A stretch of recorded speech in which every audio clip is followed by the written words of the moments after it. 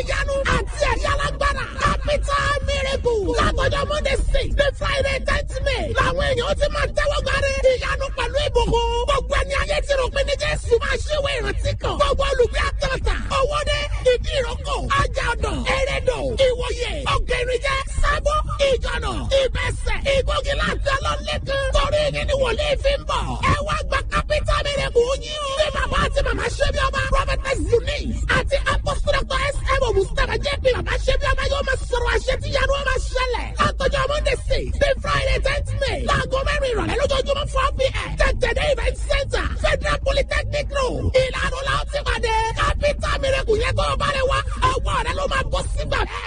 Tí ayé bá ní ọ̀rọ̀ rẹ ò ní gbọ́. If the enemy say your word will not be settled, Èmi sọ ilé ẹ̀kọ́ dá ẹ lójú. I assure you with this. Ọ̀rọ̀ ẹ máa gbọ́ lórúkọ Jésù. The case will be settled in Jesus' name. Bó ti wù kógun lé tó níbi tá a ti bí No ọ. matter how battle may be tough where you give birth, Bí ó ti wù kí agbára wọn pọ̀ tó. no matter how much they may be, Èmi sọ ilé ìfún ọ. I declare this. Ìwọ ló máa borí wọn. You will be the one to Sọ overcome pé them. màá borí. I will overcome. Sọ pé màá lékè. I will triumph. Sọ pé màá délé ògo mi. That is my In the promise. name of Jesus. Wàá rí àánú gbà. Jésù Olúwa wa.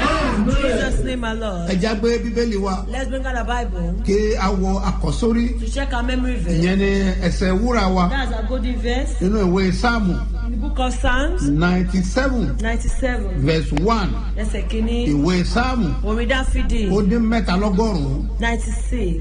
97 97. ẹsẹ̀ kẹ́nẹ́. Verse 1. Òwú báyìí pé Say thus. ẹ wí tẹ̀lé mi. Say after me. Olúwa jọba. The Lord reigneth. Kí ayé kí ó yọ̀.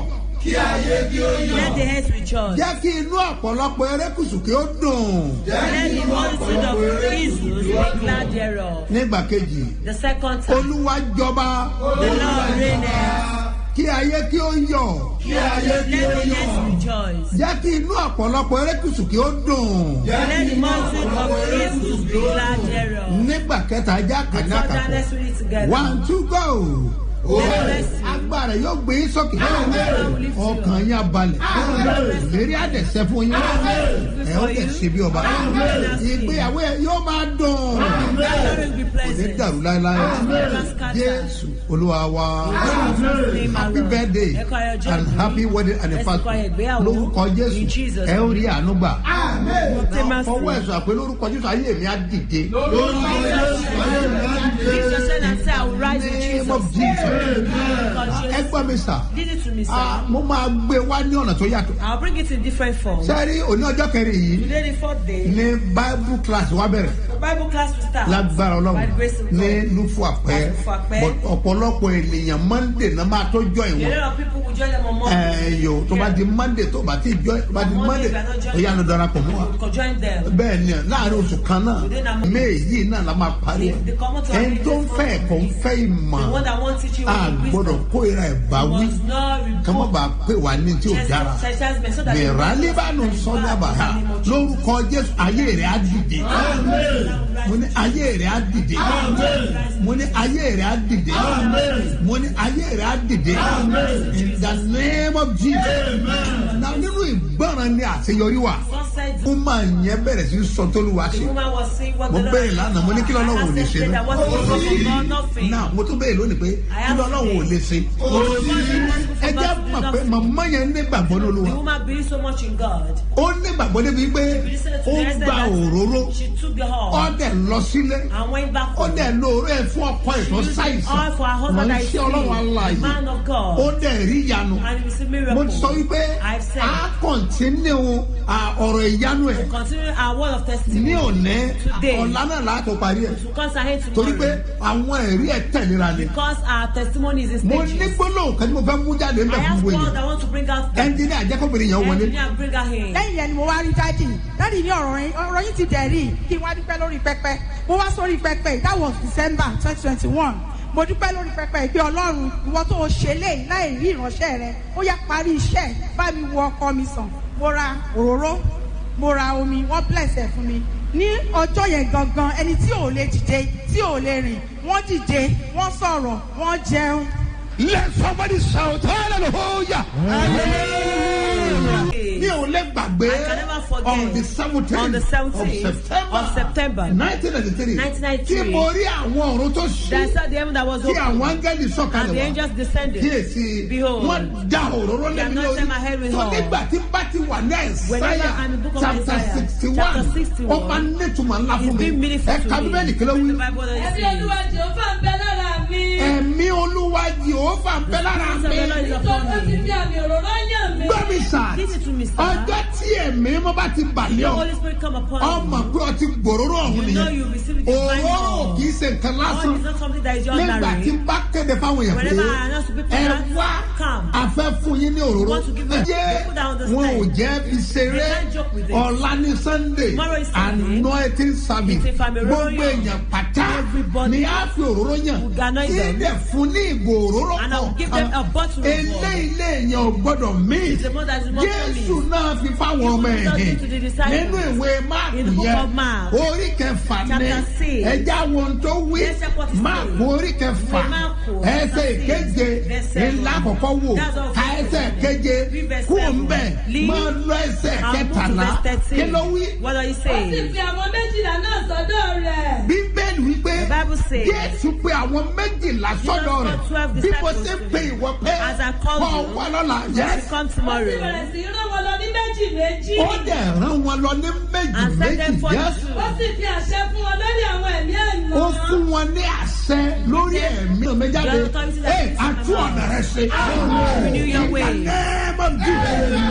Màmá yẹn That woman, ó lóun lo òró yẹn she said she used the ọkọ whole. ẹ̀ tó ti wà ní Her husband dùbúdà have been sick, ọkùnrin yẹn dẹ̀ and dìde the man stood up. ìyẹn nìkan kọ́ Not only that. Jésù fáwọn ọmọ Even ẹ̀ Jesus gave the àwọn náà disciples. lò They ó used fún it. àwọn tí ara wọn kò dá The people that see, Bíbélì wípé the Bible says, wọ́n dìde wọ́n bẹ̀rẹ̀ sí rìn they begin to work. ẹnìkan wá sọ pé Somebody now dáàdì said, Daddy, jẹ́ àìsàn nìkan it's the only ní sickness òróró máa ń wòsàn that ní the oil will rárá ó no. máa ń lànà fún It yẹn make way. màmá yẹn That woman- nígbà táwọn program you know what the program? ní on the 2 On the second, ó wí pé She said, dáàdì Daddy, ó lọ́mọ òun that ó ní sọ child, pé tí ò bá ti gba òróró if you yẹn not receive the pé oil, a jẹ́ pé that means yóò ṣe òun that you offend ó lọ her. gbà torí pé ó That she fẹ́ kọ́ don't nà want ẹ̀ it là because he wants wọ́n her to be ẹnu prosperous. oníkan ló ti ń dùn We hear ẹ jẹ́ ní àjágbó òun mọ́ yẹn. Let's hear the voice of the woman. orúkọ yín mà. Èmi ni arábìnrin Deborah Àtìtẹ̀bí láti ìjọ ẹlẹ́gà ní Abẹ́òkúta. kẹ́ni tó lọ àṣẹ fún yín. Olúwa ṣe ohun tó pọ̀ nínú ayé. Nítorí pé ní 2022 èmi àti ọmọ mi kan ọkùnrin àjọ wá tọ́dọ̀ bàbá akúnlẹ̀ ń bẹ̀ yẹn. Bàbá ní láti máa bèrè lọ́wọ́ ẹ̀ pé kí ni wọ́n wá ní Nàìjíríà? Ó kì í ṣọmọlẹ̀ yìí ṣé ò fẹ́ lọ ni à? Mo ní bàbá ó fẹ́ lọ kò sọ́nà àbáyọ ni. Bàbá ní ká lọ mẹ́rin wá àlọ́ aṣáǹgbàdúrà níbí náà lẹ́nu ní ìran ọmọ bàbá kan ti náà wọn wòlíì sọ fún pé àwọn tó lè ràn án lọ́wọ́ wà láyìíká ẹ̀ pé kó máa lọ gbàdúrà fún àánú aṣáàlọ́ à ń gbàdúrà ó wá yá bàbá fẹ́ pín òróró tán kọ́kọ́ pín kúrúkúrú ní ìdẹ̀lówó láti wá mo bá pe ọmọ yẹn torí bó ṣe kò ríṣẹ́ ṣe akọ̀rọ̀ àlòkù mọ́tò kan fún un ló fi ń bá àwọn èèyàn kó fùfú láti oko lọ sọ́jà ṣá lọ́rọ̀ kan mo bá pè é mo ní bàbá fẹ́ pín òróró ní ọ̀la ní Gbáremú o gbọ́dọ̀ lọ o ó ní wọ́n mi kò sọ lọ́wọ́ tó mo ní tó bá lọ wà á ṣẹ̀ mí o ó ní ó ṣe. bábí sà màmá ní ọmọ ìtọ́ ọba lọ wà á ṣẹ̀ mí o. If you think that you offend me, àwọn ọ̀dọ́ kì í kàǹkan sí. the youth of now they don't for something. bẹ́ẹ̀ni ìmí àní kò sí ti. There is nothing like prophet. pàápàá tó bá tiẹ̀ sí mọ́ ti ń jàjẹ́. Especially if they know how to wọn tiẹ̀ fẹ́ mọ̀ pàdúrà wa. know that prayer exists. màmá yẹn bá pe ọmọ tẹ ẹ̀yà bí ẹ bẹ kẹ́kọ̀ọ́ ń bẹ̀. Mothers, bó o bá lọ if you didn't go, á ṣẹ̀ mí o. you will offend me. wòlíì ní wàá gba òróró. Prophet said, come and take kò sọ pé all. òun fẹ́ ta òróró. He said, want to set the ó ní home. wàá gba òróró. that is what the prophet says. Ohun tí wòlíì sọ nìyí. mo bá yín mà. nígbà tí ọmọ yẹn ṣáà struggle ó sùn redemption camp nígbà tó dára ọjọ́ bẹ́sẹ̀dà yẹn gangan ló bá wá síbí ó ní bí wọ́n ṣe pín òróró fún àwọn tán tí bàbá ní káwọn ṣí tán gbàdúrà lọ́ba ní káwọn àná ìtara wọn ó ní bóun ṣe àná ìtara òun tán báyìí kọ́ọ̀lù ẹ̀gbọ́n òun ló kàn wọlé sọ́dọ̀ wọn tí mo bí ilé pé mo ní wọ́n wà ó lóun sọ pé òun wà ní báyìí òun wà ní ṣe bí ọba Òṣogbo lòun ti ń bọ̀ yìí o tó bá mọ̀ pé òun lè gbé ẹ délé pàdé òun ní ọ̀rẹ́ méjì o olóhùn dẹ̀ ṣe wá wù lòun bá ṣàlọ́ lòun pàdé ẹ̀ bóun ṣe wọnú mọ́tò ẹ̀ ló ń béèrè lọ́wọ́ pé ṣóun ti ní pásítọ̀tù lòun ní kó dání rà fóun òun ò lówó ló wá ní kò tí bóyá bá ṣe o wo àtìyàwó ẹ lọ wá bí o ṣe máa gba pásítọ̀tù toró máa lọ UK o mo ló dà mo ní ọ̀rọ̀ bàbá ló fẹ́ ṣe bó tilẹ̀ jẹ́ pé Canada ni bàbá dárúkọ ńgbà yẹn ṣùgbọ́n ibì kan lèèyàn ti máa bẹ̀rẹ̀ tó ó bá ṣáà bẹ̀rẹ̀ processing yẹn ó ṣe wàhálà yẹn títí ẹ̀gbọ́n ẹ̀ yẹn ó lọ UK ní September 2021 yẹn ìgbà tó di 2022 rádà ìgbà tó di February 2023 ìyàwó yẹn lọ pẹ̀lú àwọn ọmọ ẹ̀ ló bá pè mí lónìí ṣé òun ti ní kí àbúrò òun lọ fún kọlọgbà passport olókun ló ti gbà á ó ní kó bẹ̀rẹ̀ sí process àti lọ fún captioning kankan òun ti ń ṣiṣẹ́ lórí ẹ̀ ṣálọ́rọ̀ kan wọ́n lọ ṣe captioning ìgbà tó fi máa di 2023 April bóun náà ṣe lọ nìyẹn. ní orúkọ Olúwa In the name of the Lord tí ó dá ayé àti ọ̀run that created the heaven and mọ́mì earth. àti dádì Mommy and daddy, lójú ẹ̀mí ẹ̀ before your lifetime. lógún ọmọ rẹ̀ á jáde. Amen. Your children glory will manifest. name of Jesus. Ní orúkọ Jésù. wàá gba ẹ̀tọ́ ẹ̀. Your wàá right. gba ẹ̀tọ́ ẹ̀. Your entitlement. ohun ọmọ yẹn ní agbára. And that voice of God nígbà will tí resonate. mo fetí sí òun When I ẹ̀ listen to our mo rí voice, pé ọ̀rọ̀ yẹn I saw lágbára. that it's very tó o bá powerful. gba òróró If you yẹn didn't receive the wàá Lord, sẹ̀mí o. you will offend Yí me ọmọ yẹn o. sí His mentality just ẹgbẹ́ ìyá abiyamọ parent this gbọ́dọ̀ fi nǹkan wọ̀nyí You must not ṣeré joke with others. nínú àdúrà rẹ In your prayer àti ìgbésẹ̀ and the stuff lọ́mọ rẹ ó fi láti that will yọrí make your children to ẹ jẹ́ succeed. káwọn ọmọ yìí ó mọ̀ Let these nàdúrà children know the way of àwọn prayer. ọ̀dọ́ ọ̀sẹ̀sẹ̀ The yìí youth of nowadays, ọ̀pọ̀lọpọ̀ fẹ́ gbàdúrà Yes, some mọ́ don't want to pray again. gáì ni ọ̀pọ̀lọpọ̀ They want gbàgbọ́ to be nínú a ẹ̀ guy. wọn ò mọ̀ pàlà ní They don't agbára know the future is very ọ̀la powerful. jìnnà ju òní lọ Future is very wọ́n fast fòwúrẹ̀ rẹ today. ṣeré ọ̀rẹ́ mi Don't joke with your money, ẹ my gbọ́ mi friend. sà Listen to me, gbogbo sir. ẹ̀yin tí ẹ ń gbọ́ mi All my èmi listeners, sọ àsọtẹ́lẹ̀ I prophesy. lójú àwọn arínní Before the people, lórúkọ Jésù in the name of ògo rẹ máa bú jáde your glory will ògo manifest. rẹ máa bú jáde ògo rẹ máa bú jáde ògo rẹ máa bú jáde ògo rẹ máa bú jáde mo fẹ́ kọ́ sáré I gbàdúrà want to quickly gbogbo pray this agbára prayer. ló fi gbà á With all your ó strength, pariwo you will shout orúkọ Jésù the name of lẹ́ẹ̀kan Jesus wà á once wá tẹnu mọ́ and emphasize it. Olúwa Lord, ẹgbẹ́ mi dìde lift me kẹ́mi up. náà ní ẹ̀rí For la me to have great ó testimony. yá àdúrà.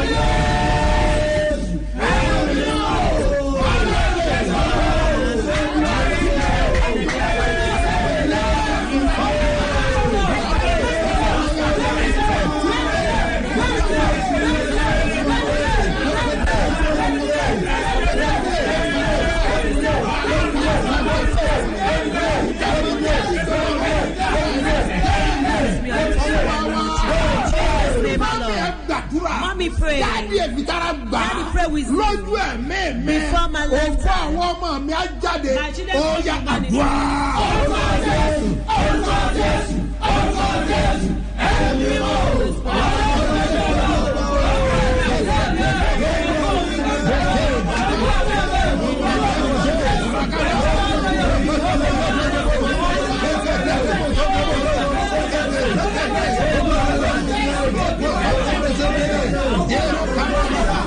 Olúwa wa ọ̀la máa ní agbára. Tomorrow will be Wọ́n powerful. pe kíní kan ní ìṣe àwọn àpòstélì. They call something as an apostle. Ó máa fojú kan lọ́la. You see tomorrow. Bẹ́ẹ̀ ni ó máa Yes. sọ pé ó máa lé. Ó máa be great. ní agbára. It will be powerful. Ìsàrò ẹkún mu múra sílẹ̀ ìgbàlejò wòlíì ní ọjọ́ Monday la máa dé sí Ìlaró ẹ kú àlejò èso àdírẹ́sì lọ́la èràbíúgàlà ọ̀sẹ̀kẹ̀tàbù gbogbo ẹ̀yìn tí ayé dè mọ́lẹ̀ ọ̀run tó yín sílẹ̀ gbé ọwọ́ sókè sá ẹ gbàdúrà kótókù Olúwa ẹ sílẹ̀kùn àánú mi kíákíá ó yá wá.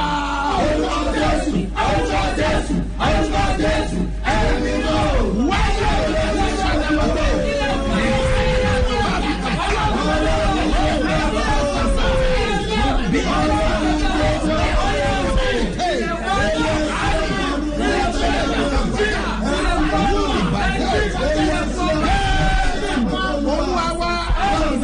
I bless you people. Gbogbo èyí tẹ́ ń gbọ́ mi yìí. All my listeners. Lórúkọ Jésù. In the name of Jesus. O máa ní testimony. Amen. You have testimony. In the name of Jesus.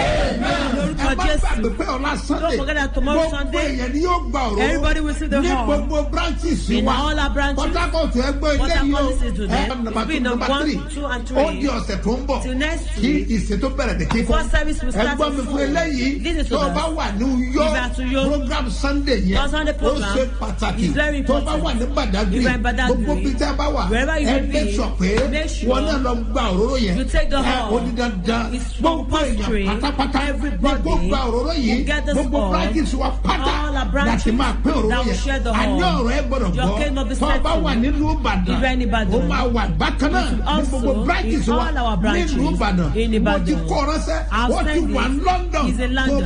Tó bá wà ní London. If you're in Máa London, lọ branches wa náà go to ní our London. branch in London. Kó lọ gba òróró To tiẹ̀. get your own horn. Ọ̀fẹ́ ni fún gbogbo It's free of charge for Wíńdà everyone. Mọ́ndé. In the name of Jesus, in the name of Lórúkọ Jesus, Jésù, in the ayé name of rẹ̀ á Jesus. dìde. Láwùrá. Wọ́n wá gbàdúrà. And I pray. Gbogbo ẹ̀yin olùrànlọ́wọ́. All the supporters. Ẹ̀yin alátìlẹ́yìn. They are all our supporters Fún iṣẹ́ ìránṣẹ́ for yìí. this ministry. Gbogbo ẹ̀jẹ̀ sọ̀rọ̀ májẹ̀mú. All covenant of Ọlọ́run. My God, Mo pè ọ́. I call on Nítorí you májẹ̀mú. because of the Tó fi covenant. pè mí láyé. Ìyanu sẹ́ láyé. Ọkàn rẹ̀ máa balẹ̀. Bẹ́ẹ̀ ni yóò rí. Jésù Olúwa wa. Gbogbo ẹ̀jẹ̀ tí sọ̀rọ̀ májẹ̀mú ti sọ fún yín pé ọpẹ́ ju ọjọ́ karùn-ún oṣù karùn-ún gbìyànjú kó ṣe oṣù wòlíì ni bẹ́ẹ̀ ni ọjọ́ karùn-ún oṣù karùn-ún èyí tí ń ṣe ọ̀la Sunday ní ìpàdé ọ̀la ṣe pàtàkì ó nílò wòlíì rẹ obìnrin ẹni gbà tí mo rí wòlíì mi ìtàn mi yí padà ogun ọjọ́ pípẹ́ ìyẹn ni pé àìní for 80 years òpin dẹ̀ bá ìtàn ẹ̀ yí padà rẹ́ndí mọ̀ sẹ́bíàdà làrọ́bì náà yàtá ní ìpàdà wọ́n pàṣẹ mi ò dábàá gbogbo ẹ̀yìn tí ogun jà tó ń dádúró láti òde lọ ogun yẹn wọlẹ̀ àjẹmú èrò òwúrọ̀ bóyá kó la ọ̀nà fún ọ wà á tẹ̀lé àánú gbà Jésù Olúwa wa wọ́n fẹ́ sọ̀rọ̀ májẹ̀mú rẹ̀ àbò fẹ́ support àwọn tó ń lọ sí Suleja kọ nọ́mbà ẹ̀ sílẹ̀ 3032 67 0285. Bọ́lá kan sí. Yet again. 3032 67 0285. Mustapha Solomon Moses One ló máa gbé jáde ní First Bank. Èkejì 101 52 98 950. Seed of Christ Golden Church ló máa gbé jáde ní Zenith Bank lórúkọ Jésù ayé rẹ̀ á dìde. Mo ní ayé rẹ̀ á dìde. Wọ́n bá wà ní Suleja àwọn kan tó kún wọn mọ àdírẹ́sì yẹn ní Suleja Masfala Hotel very popular ó wà ní Kwamba opposite Technical College wà á ti rí bíbọ̀dù wà bẹ̀ lórúkọ Jésù ayé rẹ̀ á fọ̀ lórúkọ Jésù wàhálà ló gbà òkú rẹ̀ á jáde ìràwọ̀ rẹ̀ á tàn á dá ọdún ọ̀nà ìmọ̀ wọn dasán lórí ẹ̀ ìmọ̀ wọn dasán lórí ẹ̀ wà á dẹ̀ sójú ọba Olúwa wa ilé ológo bàbá lákùnbà mi sílẹ̀ ojú má ti ní lọ́dọ̀ rẹ̀ fàdédé mi lórí. mo gbàdúrà I pray lórúkọ Olúwa in the name of tó the dáyé àti Lord that ọ̀run created the heaven èmi and àti earth. wọ́ You and a ò ní sọ lẹ́nu. In the name of Jesus. Bless àpẹẹrẹ wa I bless all your symbol of faith. olúwẹ̀jẹ̀ I soak in the full blood of Jesus. gbàgbára Power. gbàgbára gbàgbára gbàgbára yanu asẹlẹ malẹri la Olúwa wa in Jesus' name, my Lord. sẹlẹ Face somebody. ìdálójú pé Assure them that I am blessed to testify. Ìlànà apostolic visitation.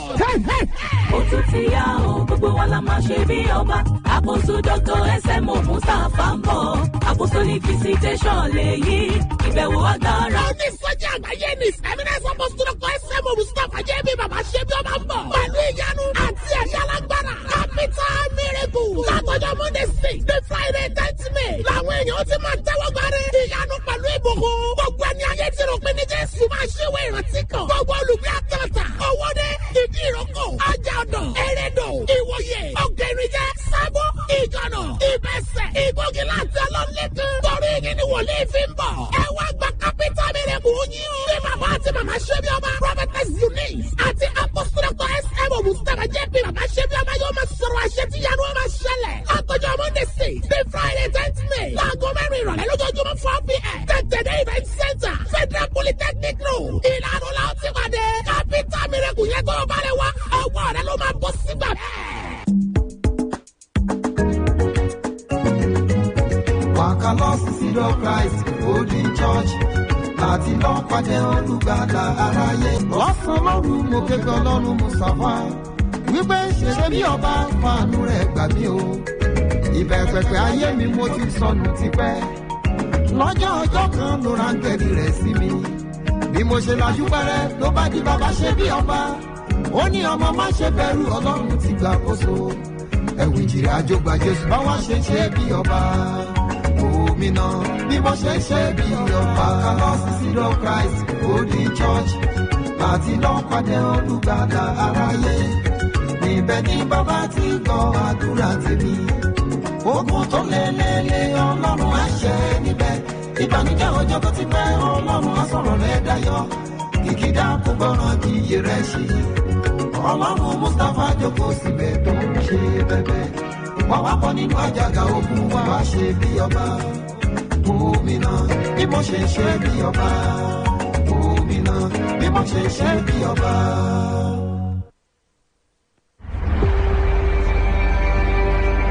Maybe home is somebody's smile when they look at you for the first time. Maybe home is being a home to something you love and adore with all your heart. And that is what life, friendship, and love are all about. Maybe home is listening to all of your favorite shows on Today95.1 FM. We create memories. We inspire comfort. We are the voice of the people, and we are home away from home.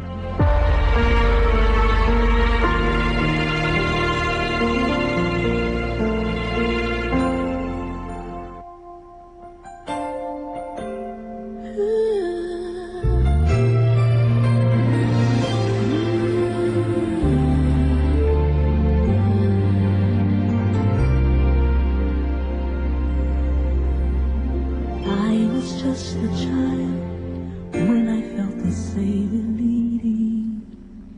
I was drawn to what I could not understand. And for the cause of Christ, I have spent my days believing that what He'd have me be is who I am. As I come to see the weaker side of me, I realize His grace is what I'll need. When sin demanded justice for my soul, mercy said no. I'm not gonna let you go. I'm not gonna let you slip away. You don't have to be afraid. Mercy said no.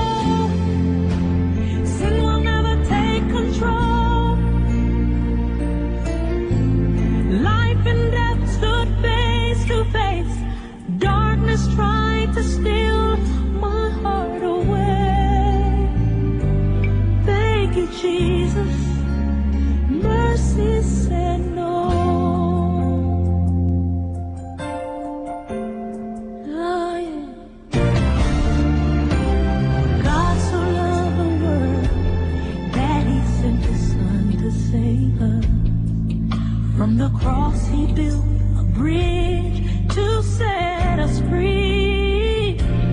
Oh, but deep within our hearts there is still a war that rages and makes a sacrifice so hard to see. As midnight fell on crucifixion day, the light of hope seemed oh so far away. As evil tried to stop redemption's flow, mercy said no. I'm not gonna let you go. I'm not gonna let you slip away. You don't have to be afraid. Mercy said no. Sin will never take control. Life and death stood face to face. Darkness tried to steal my heart away. Thank you, Jesus. Mercy said no. And now when heaven looks at me, it's through the blood of Jesus, reminding me of one day long ago.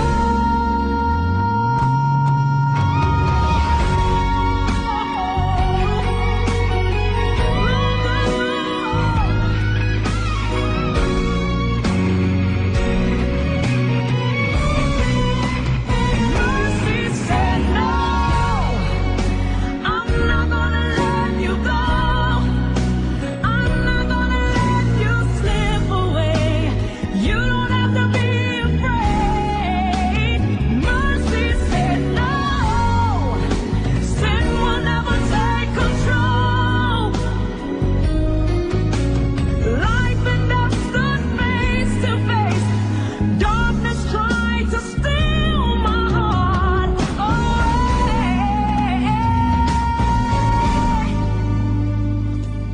Thank you, Jesus. Mercy said no. Oh, yeah.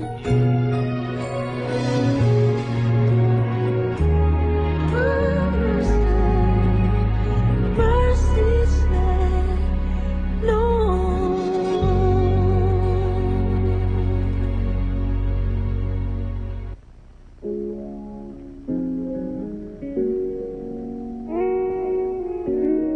Yo, 2 years since I met you, 1 year dating now. I'm ready for forever. Everybody got to know you. Maybe you don't know, say me, I be there plan to marry you. No be holiday too, I already know I go wifey you. It be like you go date tender, you go date tender, you go date tender. If I start with the hot, you go put them back. It be like you go get fire, you go get fire, you go get fire. If I start with the cold, you go be fire. Angie Mommy, it ain't hard to find. They know they see I'm for all. Walking my long man and they go.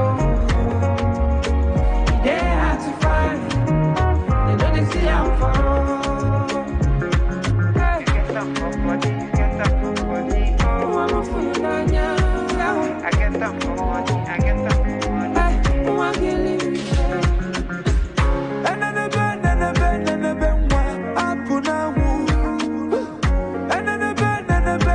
bed,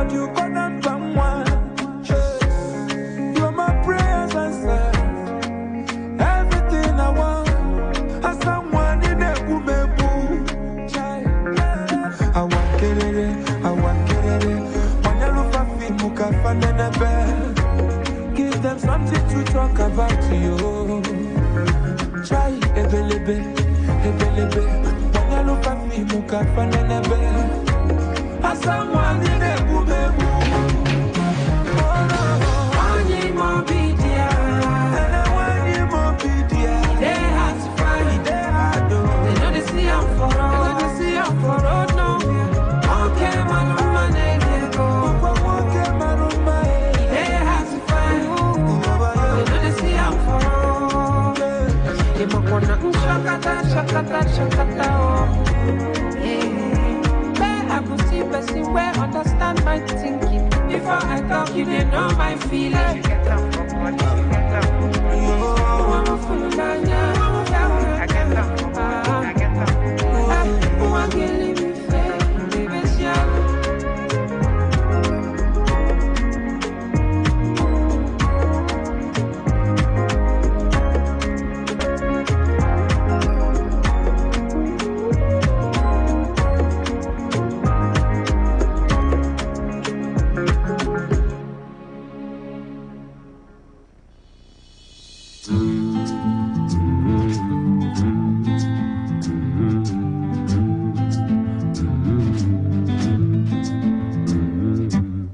some people where you meet go show you good love. All them go come your way. Don't let them go away. For me I hold, my baby.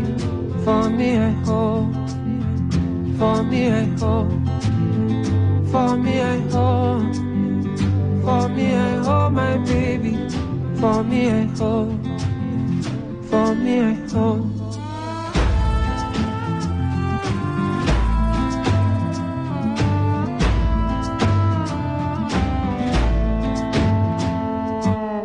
Some people in your life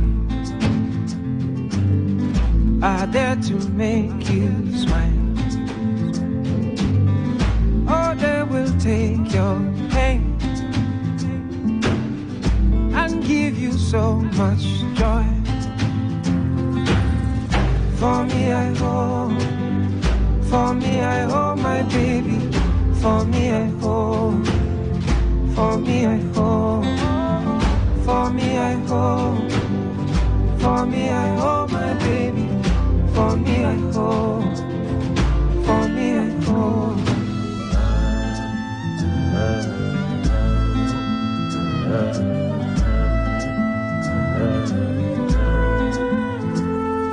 Some go tell you, say now you be one and only, call you baby. Some go promise, when time come them fail.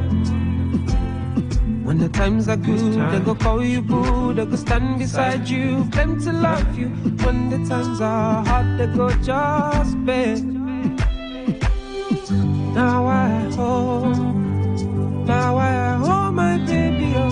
Now I hold, now I hold, now I hold, now I hold my baby, so now I hold, now I hold. For me I hold, for me I hold my baby, oh. For me I hold, for me I hold.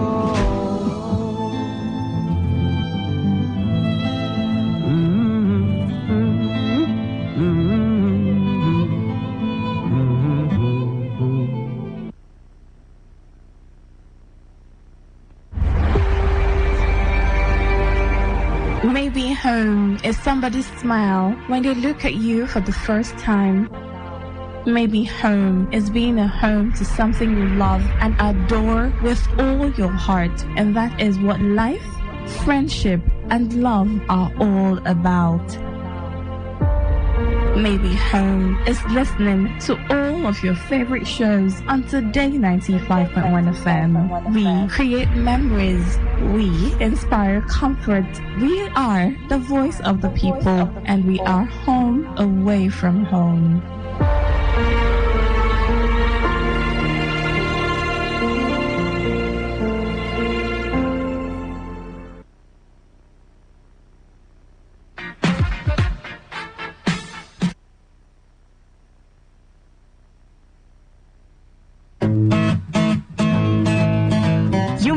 not realize it.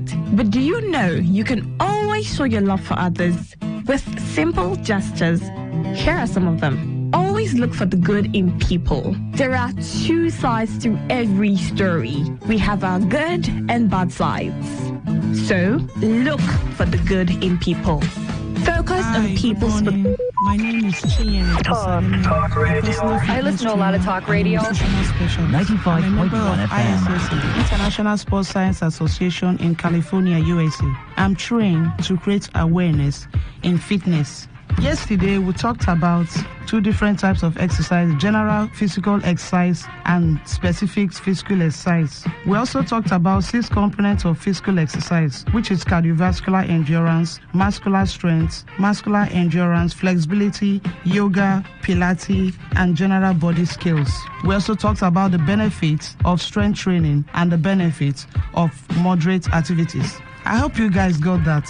Now today, we're going to talk about why people don't lose weight. There's so many reasons why people don't lose weight. Many people think that weight loss is like emptying a bucket with a handle. A scoop out of a bucket today, tomorrow, next week will eventually empty the bucket. But that's not so with our bodies. When we decrease our food intake, our bodies try to absorb and store more calories. The next time we act in excess of what our body needs, even though we are cutting down most of the time, we will not lose weight if we get extra calories part of the time. Now, you cannot lose weight by cutting calories alone. Adequately, exercise and healthy eating habits go hand in hand. When it comes to weight loss, most people simply don't get enough exercise to burn up the amount of calories that they consume on a daily basis.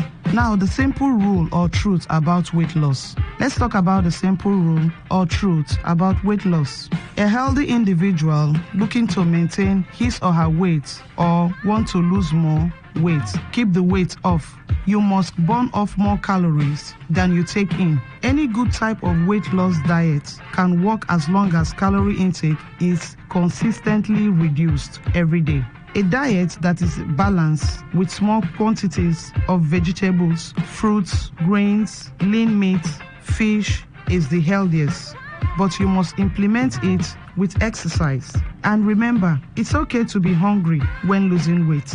Everyone could complain about that they get hungry when losing weight. It's okay to be hungry when losing weight.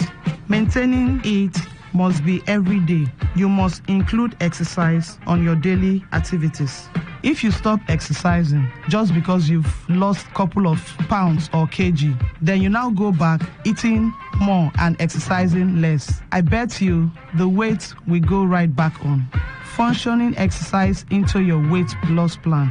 You can exercise more to lose weight. More people don't realize how much exercise is needed to lose weight without cutting calories. 1 mile walk or run 5 miles on a bike burns 100 calories if you can do 5 miles a day, or 3 to 4 times a week and not eat any more calories.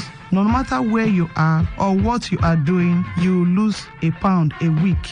Everyone can lose weight, but not everyone can or should be skinny. But everyone can reach a normal, healthy weight. It requires an acceptance that we cannot eat all we want whenever we want them. Final thought to take with you: a healthy eating program should be high in fruits, vegetables, whole grains, and low saturated fats from your sugars and salts. Determine what your daily calorie intake should be and don't exceed it. If you are worried about feeling hungry, prepare fruity snacks throughout the day. They are high in fiber, naturally sweet, and will keep you feeling full. Also, my advice goes to individuals who have major health concerns such as cardiovascular disease, high cholesterol, diabetes, osteoporosis. You should work with a professional nutrition to develop a healthy eating plan. If you are otherwise healthy but utterly confused about how to get a nutrition, I also advise in general, a nutritionist might be just what you need to get on the proper track. Let's talk about 15 best fat burning foods. you can take along with you. Almonds and other healthy nuts are good for snacking. It builds muscles and reduces cravings. Dietary products such as fat-free or low-fat milk. Examples are yogurt, cheese. They build strong bones. They fire up weight loss. Eggs are also good if you eat more of the white one and not the yolk inside. It also builds muscles and burn fat. Turkey and other lean meats is also good. If you must eat turkey or chicken, you must eat it skinless. It builds muscles, strengthens your immune system. Berries improve your eyesight. It prevents cravings also. Soy oil or soy powder, canola, is also good. It promotes fullness, not easily stored as fat. Peanut butter is better than using mayonnaise butter. It boosts your testosterone hormones. A good thing even in women, it builds muscle, also burns fat and sculpts your body. Fatty fish such as salmon, tuna, becquerel, they also have their fullness fire up your fat-burning metabolism. Grapefruits lowers insulin. It regulates in the grapefruits.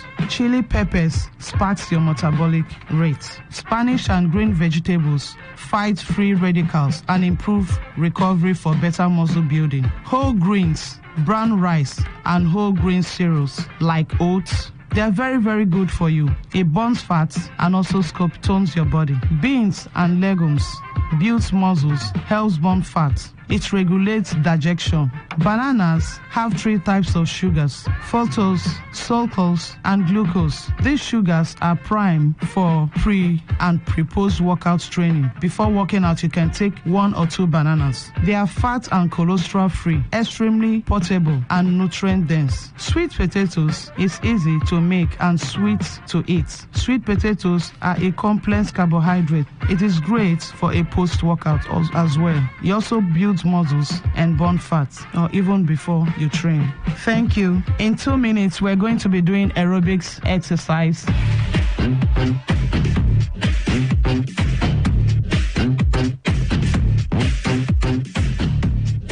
I want you to get ready in 2 minutes. Put on your sneakers and your sports outfits. Keep a water beside you and a small towel and get ready to work out with me for just 5 minutes. I guarantee you in 5 minutes, if you're consistent at it and listen to me attentively and flow with me, you will burn calories. See you again.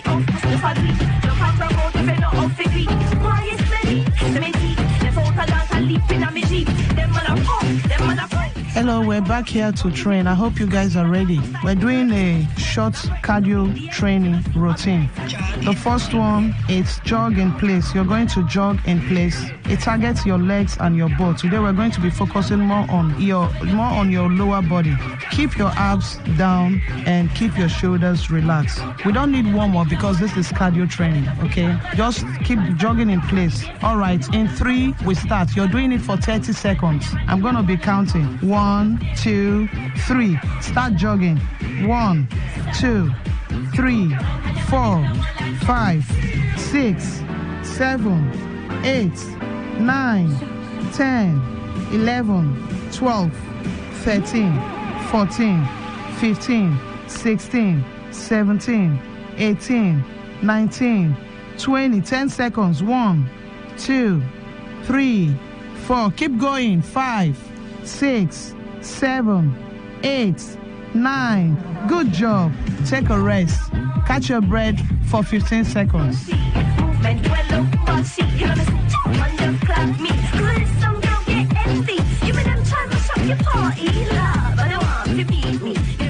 All right, the second one is jump and jacks. Jump and jacks targets the leg, butt, and calves.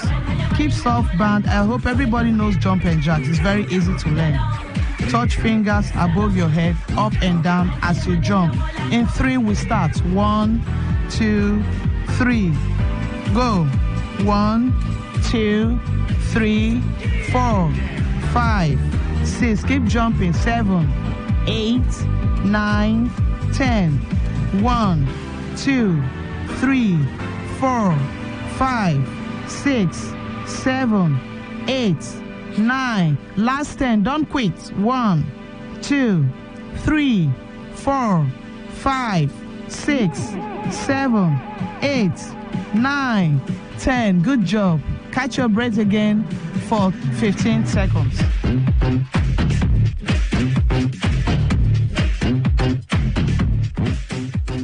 All right, we're back. Next program is high knees up. This targets also your leg and your abs. Use your abs low. Use your lower abs and tighten as you raise your knee up and down. Place your knee towards your arm as you raise your knee up towards your arm. Keep going. Tighten your abs. Make sure you inhale and exhale. Keep breathing. Ready? In 3, we start. 1, 2, 3. High knee. 4, 5, 6, 7, 8, 9, 10. Again. 1, 2, 3, 4, 5, 6, 7, 8, 9. Last 10. Let's go. 1, 2, 3, 4, 5, 6, 7, 8, 9. Well done. Good job. Catch your breath for 15 seconds. Be right back. Keep walking. Just keep going. Don't quit on me. We have more programs to go. Well done.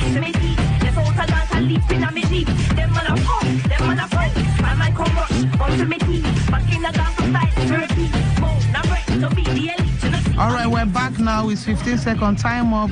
Next program is butt kickers.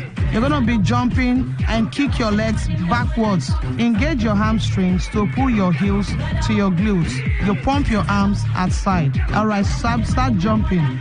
Start jumping right now. At the count of 3. 1, 2, 3. Let's go.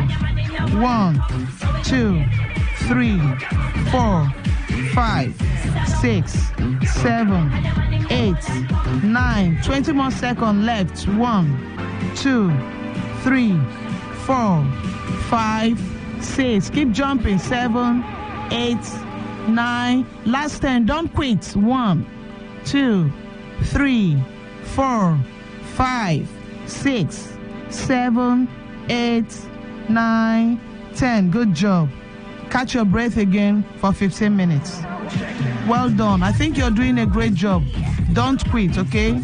If you're really tired, you can't catch your breath anymore, just take a glass of water. Just sip a glass of water, small. Don't finish all the water. Just sip a little and get right back in. But don't ever quit, okay? It's just 5 minutes.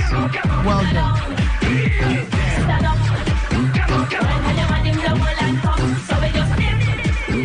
All right, the next program, we're doing step ups. Step up. I hope you have a chair by your side, a comfortable chair that you can actually climb in with ease, not strongly. Don't climb a chair that is too high for you, okay? Just a comfortable chair, okay, that is well balanced. And when climbing the chair, be very careful not to fall down. Make sure the chair is balanced. You're going to step up on those chairs by keeping your abs tight and your torso upright. You're going to be alternating both steps. For example, when you climb with the right leg and come down, climb again with the left leg. Okay, we're going to be alternating it for 30 seconds. Are we ready? In 3, we start. 1, 2, 3.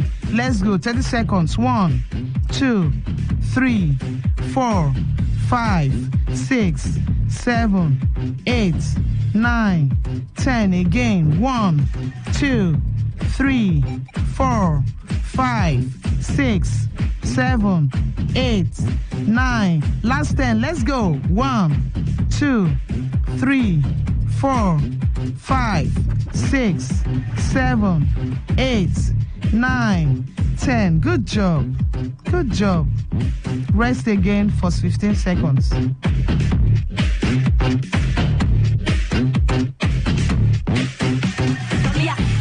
I have a DVD that I've released. It's called Chichi Samba, Body Shaping Structure. Inside the DVD, we have chair aerobics. You can actually sit on a chair and work out. We have yoga, flex, and Pilates to make your body flexible and correct your postures. We have Samba dance. If you want to learn how to dance very well, you can do this. We also have fat blasting.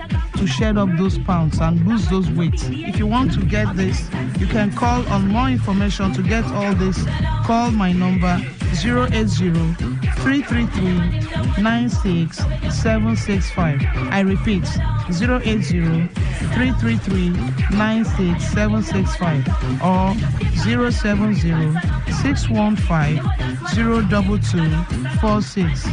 070-615-02246. Thank you for listening. See you again tomorrow.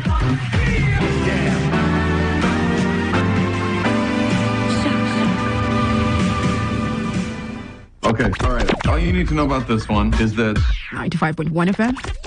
Such a unique dial. Maybe home is somebody's smile when they look at you for the first time.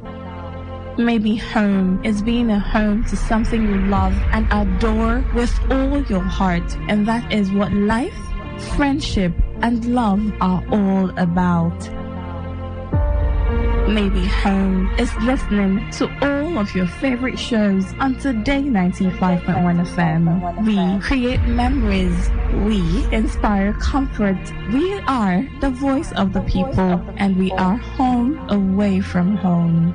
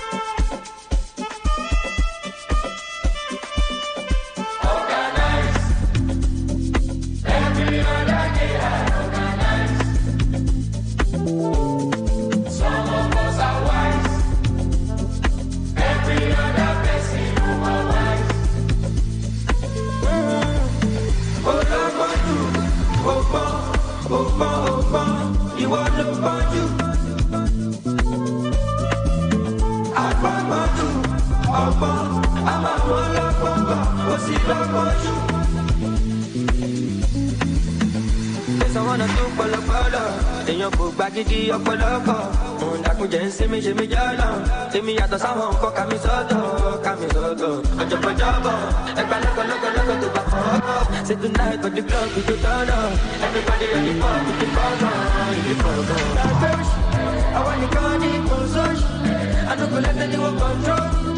Anything I want to, I go do. I want the car, the console.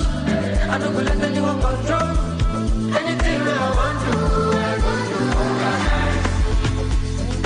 Every other day I organize. Some of us are wise. Every other person you alive. What I want you, Oba, you want to want you. Oba, Sadiq. Agbagboju, Oba, Amamalagbagba, Osilagboju. Well, they should know we are the sound killer.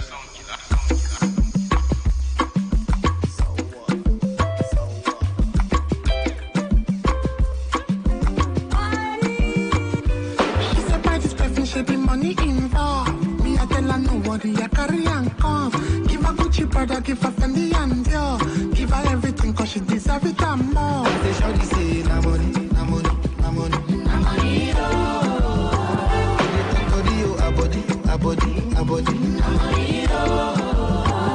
They shawty say, na money, na money, na money, na money, oh. They talk to you, a body, na money, oh. Shawty say, she gon' wine am for me. If I go dash am money, shawty say she go roll am for me. If I go dash am money, now you dey make my heart tremble. Like me, water, why you fine like this? Oh. If you look well, no be only me come. I carry body there, they bring you money come. I say we no go to the money come far. Go call your body, them say there's money on ground. They know the job, money go stop.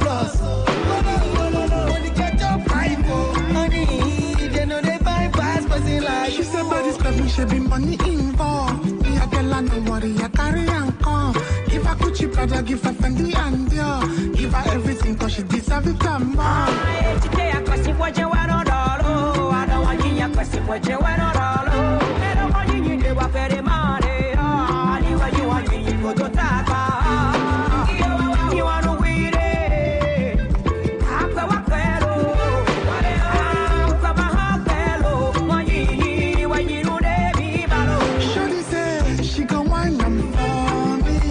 if I go dash and bomb, Shawty says she go roll am for me.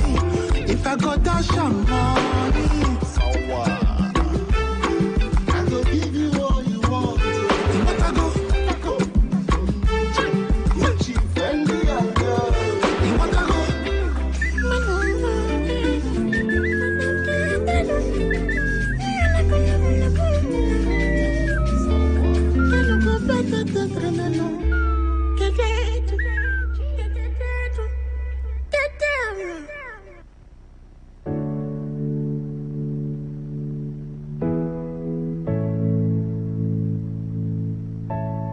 Shake it. I will. I'm on my will. That's the giant. Tune into the king of songs and blues. I know they want to see me fall, but I they stop it. I know they follow. One give me your mom, papa low. If you don't know, make you ask. I do go. Where do they body? I've been doing this.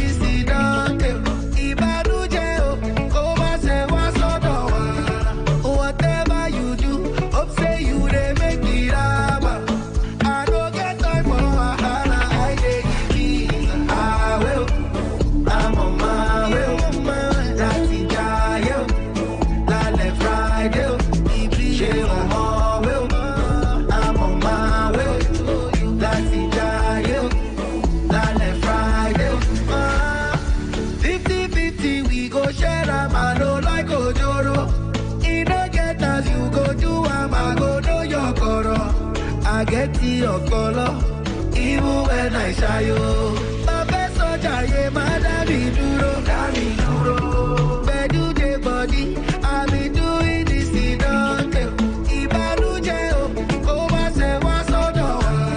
whatever you do, hope say you they make the lava. I don't get time for wahala. I take it easy. I will. I'm on my will, that's the giant. La left right, she on my will. I'm on my will, that's the giant. La left right, Ibiza, I will. I'm on my will, that's the giant. La left right, she on my will. I'm on my will, that's the giant. La left right, 50-50 we go share them. I know like Ojoro. Tune into the king of songs and blues.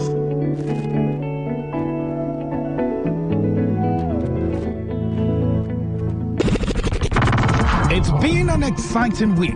It's been an awesome week. And just in case you missed out on our big stories this week, we got you covered. Rewind comes up every Saturday, 6:30 a.m. And here you get your total rundown of all the big stories and trends for the week in River State. And this is brought to you by your premium talk radio, Today95.1 FM, Port Harcourt. Rewind, 6:30 a.m. every Saturday. Don't miss it.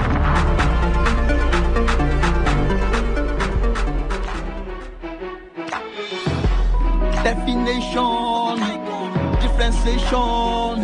Oluwaju one Lord J1.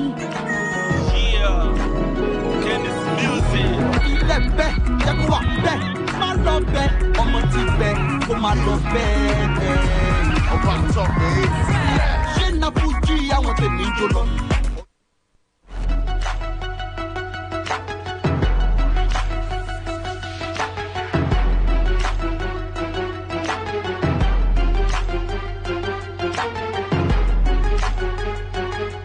Welcome to the Saturday Express Show on Today95.1 FM Port Harcourt. My name is Lucky Maxwell.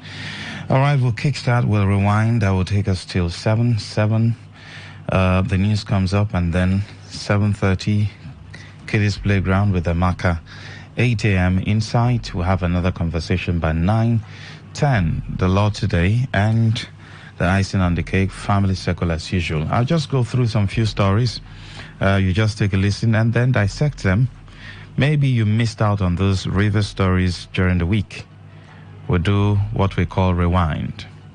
We'll kickstart with the CDC chairman of Rumekini community, Akani Gentle, who has voiced his concerns following the criticism directed at the chairman of Ikore local government area, Samuel Wonosike, when he declared some certain individuals wanted in Omochiolu in Alu after the tragic killing of 3 Rumekini youth. Now, we had Priye joining us yesterday, who actually gave us more details of that particular story. He said these individuals went to collect what they call revenue.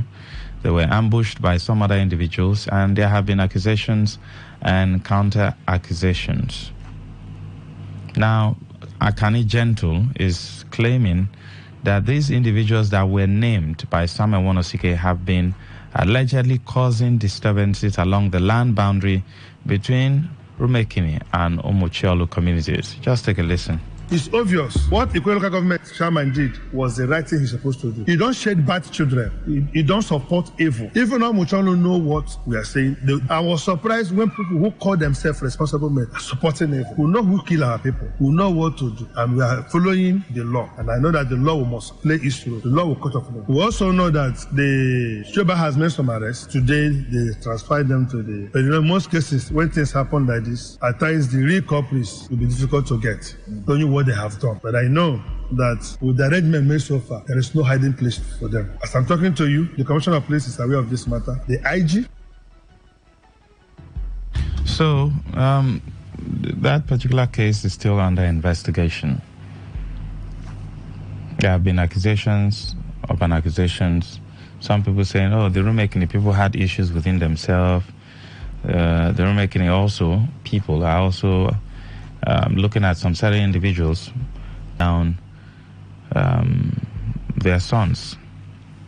Let's move over to Abua Udwa, where the people of Oyak, Okpedem South, is calling on the state government to come to their aid. Their complaints are: 1, the state primary school in that area has been abandoned for over 50 years. This story is not new. It is not only familiar with Abua. Ahoda is the same thing, east and west.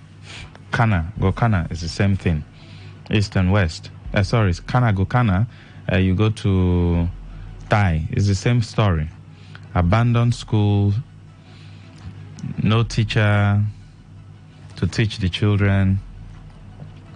But we are making over 27 billion every month as IGR. So they are saying government should do something.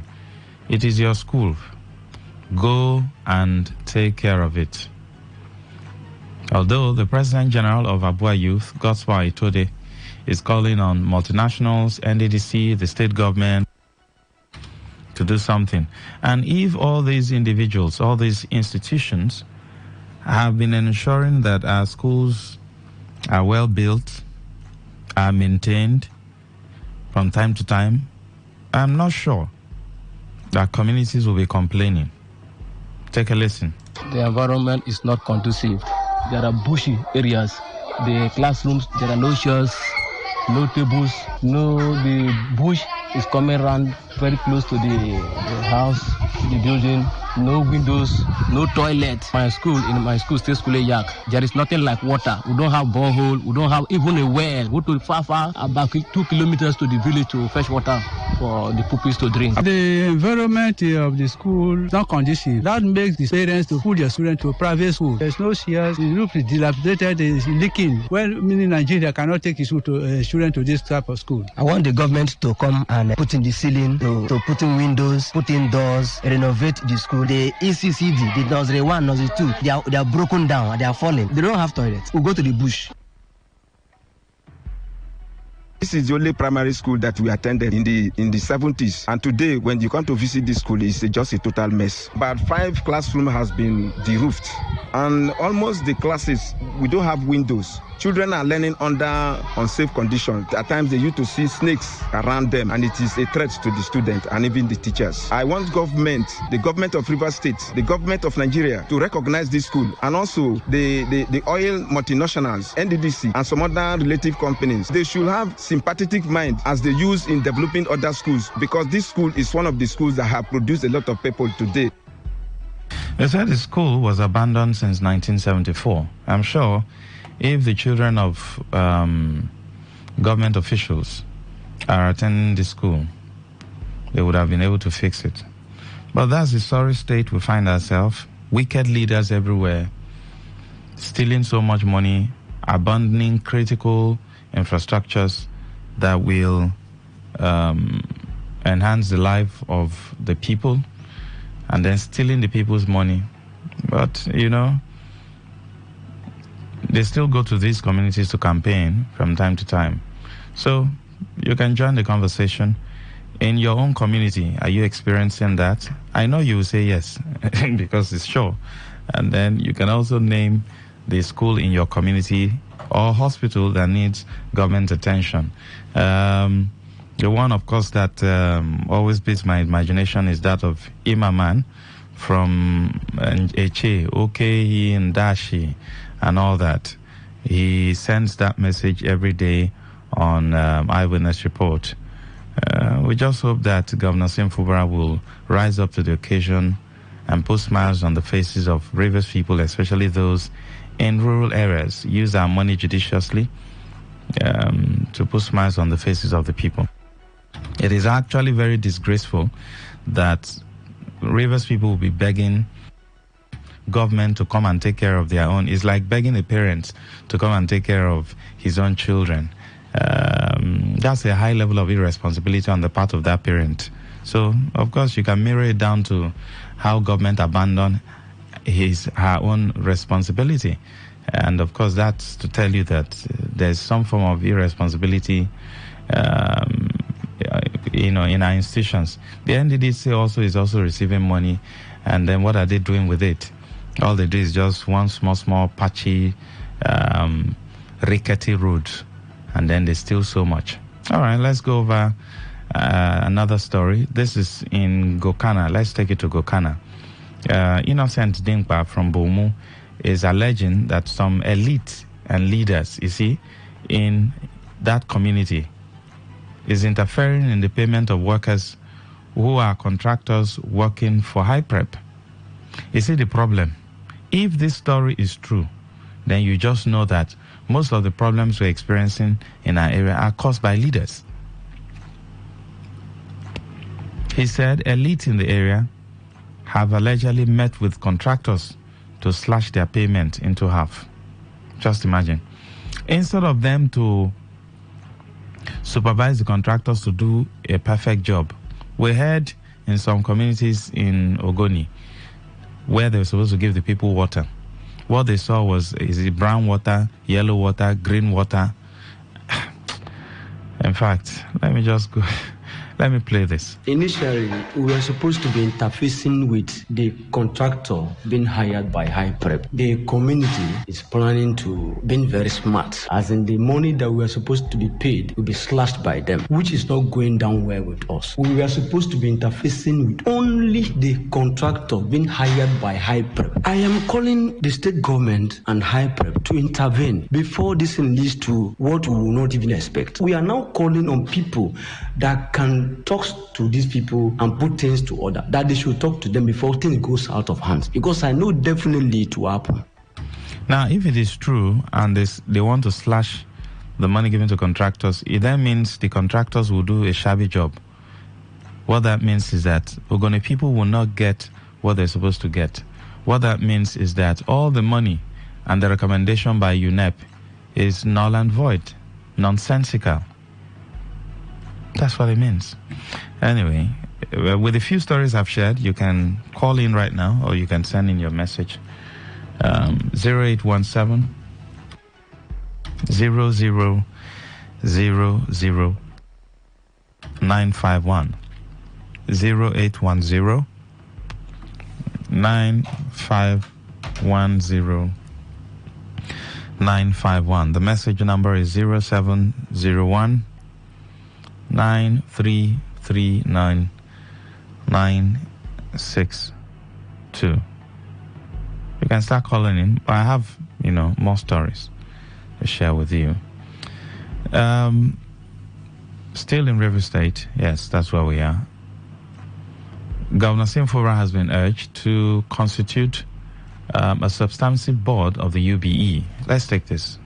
Good morning. Hello, good morning. Yes, go ahead, sir. I'm Kenneth calling from Gokana. Yes, with what the person that is on that news is saying is very, very correct. The high prep is doing nothing in Gokana. And it's a shameful one. Because among everything that they are doing there, we want the government to go and supervise what they are doing. Both the salary and the water structure is very poor. So that is what is going on. The person is right. Then secondly, we are using this opportunity to call on the governor of River State not to be biased. He should go to Gokana and sign some projects. Because as you can see, some people in Gokana are saying they are doing a contract here and there. It's just mere few renovation of some primary schools that are in their own town, not all the villages in Gokana. Thank you so much. Thank you so much. We appreciate you. Well, people should start speaking out. There's an avenue where you can talk. You can come to the studio and talk. Now that this government is fresh, if there are issues in your community you want to talk about, you can reach out to me. 7 to 8, Mondays to Thursday, we do what we call area talk. And then Monday to Wednesdays, 8 to 8:45, eyewitness report. So whichever way, you need to come out and start speaking up so that the government can hear you and attend to your issues. People are not really speaking up, but you need to speak up. All right. So if like you confirmed what the man talked about, the elite trying to slash contractors' money, then it means at the end of the day, high prep won't be able to achieve whatever. But you hear Professor Nenini Zabe saying that they are doing this, they are doing that, they are doing this, they are doing that. I don't know if we'll need to be colonized again by the British, or maybe in this case now the US, because it's quite unfortunate that people will be, Nigerians, the same people will be in charge of projects in their area and they will frustrate it. And who is suffering? The common man in Ogoni. Let's go over this particular issue where Simfura has been urged to constitute a substantive board for UBE, Universal Basic Education, so it can run efficiently and effectively, running primary 1 to junior secondary school. It is only in Africa, Nigeria, River State, that the foundation of education is not taken care of. We're supposed to have a solid foundation for education, but the reverse is the case. Yes, good morning. Good morning, welcome. Good morning.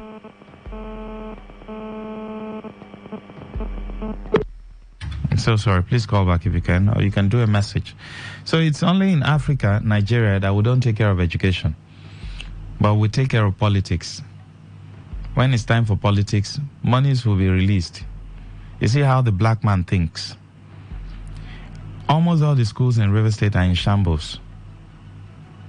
And then, even if you fix all the schools, you need a board of the UBE to efficiently oversee the smooth running of primary schools.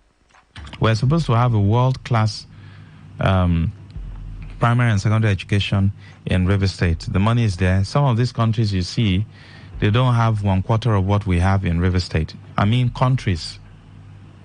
I mean even European countries. I heard a particular country import, is this soil?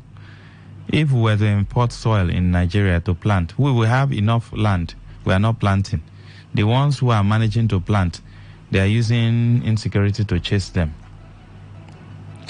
So, Adokie Mujiton Ogonobere is the national leader of the coalition of Niger Delta Youth. He's urging the governor to constitute a substantive board for UBE so that they can efficiently run primary 1 to junior secondary school. What that means is that the governor will have to put someone who knows his job and who has integrity. Now, the national leader of the coalition of Niger Delta Youth leaders also expressed concern over the activities of the PAMSEC of Local Government Service Commission, called on the governor to redeploy him or sack him. That's just by the way. Let's go to Nulge, where Nulge has rejected the position of the TUC chairman, Ike Chukwuonyefuru. During the May Day, what did he say? In his speech, he said that the salaries of community primary health workers should be moved to the River State Primary Healthcare Management Board. And I was asking, do you agree with him? Do you think that's the right step? Looking at the fact that the local government chairmen have been a stumbling block to the progress of local government workers. We'll go over another story where River State governor said policymakers, of course he is also a policymaker, that it is now imperative for them to draw up futuristic plans that can strengthen governance when implemented and also protect the interest of the people. That's what I have been preaching here. So it's not a new message. I have always criticized past governors of River State of not putting up futuristic plans. In fact, the worst of them was the last government before Simfubara, and Simfubara, of course, is a product of the past government. Will he do differently, or he will also follow the same trajectory? Well, time will tell, and we will also sing the story of Simfubara if he follows through the trajectory of the past government. What happened in the past 8 years was not governance. It was just a one-man show arrangement. Well, apologies to those who wouldn't want to hear that. But if we don't start speaking the truth to ourselves, whether you're APC, PDP, ABGA, it doesn't matter. It's just like what's happening at the federal level now. Everybody's complaining. But some people were singing praises that the man fixed Lagos is going to fix Nigeria. Is he fixing Nigeria now? His policies are anti-people. That's the truth. I mean, President Tinubu, yes, his policies are anti-people. So let's be careful. Don't say, because you belong to this political party, there's no APC rice or PDP beans. It's the same thing. So that's it. Adeyemo Dare says, good morning, Max.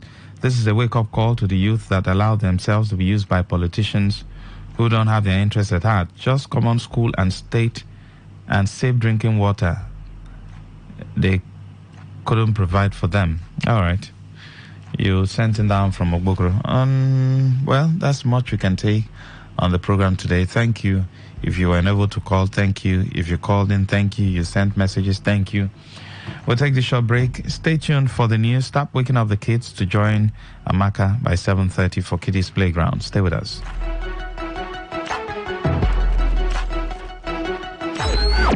Talk radio. I listen to a lot of talk radio. 95.1 FM. Please listen to this paid infomercial. God bless you, God bless you, God bless you. I am Bishop Dr. Uche Juliet Elue, aka Jesus Baby One, the General Overseer of Better Evidence Assembly, the founder of 10 NGOs. I'm here again to bring greetings, and I want to let you know that something big will happen in your life. We are about to enter the last week of the month of April. We're already the last week of the month of April. I want to let you know that it will end in praise for you in the name of Jesus. So for this last week, we have a lineup of program that is going on, and I want you to attend. For those of you who want to make any inquiries, those of you who need counseling, those of you who want to meet with Jesus maybe one-on-one, either to make inquiries about the traveling or service or anything at all, come. We will be available to attend to you on Sunday 8 a.m. in the morning. On Monday being 29th, 9 a.m. in the morning session for trainings and for those who want to travel to Luxembourg, Ireland, Finland, Austria, Italy on free tickets and free accommodation, and those who want to study on scholarship. So please come and make inquiries of it, or you have somebody come, so you'll be given much attention, because the first batch any moment from now will be leaving. So you that want to attend, don't forget that it's free accommodation, free ticket to Luxembourg, to Ireland, to Finland, to New Zealand, to Italy and Austria. Although I just got my US visa from the same group of people that is helping us to do this. So come one, come all, tell as many as you know. On Tuesday, prophetic and deliverance service 8 a.m. in the morning. On Wednesday, still on the training and counseling, there is a morning session and there is evening session for those who are going to work 9 a.m. in the morning, and for evening 4 p.m. in the evening. On Thursday, the same time 9 a.m. and 4 p.m. in the evening. While on Friday will be fasting and prayer. Friday will be fasting and prayer. Will be together, fast and pray. Put everything in God's hand. You that have been trying to travel, you cannot get it. You have been trying to get something, you cannot get it. You have been trying to make sure that when something happen, you could not get it. Come on Friday from 8 in the morning to 6 in the evening. Will be on marathon fasting and prayer to pray to God. Right on Sunday will be for ordination. We're also using this medium to train people to be ordained. So we have started things and want to also ordain them on Sunday. Will be special Thanksgiving and ordination. So call on these numbers to get clarification, to get direction, or whatsoever that you need. 081-3941-4007, 081-3941-4007, and 081-2421-4872, 081-2421-4872. Don't forget that it's something we are doing at back of SARS office, Rumboko, Port Harcourt. The church mandate is to restore destinies through power manifestation and bring evidence to many. So this period we are doing this that we help people. For those who want to travel to Luxembourg, Luxembourg is in Europe country, Ireland, Finland, Austria and Italy, on free tickets, free accommodation, work permit, and those who want to study on study permit, on scholarship, you're not paying any school fees. So come and make inquiry. This is supposed to be for only members of the church or those close to Bishop Gillett, Jesus Baby One, but we decide to make it open so that as many that will benefit. Just as I always said, it's not by giving you fish now, but to teach you how to fish, how you will get things done. So come one, come or call on these numbers for direction. Don't forget on Monday, on Tuesday we are there, on Wednesday we are there, on Thursday we are there, on Friday and on Sunday. Only Saturday will not be there. So call on this number 081-3941-4007, 081-3941-4007, and 091-2421-4872, 091-2421-4872. Back of SARS office, anti-cultism, Rumboko, Port Harcourt, opposite NNPC filling station. Bishop Dr. Uche Juliet Elu on Sunday 8 a.m. in the morning, on Tuesday 8 a.m. in the morning, prophetic and deliverance service. On Monday we are there, Wednesday, Thursday we are there, Friday general fasting and prayer in the morning, something great will happen in your life. You will not be stopped halfway. Anybody that wants you to go down will watch you go global in the name of Jesus. So call on the numbers 08139414007, 08139414007, and 09124214872. God bless you. Shalom. And that was a paid infomercial. Say no to the ordinary. Embrace the extraordinary, because we are voice of the people. Voice of the people. Today, 95.1 FM. Today, 95.1 FM. Whether it's happening in Port Harcourt, South, Nigeria, or around the world, we've got you covered. On air, online, delivering balanced news and unbiased analysis. Today, 95.1 FM. This is Today, 95.1 FM, Port Harcourt. News.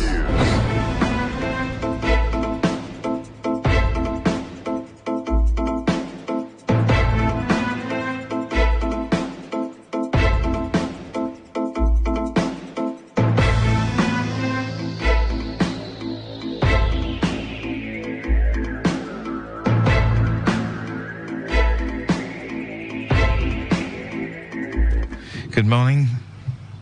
This is the world news on your premium talk radio Today, 95.1 FM, Port Harcourt. In the headlines, federal government assures of commitment to promote press freedom. Rivers State government launches 4 billion naira loan scheme for MSMEs. And the Foreign Military Court in DR Congo sentences soldiers to death over cowardice while fighting rebels. I am Lucky Maxwell. The federal government is assured of its commitment to tirelessly protect the tenets of press freedom and its support for journalists in their mission to protect the nation. The Minister of Information and National Orientation, Mohammed Idris, gave the assurance during a joint press conference with the Federal Ministry of Environment to mark the 2024 World Press Freedom Day in Abuja. Idris, who spoke on the theme, A Press for the Planet, Journalism in the Face of Environmental Crisis, underscored the harsh realities faced by journalists, whom he described as guardians of truth and champions of accountability in the cause of exposing wrongdoings and amplifying the voice of those affected by environmental degradation. He also disclosed that the vision of the President Bola Tinubu-led government is to restore trust, reorientate national values, and create an enabling environment for the media to address environmental crisis. The present administration recognizes the importance of responsible media coverage in enlightening, informing, and educating Nigerians and the world. Through credible and timely information, everyone can be well informed, and the media can serve as a valuable tool for fostering transparency and promoting accountability. We also acknowledge the challenges that journalists face in carrying out their vital work. As environmental defenders, journalists often confront threats, harassments, and violence for their courageous efforts to expose environmental crimes and protect our natural world. We must reaffirm our unwavering commitment to protecting the rights of journalists and ensuring their safety and security. Meanwhile, the People's Democratic Party Governors Forum has congratulated Nigerian journalists as they mark this year's World Press Freedom Day. The day was set aside by the UN General Assembly in December 1993, following the recommendation of UNESCO's General Conference to uphold the principles of a free press. According to a statement by its Director General, Emmanuel Agbo, the PDP Governors Forum, while stressing the importance of freedom of the press, reminded the government of its duty to respect and uphold the right to freedom of expression. Government at all levels and some members of the Nigeria Union of Journalists, NUJ, have been blamed for lack of press freedom. A Port Harcourt-based journalist, Faustina Nwaneku, expressed worries that the road to total freedom for journalists will continue to stiffen due to activities of unions in charge of journalists and disobedience to common journalistic practices. She accused the NUJ of continuously impeding the right and freedom of newsmen. especially the River State government, has continued to support press freedom, support the freedom of expression, which before now wasn't the same. However, the recent call for the press freedom and freedom of expression has taken a new twist as the Nigerian Union of Journalists, the parent body of journalists, has continued to be an albatross to the freedom of the press itself. As recently, their actions and inactions on press freedom seeks to be one that impedes the freedom of expression of its members. Why journalists would clamor for press freedom and freedom of expression? One begins to wonder why NUG as a parent body will be opposed to people speaking up against actions that are anti-people, actions that are anti-press. On his part, another journalist, Obinna Nwaku, who blamed the government for what he described as a big gap, however, urged both the federal and state government to operate an open-door policy that will enable journalists to freely play the watchdog of the society without fear. I would say that the media is still gagged in Nigeria. We have not gotten to that stage where anyone can say there is freedom of the press in Nigeria. Well, driving home down to River State, it is safe to say that the media enjoy a little bit of freedom compared to how it used to be in the last dispensation. However, I urge the government of the day to operate an open-door policy so as to heed to what the people are saying using mass media. And being the watchdog of the society, the government should have an open mind to accept or admit criticism and not victimize the media. The Nigeria Labour Congress has dismissed claims that some state cannot afford to pay its proposed 615,000 naira new minimum wage if approved, saying it is realistic. Recent reforms in Nigeria, including the removal of fuel subsidy and the unification of the foreign exchange market, have pushed the cost of living to newer levels. Inflation figures hit 33.2% in March, further compounding a troubled economy. Labor unions and the federal government have since been locked in negotiations over measures including a new minimum wage to cushion the impact of the harsh economy. The NLC President Joe Ajaero, in a television interview while commending states which have shown willingness to comply, said even states getting the highest revenue have found it difficult to comply. The unionist, who suggested states should go into mechanized agriculture, among others, believes self-sufficiency in food production will help Nigeria fight the biting economy. The 615,000 demand is the most realistic. And being realistic is not all about collecting slave wage. Never. And we had a breakdown of this into about 10 items. We looked at housing and accommodation, electricity, stroke power. We made proposal for utility and water. We looked at kerosene stroke gas. And we looked at food for 6 people, 4 children, husband and wife. And then we look at medical, clothing, education, sanitation. For the issue of transportation, if you sum this up, you're going to have is 615,000. We didn't add anything, assuming you are paying for security, or somebody comes to your house and you are buying mineral, or you are taking care of your aged parents, or even relation. It's very important. However, 30,000 is a big money if inflation is brought down. The trial of a former governor of the Central Bank of Nigeria, Godwin Emefiele, has been stalled after his lawyers sought an adjournment following the service of additional proof of evidence served on them in court by the Economic and Financial Crimes Commission, EFCC. The trial judge, Justice Rahman Oshodi, granted the adjournment after he agreed with the defense team that the reasons given for the adjournment had merit. The judge adjourned till May 9th for a continuation of the cross-examination of the second prosecution witness, John Ayo, a former Director of Information Technology of the CBN. Emefiele is facing 26-count charge before the court alongside his co-defendant, Henry Omoile, over allegations of $4.5 billion and 2.8 billion naira fraud brought against them by the EFCC. During their arraignment on April 8, they had both pleaded not guilty to the charge. The Federal High Court in Abuja has set aside an order for the arrest of Edison Ehie, Chief of Staff to the Rivers State Governor, Simlala Efubara. The Chief of Staff, Jenjire, Bala, Happy Bennett, Progress Joseph, Adokie Oyagari, and Chubike Peter were sued before the court for alleged acts of terrorism. Shortly after the charge was filed against them, they were declared wanted by the court. Justice Emeka Nwite said the order made by the court on the 31st of January 2024 for the warrant of arrest of the defendant applicant and to have them declared wanted was made without jurisdiction and thereby set it aside. Counsel to the respondent Oluwile Aladedoye had argued that the court should stay execution of the judgment pending the hearing and determination of the motion seeking to set aside their warrant of arrest. You are listening to the World News on Today 95.1 FM Port Harcourt. We'll be right back after the short break. Stay with us. Every day, every hour, when the big stories break, depend on our 24-hour news team to bring you the latest. Today, 95.1 FM. Thanks for staying with us. Now, the rest of the news. In a bid to stimulate the growth of micro, small, and medium enterprises and enhance the state internally generated revenue (IGR), the Rivers State government has unveiled 4 billion naira loan scheme in collaboration with the Bank of Industry (BOI).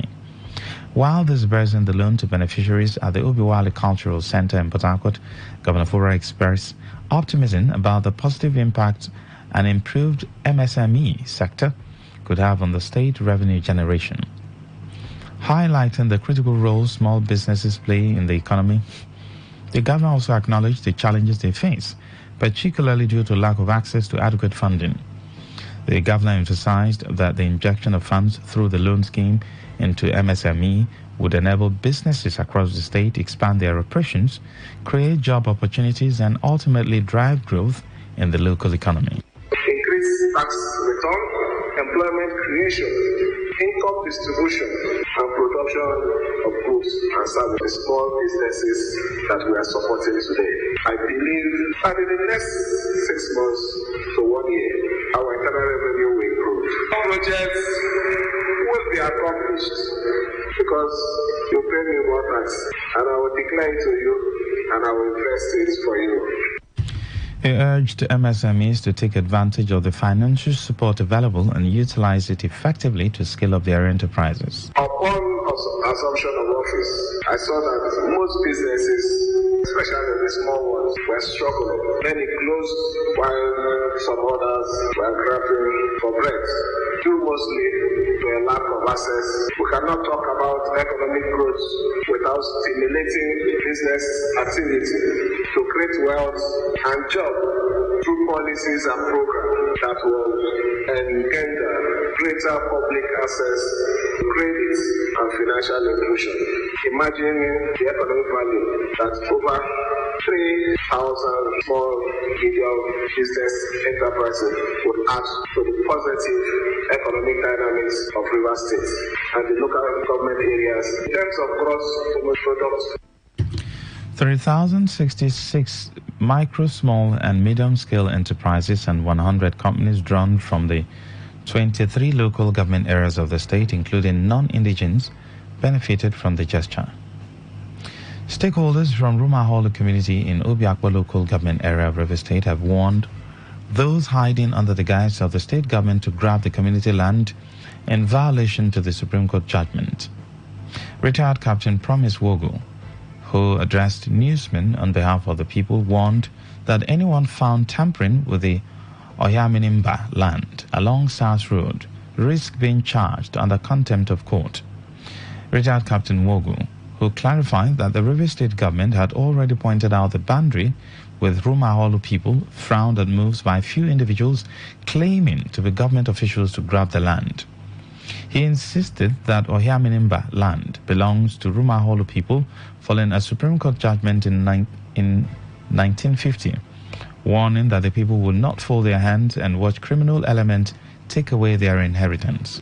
Because that parcel of land has a judgment from a competent court of jurisdiction, and their interference or involvement in that court now will land them to jail because government took pain, came there, executed that judgment, and gave us certificate of possession. So I see no reason why some group of criminals will team up again to kick against government, taking laws into their hand. I am just warning them that anybody caught doing so, whether a brother, a friend, or no matter how well placed the person is in the society, nobody is above the law. The law will descend on that person. We must interpret what is called contempt of court.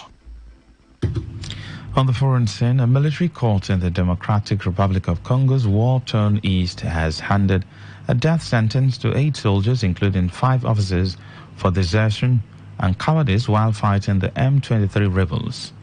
Prosecutors had sought the death penalty against 11 soldiers on trial in the same case, but the Goma court acquitted 3 of them, ruling that the charges against those soldiers were not established. Their troops were fighting against the mostly Tutsi M23 rebels who took up arms again in late 2021, seizing large swathes of North Kivu province.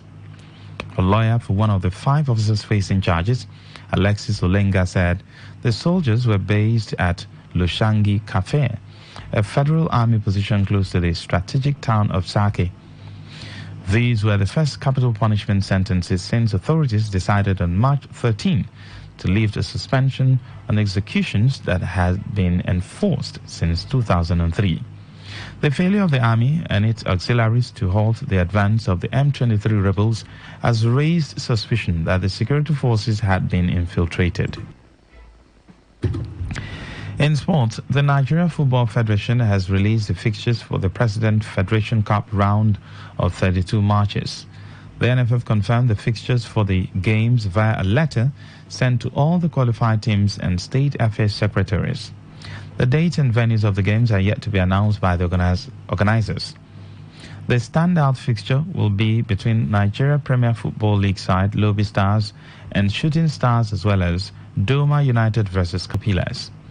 Plateau United and Sunshine Stars will be at each other's jugula, while ambitious FC One Rocket will take their chances against 2-time African champions Eyimba FC, among others. To end the news, as a summary of the major stories. The federal government is assured of its commitment to promote press freedom in the nation. We told you that the River State government has launched a 4 billion naira loan scheme for MSMEs. On the foreign scene, you heard that a military court in the Democratic Republic of Congo has sentenced soldiers to death over cowardice while fighting M23 rebels. Stella Sasongo edited the news. For comment and inquiries, please call 0818-389-2850. Send your emails to news@todayfmlive.com. Read our stories on todayfmlive.com. Good morning. I am Lucky Maxwell. Today's news, today's entertainment, today's sports, today's issues. Today on Today 95.1 FM, Port Harcourt.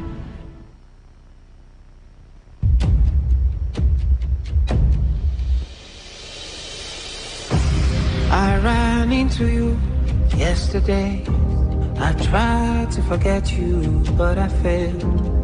I don't even know what to say, but here I am, look how far I came. You look so pretty, so insane. Your smile still lighting up the day. Your voice still ringing in my brain. I hope your memory will fade. And cheating is a sin, especially with someone who really loves me. So I'll make sure not to fall today. Maybe we should try another day. I'm faithful.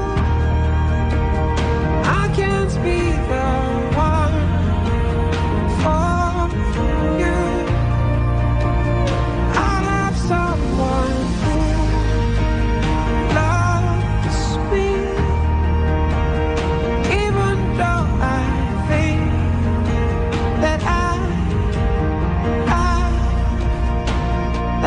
love you.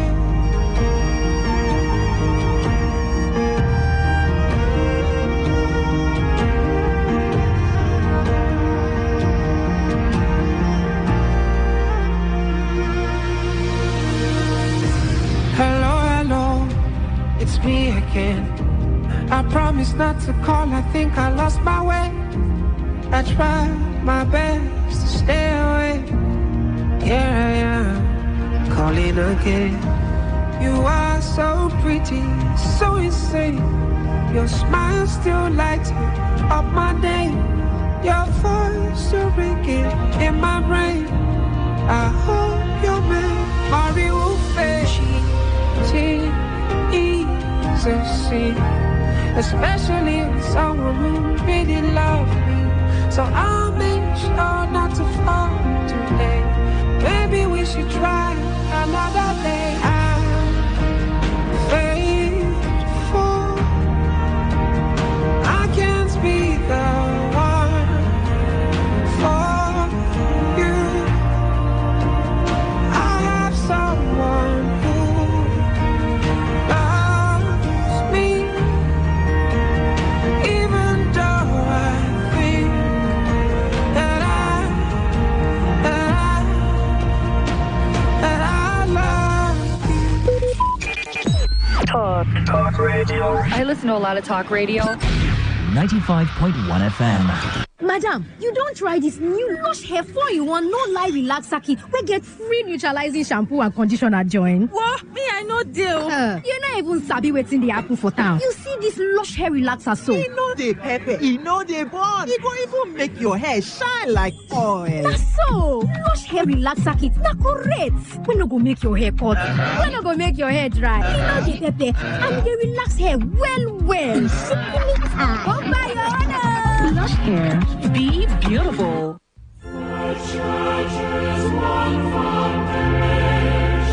The supervisor, chairman, LOC, and the entire Anglican faithful of Akpo Archdeaconry cordially welcome His Lordship Right Reverend Wisdom Budu Ihunwo, JP, DSSRS, Mama Diocese, Mrs. Mercy Oluchi Wisdom, all diocesan officials and synod delegates to the second session of the 10th Synod, holding as follows. Date, Wednesday, May 8th to Sunday, May 12th, 2024. Venue, Holy Trinity Church, Choba, our dear Bishop and Mama Diocese, Iblalawe.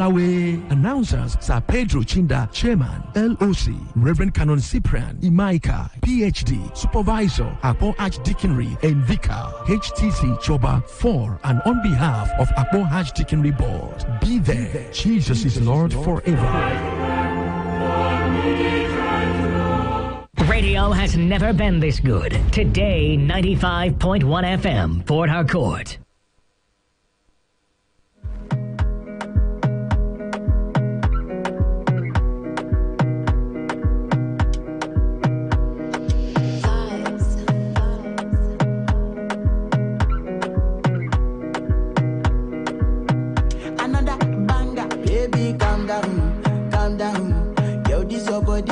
In my heart for lockdown, oh lockdown.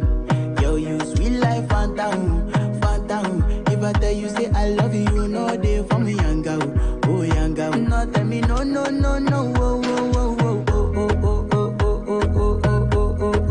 Baby, come give me your lo. You got me like whoa. Shawty, come give me your lo.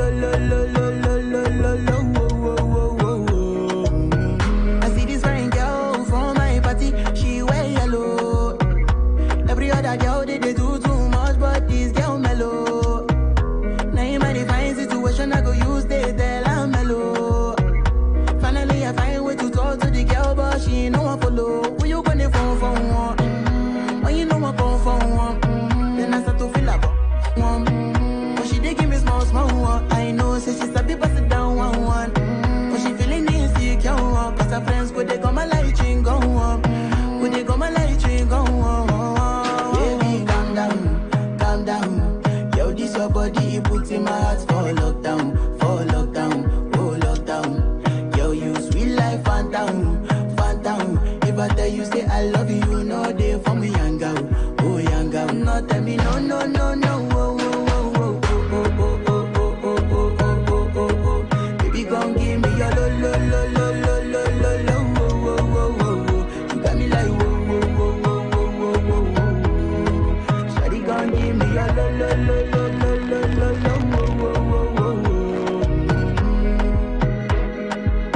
Reach my house, I see me got a small wall. As me I wake up, now she did my mind don't walk. Then one day two, one of you folk go was. Now so me I go down, so me feeling go walk. As I start to the life, you know my heart it is. Baby girl, if you leave me, I don't go love again. Because you get many girls we boom.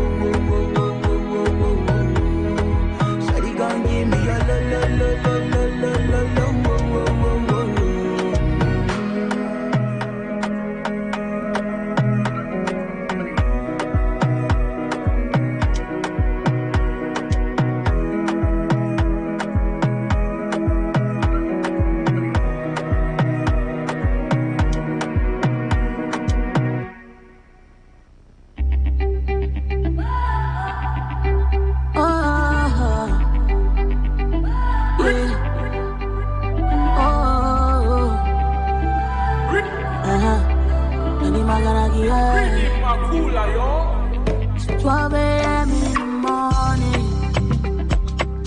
I still wait for your call. Don't do me like this, oh yeah. Aramiti walona, yeah. Cause I don't wait, oh. I don't wait, so yeah. And I still dey pray, oh. I still dey pray, oh yeah. Oh, Dana, oh my ego now for you. Oh my ego for you. Oh my rabba now for you. Yeah. Oh my rabba for you. Oh me now for you. Yeah. Okay for you. All the motor for my garage for you. Yeah. The motor in the garage for you. Yeah. Oh my ego now for you. Ego now for you. Yeah. Oh my rabba now for you. Yeah. Oh my rabba now for you. Yeah. Oh me now for you. Yeah. All the motor for my garage for you. Yeah. The motor for the garage for you. OBO. Adele. That's it really for you. All the best for you. I put my life on the line for you. Nobody else got you. Baby, boo. You don't say you be my boo. If I ever leave you, oh, baby, I be fool. Baby, I be fool. Say I want to show you my world, girl.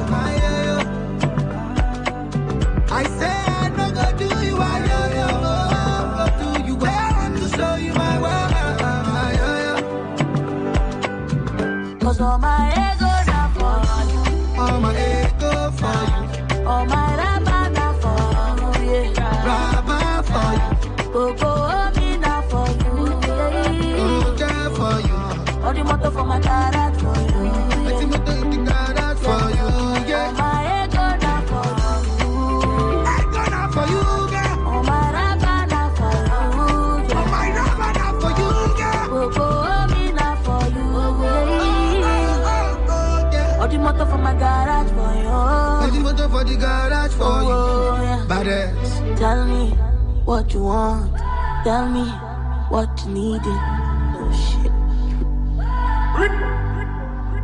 Dr. Dollar Entertainment.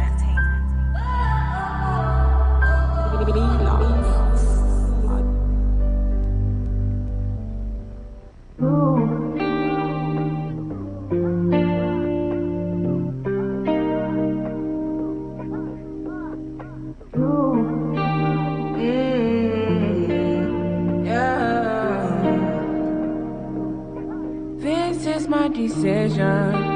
This is my decision.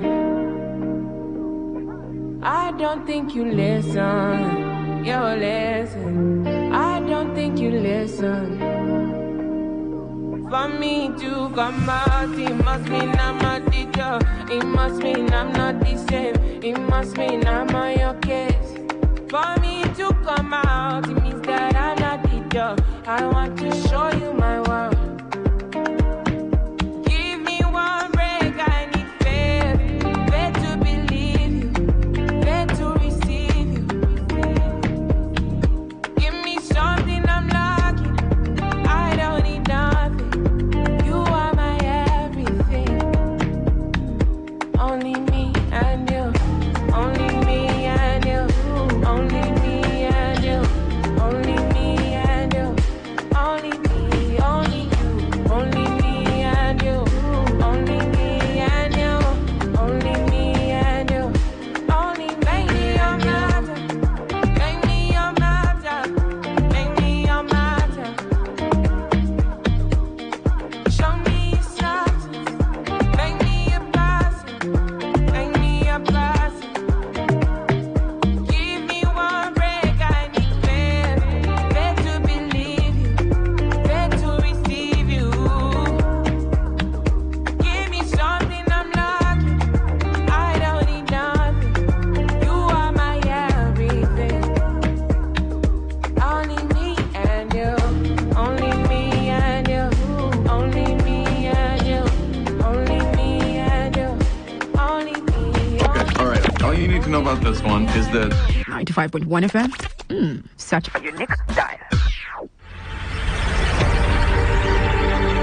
Want to know what's happening? Get latest information in sports, politics, lifestyle, you name it. The frequency of choice. Today 95.1 FM. Today 95.1 FM. We serve you the latest updates on everything. Today 95.1 FM. We are the voice of the people.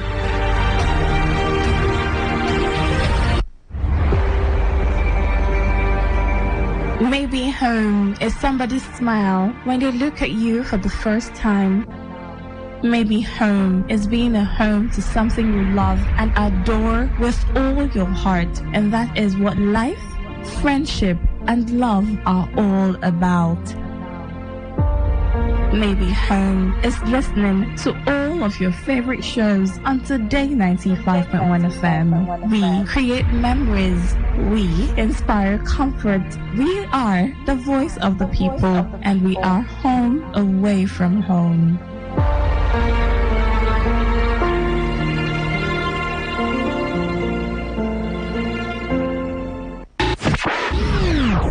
What do you love listening to?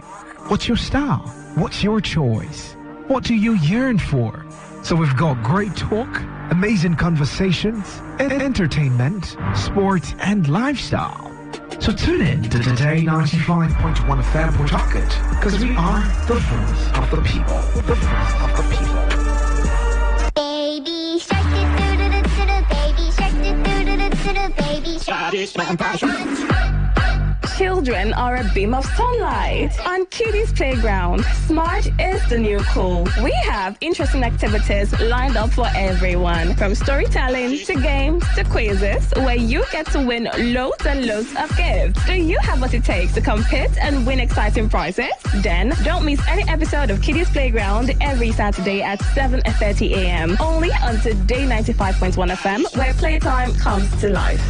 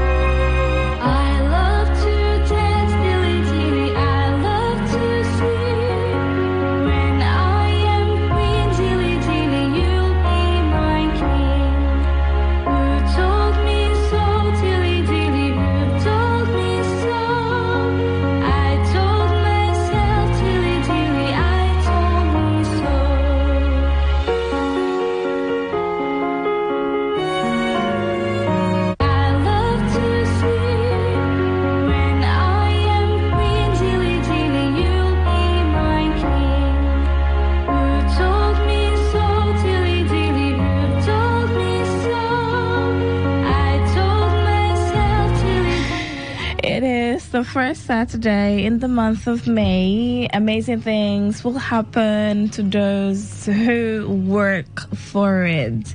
It's a beautiful Saturday morning. So if you are still in bed, I'm saying it's time for you to get up and get, because there are lots of activities for the Saturday. Okay, so from making sure that you help mommy and daddy, get you ready for the new school week, to just really helping around the house, because that is what good children do. Okay, so how about helping mommy with breakfast? Now, I'm not saying you should go near fire, please. Except, of course, you are old enough, okay? But because you are a good child, one thing you can do is to ask mommy or daddy how you can help them around the house. Ask them what you can do to assist. Trust me, they will appreciate the fact that you want to help. Now, even if you do not eventually help because maybe you're too little to do chores around the house, okay?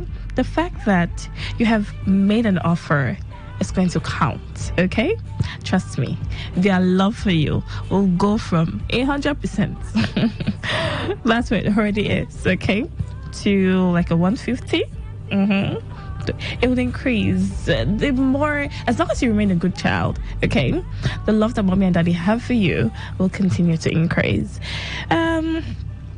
It's the month of May. May happens to be my favorite month for the year, for a couple of reasons, actually. So, yes, I was born in the month of May, and May babies are cute. I don't know, but I'm yet to find that person who was born in the month of May who is not cute. Okay, so yes, May babies are cute. And then Children's Day happens in the month of May. So yes, I might be an adult right now, but I'm still my mommy and my daddy's child. Okay, now, so Children's Day comes up this month. Are you ready for all of that beauty? So as a child, we had lots of activities for Children's Day. My school would go on competitions,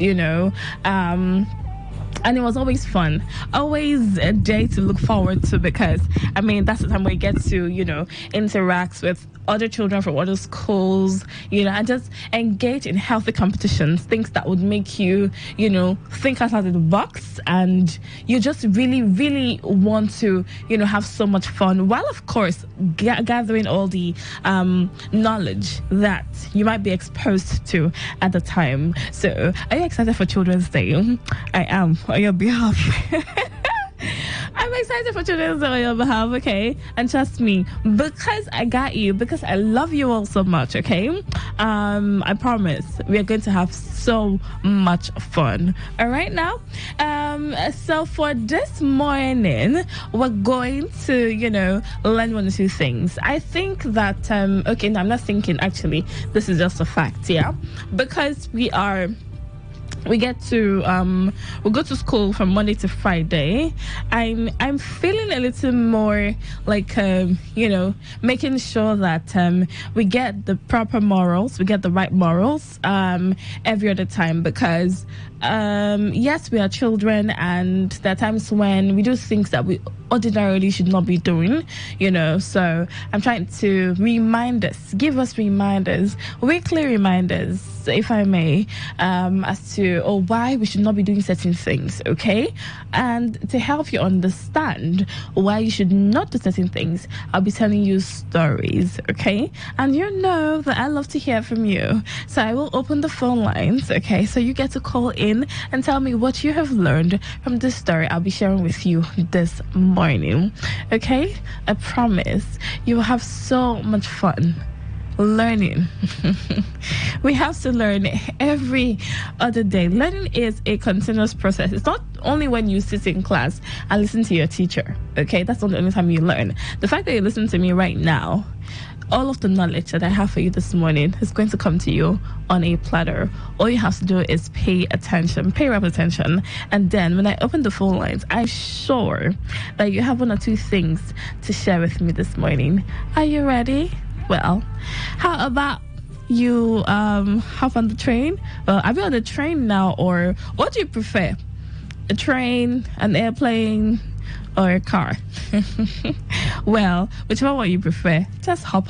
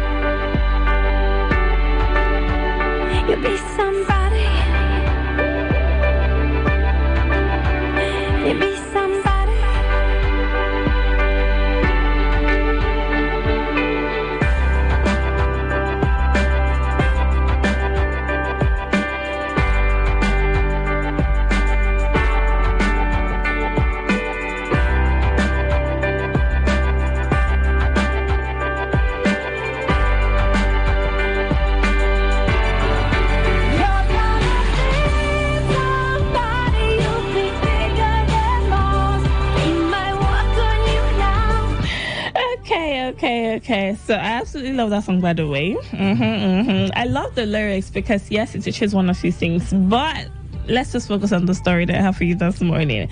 Now, the title of my story this morning is The Bundle of Sticks.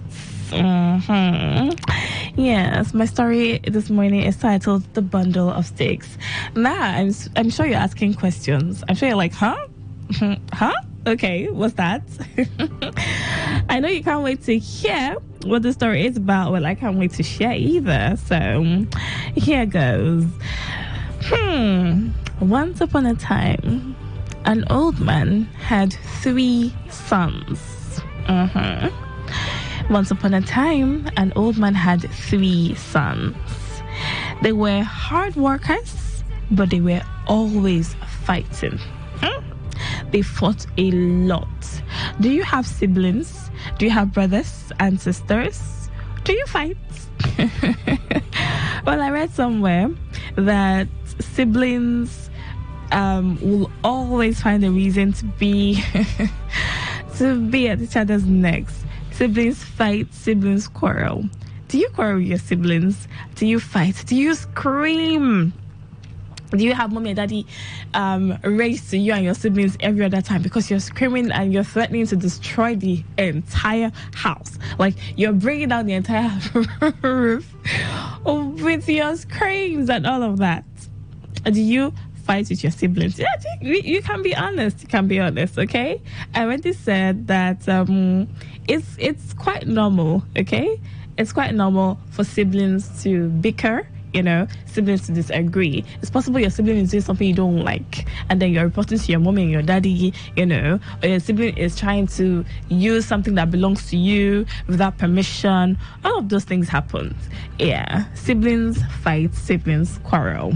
Now, this old man had 3 sons who worked really hard. They were really hard workers, but their problem, they fought a lot. The old man would talk and talk and talk, but he could never unite them. One day, he fell ill. He got really sick, and then he asked his boys to unite, come together, and take care of him. But because they were always fighting, no, they did not listen to him. They could not come together to take care of him because they fought so much.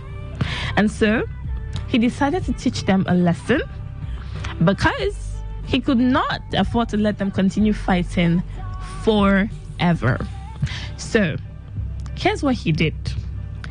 He gave them a bundle of sticks and told them to break it into 2. Whoever finishes first would win. Okay? He gave them a bundle of sticks.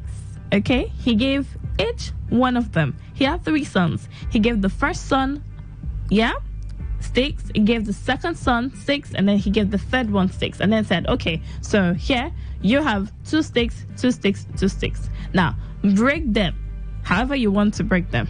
Whoever finishes first is the winner. The boys got to work immediately, as fast as possible, as fast as their hands could carry. They each broke the sticks, yeah? They did the way they could, and went back to fighting afterwards. After breaking the sticks, they went right to fighting. They continued their fighting. Then, he gave them another bundle of sticks and told them, this time, you will not break the sticks individually, okay? You will put the sticks together and break them as a bundle. Break the sticks as a bundle, not separately. This was what he did this time. The first time, he gave them sticks and said, oh, break the sticks. So the boys could afford to separate the sticks and break them one after the other. Yes? And so that's the reason why when they finished breaking the sticks, they got right back to fighting. Yeah? Now, this time, he gave them each more sticks and then said, put the sticks together, make it a bundle, and then break the sticks together. Break the sticks as a bundle.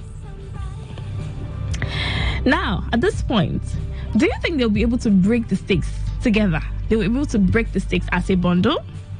And despite their best efforts, they could not break the sticks as a bundle. Each of them, all three of them, could not break the sticks. And then the old man was able to draw his lesson from the bundle of sticks that he gave to his boys. The lesson was pretty clear, easy. It was pretty clear. Now, he told them, look, it was easy for you to break the sticks individually. When I gave you the first set of sticks, you broke them pretty easily, and you went right back to fighting because, you just did your thing. You broke them individually, and you had the time to go back to fighting. But now, you are unable to break the bundle of sticks because they are together. And it was simple. He taught them a lesson of unity. A really strong lesson of unity. He said, if you don't come together as brothers to protect each other, you easily get broken by outsiders. You'd easily get divided. But if you come together as brothers and form that bond, then no one can hurt you. You'll be able to protect each other. You'll be able to stand by each other through thick and thin, because that's what family does. So it was pretty easy for his boys to now understand why it is necessary to have that bond with your siblings, to understand the value of unity. Remember, as separate entities, remember that the boys could each break the sticks they were given when they were asked to break the sticks individually. It was easy to just pick up one stick, break, pick the next, break, pick the next, break. It was easy for them to do that. But when they put the sticks together, made them a bundle, it was difficult. Actually, they could not break the sticks as a bundle. So, a very fine lesson in unity, or of unity right there. So, I know that because we're imperfect, I know that siblings can be annoying. Your brother took your shoes. He didn't tell you he was going to take your shoes. You just saw him wearing your shoes. Your sister picked a piece of meat from your food and she ate it and she ran away. I know that siblings can be annoying. But you, my darling, are also annoying too, if we're going to be honest. So, how about, rather than always fight with our siblings, okay, we try to make peace. And then remember that it will be easy for people to break us if we are not united. Yeah, So, the value of unity is what the story teaches. At least this is what I learned from the story. Well, did you learn anything, my love? Would you like to share with me this morning? I will be so happy to hear from you. What did you learn from the story of the bundle of sticks? I've shared mine with you. I said I learned that there is value in unity. There is strength in unity. So if I'm going to, if I make sure that no matter how much my brothers annoy me, okay, I reduce the quarreling and fighting, then it'll be easier for us to come together and be more productive. Yes. But if we're always fighting, if we're always quarreling, we'll not pay attention to the things that are actually important, the things that we're supposed to do, okay? We'll easily get carried away, yes, and we'll easily be divided.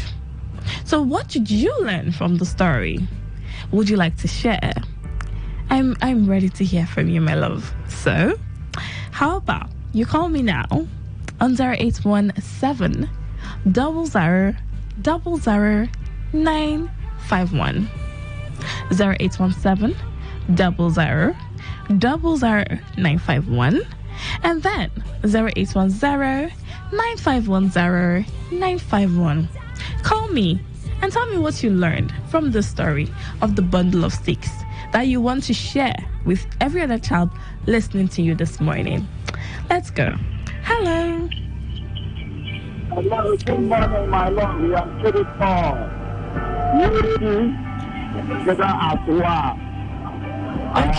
Okay, calm down. This show is for children. This show is for children. So, I'm expecting calls from children only, please. Children are the only ones allowed to call. It's kiddies playground, not adults playground. It's kiddies playground, please, not adults playground, okay? So children are the only ones allowed to call in this morning, okay? So tell me what they learned from my story, okay? Of the bundle of sticks, okay? Yeah. All right, so let me have your calls, my darlings. 0810-9510-951.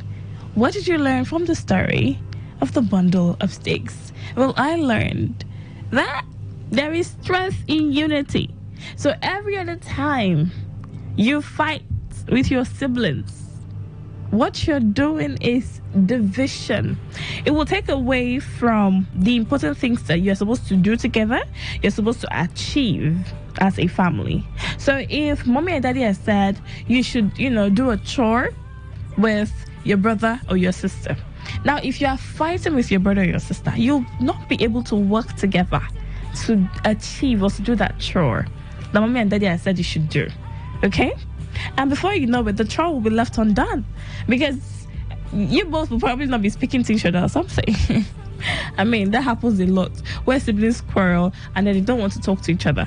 So, how about we focus on the things that are actually more important than fighting our brothers and sisters? And what's more important than fighting our brothers and sisters? I have a long list, but I'll tell you some of them. Playtime. Okay? Playtime, yes. If you're fighting and quarreling with your siblings, who do you get to play with? Nobody. Okay? So playtime. Then, there's TV too. So, TV time. You get to enjoy your cartoons. I mean, I hear there's Moana Part 2. There's a sequel to Moana now. So, trust me, you'll enjoy seeing these movies with your siblings because that's the fun in it, okay? Doing the things that you love with the people that you love is where all of the beauty is. That, my darling, is where all of the beauty is. So, how about you make it what is it going to be now? You make a decision, or a resolution that you will reduce the number of times you fight with your siblings. Now, I know that it will not exactly go away completely, immediately. It might take a while for you to get used to, for you to get into character, for you to constantly remind yourself that you don't want to fight with your siblings, or you don't want to quarrel with your siblings. And that takes a while to get used to, okay? So, no pressure. You can take your time, all right? You can take your time. But make sure that you are making an effort. So, learn to tolerate, because your siblings are your siblings for a reason. They will annoy you. Yes. They will do things to you that you probably don't like. It's the same way you're going to annoy them too. You also do things to them that they don't like. So, how about, rather than react so much or overreact every other time your sibling offends you, how about you take a pause and then learn to let go? Yes, learn to let go. Remember that there is strength in unity, okay? So rather than fight and bicker all the time, channel it or change it into, building stronger bonds with your siblings. Because at the end of the day, they are your siblings, they're your family, and you love them just as much as they love you, okay? So, for everything that love is worth, try to overlook. I know it might be a little difficult sometimes, but make sure you make the effort, okay? Make the effort. Trust me, mommy and daddy will be happy, because it means less talk time for them. They don't have to scream all the time because you and your siblings are fighting. Less talk time for them. Adults have headache. They literally come down with headache each time, or when they have to scream so much, okay? So yes, it's an adult thing.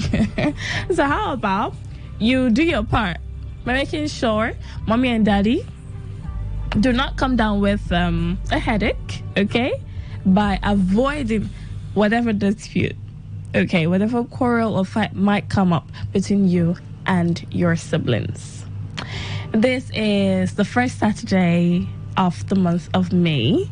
And I did say that May is going to be a beautiful month. It's already panning out nicely because, lots of beautiful things will happen in the month of May. Yeah. Take it from me. Take it from me. Once I have an attachment to something like that, usually it comes out well. So take it from me. The month of May is going to be a beautiful month. You go to school on Monday.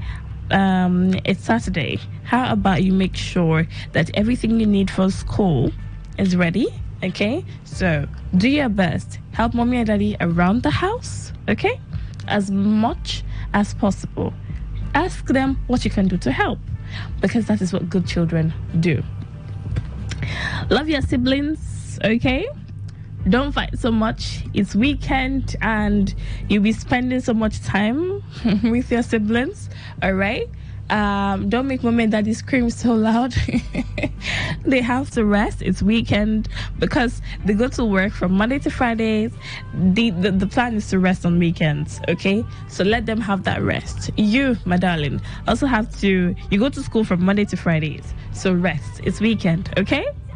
Don't fight so much. Don't quarrel so much. Help mommy and daddy around the house.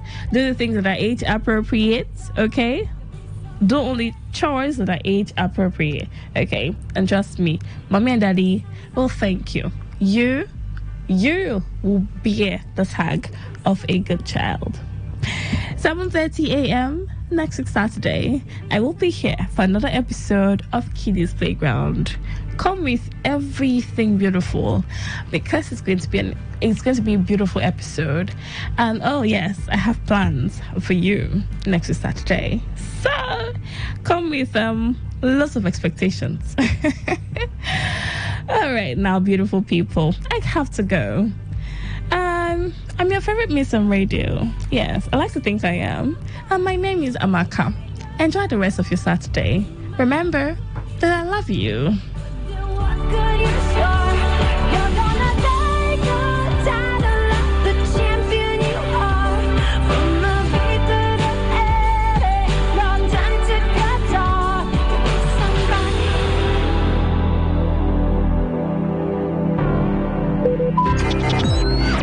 Talk radio. I listen to a lot of talk radio. 95.1 FM. Unleash the power of the airwaves with the ultimate radio experience.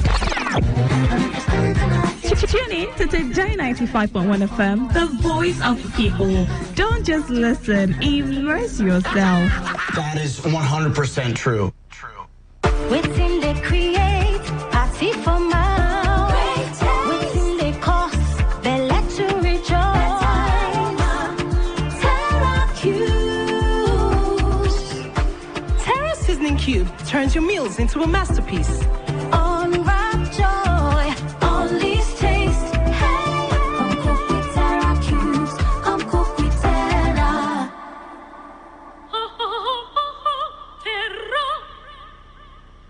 Radio has never been this good. Today, 95.1 FM, Port Harcourt. Go for gold, Terra Gold Cube. The amazing seasoning cube. So when you're cooking your delicious meals, don't compromise. Go for gold. Go for gold. Rich, consistent taste for cooking mouth-watering soups, stews, and jollof. Choose wisely. Choose Gold. Terra Gold Seasoning Cube. One cube, endless possibilities. Terra Gold.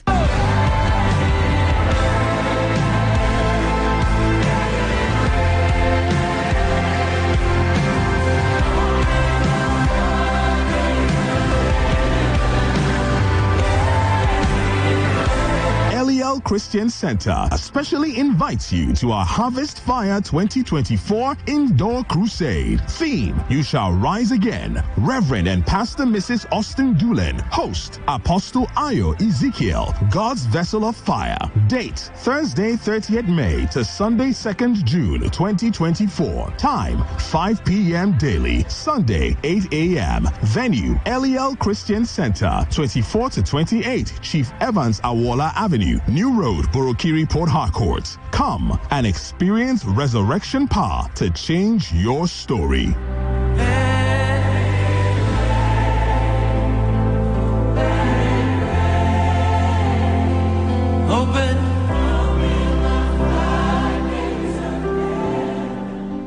This is Today 95.1 FM, Port Harcourt, voice of the people.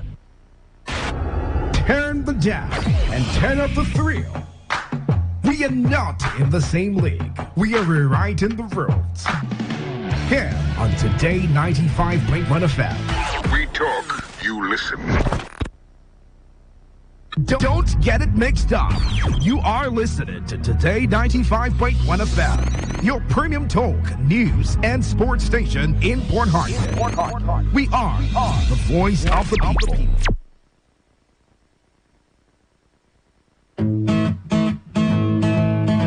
You may not realize it, but do you know you can always show your love for others with simple gestures?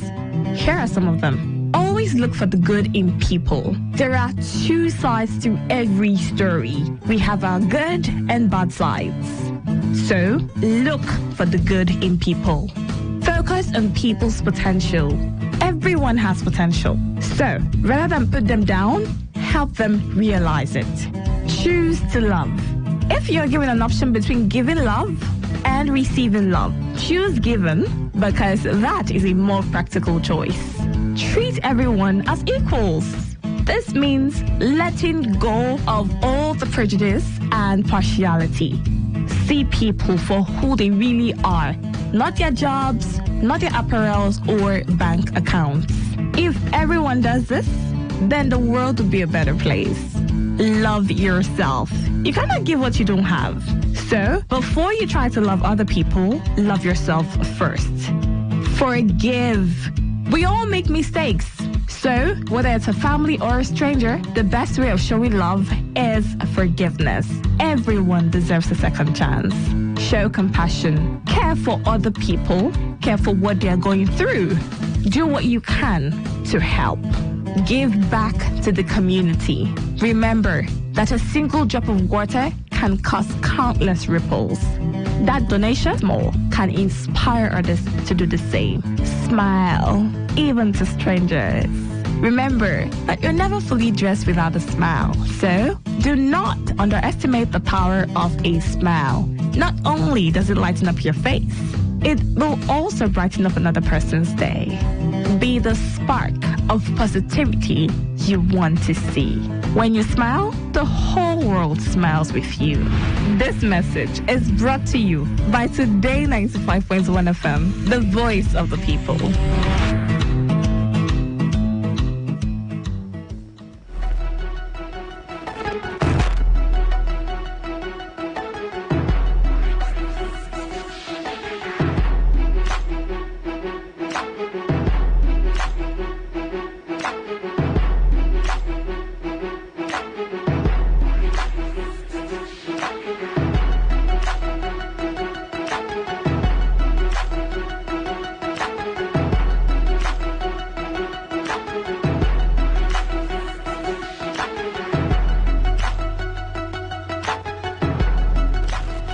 Welcome on board. It's the Saturday Express Show, and this is Insight on your premium talk radio today, 95.1 FM. We'll look at trending issues. We'll look at issues affecting Nigerians, affecting Rivers people. And then we have two major issues, one at the federal level and one at the state level.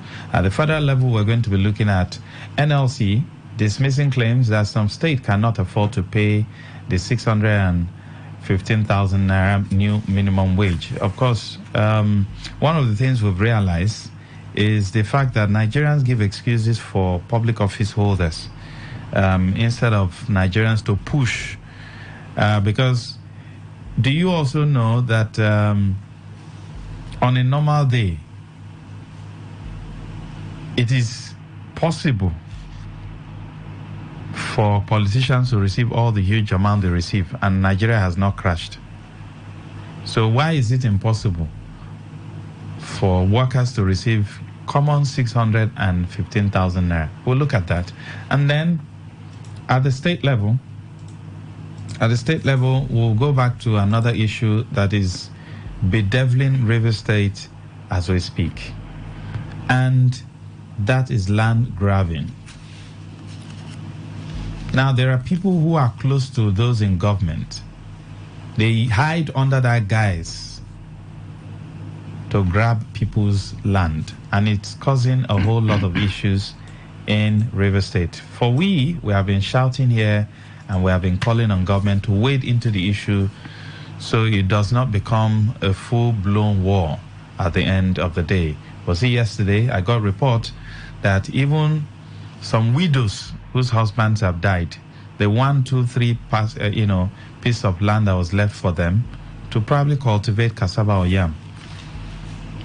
Some people who are already made, who are in government or politicians, use the guise that because they're in government, they hide under that guise to go and collect the land of a widow. But we'll look at that. So we'll kickstart with the NLC. You are aware that there's a tripartite committee, as usual, before the 30,000 naira minimum wage was agreed upon. There was a tripartite committee. Even though every 5 years or thereabout, the minimum wage is supposed to be reviewed, and because of course inflation happens. Even though the Nigerian inflation is a different one. Yes, inflation happens in every country, but government tries in those countries to stabilize things. That's why when people compare UK, US, and how much they buy yam or fuel to Nigerians, I ask, how much are they earning over there? Over there they earn per hour, and what they earn is commensurate to the kind of life they also live. Government provides public facility. So you earn, you pay your tax, you live an average life. But here in Nigeria, the case is different. In fact, government, I don't know if it's deliberately create what you call anti-people policy. So Joe Ajero is saying that people should not say states cannot pay. Now, there's a difference between having the money to pay and also refusing not to pay, because we are aware that the 30,000 naira minimum wage was difficult for some governors to pay. Was difficult here in Rivers State for local governments to pay with all the huge amount they collect. Yet, the chairmen are very rich with the People's Fund. It took the intervention of the governor when he came in, Governor Simfubara, to say, no, this thing cannot continue. People should get what they deserve. Now, according to Joe Ajero, he said that the reforms recently by the Tinubu government, removal of fuel subsidy and unification of the foreign exchange market, have also pushed the cost of living to newer levels. So the inflation figures keeps rising, 33.2% in March.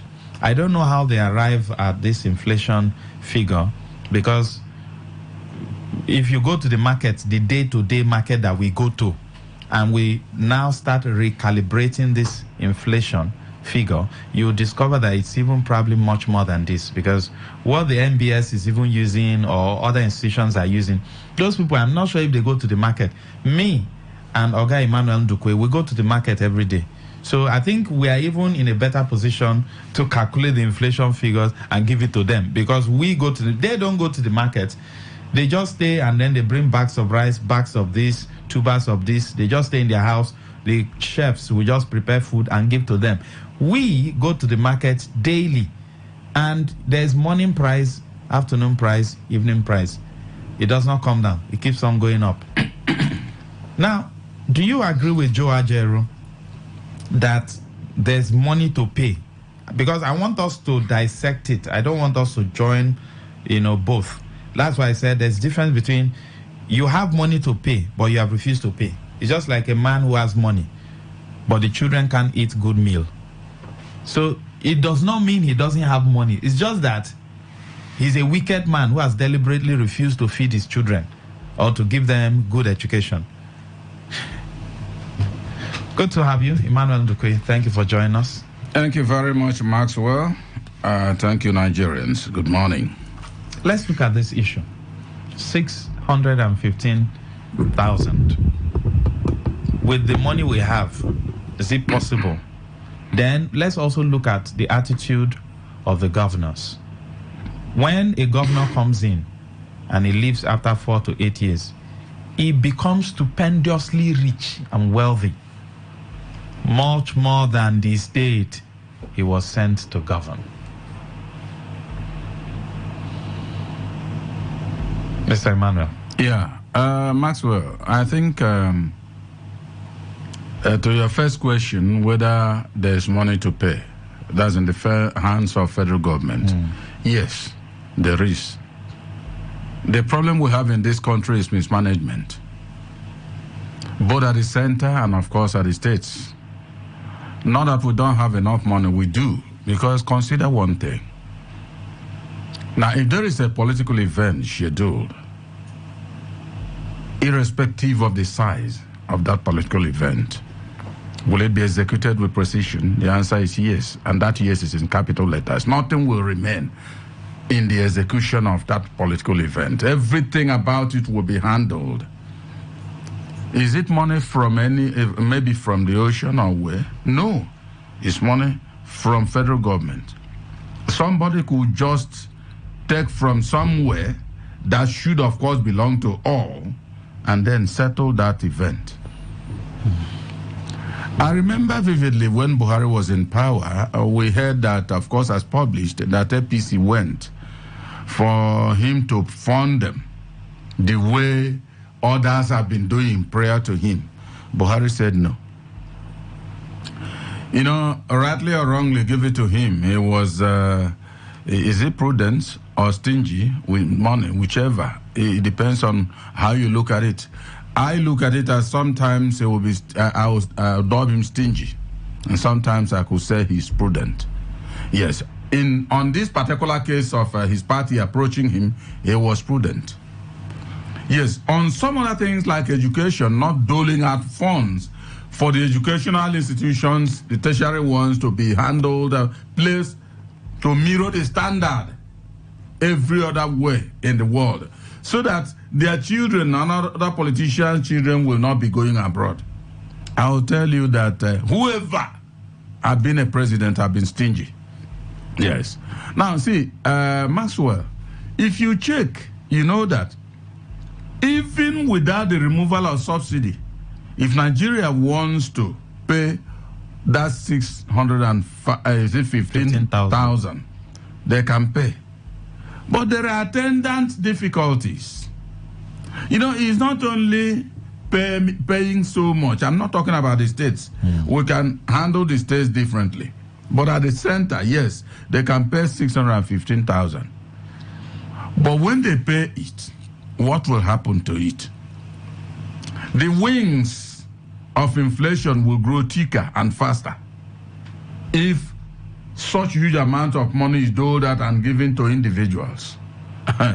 Marcel, I tell you that once you come back, perhaps you've gone to office and all that, and then a whiff of information had entered the ears of landlords that they've received their salary and they are paying them very big amount. That's how it will be described. A place you were paying 300,000, they'll tell you it's 900. That you can pay it instrumentally, but all they need is that 900,000. If you talk, they'll say, you are getting bigger money now. We don't have it. This is our own employment, too. This is our house. And truly is their own employment. Because whatever a man owns is where he'll make his living from. Now, that is the reason any sane mind should think about it and say, let us not push this to that high level. When you were talking, in the first place now, government will not even agree to pay because they'll tell you always, as they've been doing, that there's no money. But there's money. If you want to find out whether there's money or not, check what the states are receiving now from the federal coffers, consequent upon the removal of subsidy. They are receiving more, much more. And so, are they doing something with it? That's another discussion. Then it depends, and I always say, depends on every individual. Because you may see President yesterday who will come, then do all he can, perhaps what he feels is his best, he will leave. Another one will come, either will do worse than the previous one did, or will do better. That is natural makeup. Depends on the individual's attitude and the mindset. So I think government has money, but will not want to release that. But I'm even saying, let it be that some kind of strange generosity gets into the minds of those who do the approval. And they say, no, we are going to pay you 700,000. And not the Ajero and all that, perhaps are negotiating for 615,000. I'm saying 700,000. They can also pay. But Maxwell, the more you carry that, it becomes an albatross on the country. The civil servants will get that, and then the money will grow wings and fly through the windows. And tell me exactly, you know, when Jesus Christ was on earth, he made a very serious parable. He said, a certain man had 7 spirits, evil spirits, very powerful ones that were tormenting him day and night. And at a point in time, the 7 spirits left the man. The man got himself and became who he should be as other humans. It went roving around looking for where to settle.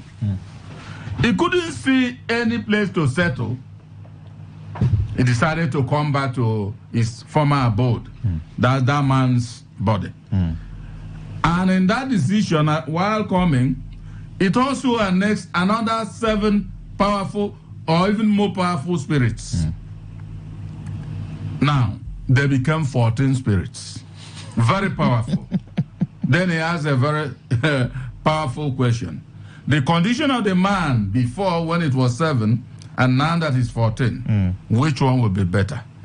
That's exactly what is going to be mirrored in the condition of Nigeria, living standard of Nigerians. 1,615 should maybe strangely, generously be paid by government.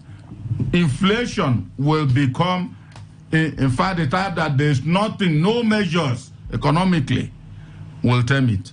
Of course, you know that Nigeria runs a system economically that looks like it's a voodoo economy, and that voodoo economy is such that you can't tame it.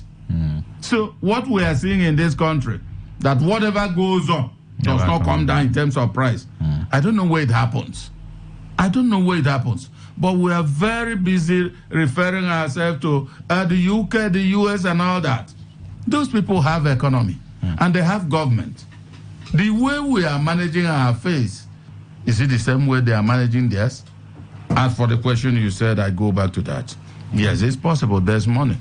But will they agree to pay? If they do, what are the attendant difficulties? Well, Joe Ajero also said something. He said that even 30,000 naira is a big money. But that the issue is this, that government is not willing to do the right thing. Which is, one, he said, food sufficiency. That the states should go into mechanized farming. Fight insecurity, go into mechanized farming. Let food be Sarah. Let me use that. Yeah. That the issue is not even with the 615 or the 30,000. That even the 30,000, before, when 30,000 was paid as minimum wage, I think a bag of rice, that was during Buhari's period in 2019, a bag of rice rose from what Goodluck left it, about 10,000 to about 40-something. Yeah. Now, let's assume that a bag of rice was still around 10, maybe inflation has pushed it to about 11, 12, because like what happens in other countries, inflation just happens with, 0-point-something figure, 1%, 2%, but in Nigeria it goes up like flames. It's like you're pouring fuel. And that's like you said, that they have government. Here it looks as though we don't have government. They have a way of controlling things, and one of the basic things that they do over there is they subsidize food at the planting level and at the harvest level. Of course. So by the time they subsidize it, they have a market where you can't sell above so price because government has already given you what you want. And government ensures that there's security so that the farmers can have peace. But here it looks as though government doesn't care. In the past government, we heard when a government official said some people went to farm without taking permission. I've never heard that in my life before. That I should take permission before I go to my farm. Instead of them to address the issue, So Joe Ajero said that even the 30,000 is a big money if government had done the needful. They say, Maxwell, I'm a practical human. I don't, maybe because when I make arguments, which I don't even look at as making arguments, I just try to explain situations and then provide solutions that I believe, quite frankly, if followed, will yield positive results to us. Now, see, when Ajero is coming out to tell me 30,000 is big money, yes, it would have been big money, perhaps years back, not now. Let Ajero not think that we don't know. As the president of NLC, his means of making money also has expanded. He is living as politicians are living. Yes, I think he should know that wherever, or those who are listening, could listen in and tell him that such certain man, Emmanuel Ndukwe, said so. So Ajero should not put on a cap of deceit on me. See, that if he put there has already nullified the maybe the meaningfulness of 30,000. Maxwell, when you take 10,000 into this is Rumosi market. Can you purchase anything at all that will be meaningful? Well, for me, I said no, because I have gone practically myself to see, especially when my wife was not around, that I have to do so. And I found out that, yes, though I am somebody who had already valued my wife because of her prudence and all that, I gave her more hands. Because, you know, the women in the market, they run like cartels. Once they see a man with a bag coming and say, this one that nobody eases money, we are going to show her. I'm talking about where things were well. Not to talk of now that the thing has gone out of control of them, that their cartel mechanism. No. It's how you buy now. And perhaps factor in the transportation and all the rest of them. It has to go to the roof. So at that time when you come, what they had ordinarily been selling 50 naira, they'll tell you it's 200 naira. Because you're a man. And if you are a sharp-eyed person, you will see when another person has come in, perhaps a woman, they'll tell the woman, give the woman sign. As soon as you look the other way, they say, that's same amount. That is women's system. And so all those things were when things were well. For myself, this time I have gone to market, I found out that Maswell 10,000 is nothing. 20 is nothing. And then Ajero is telling me, with that if I have said he crowned it, government has not done the needful now. And so how can you say 30,000 is money? Look at, do I blame people who go to market, come back, and then maybe push the prices up? No, I don't.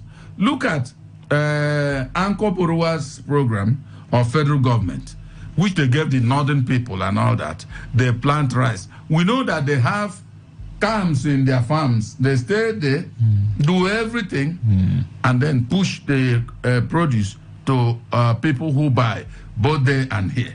But bandits went to the farms and then took the money from them. And that was why when the CBN came and said, you've not paid back, they said there's nothing to pay back because they could not even farm. Bandits took. It is the responsibility of federal authorities to remove these bandits. They've not done it. Then why are you saying 30,000 is anything? It's nothing.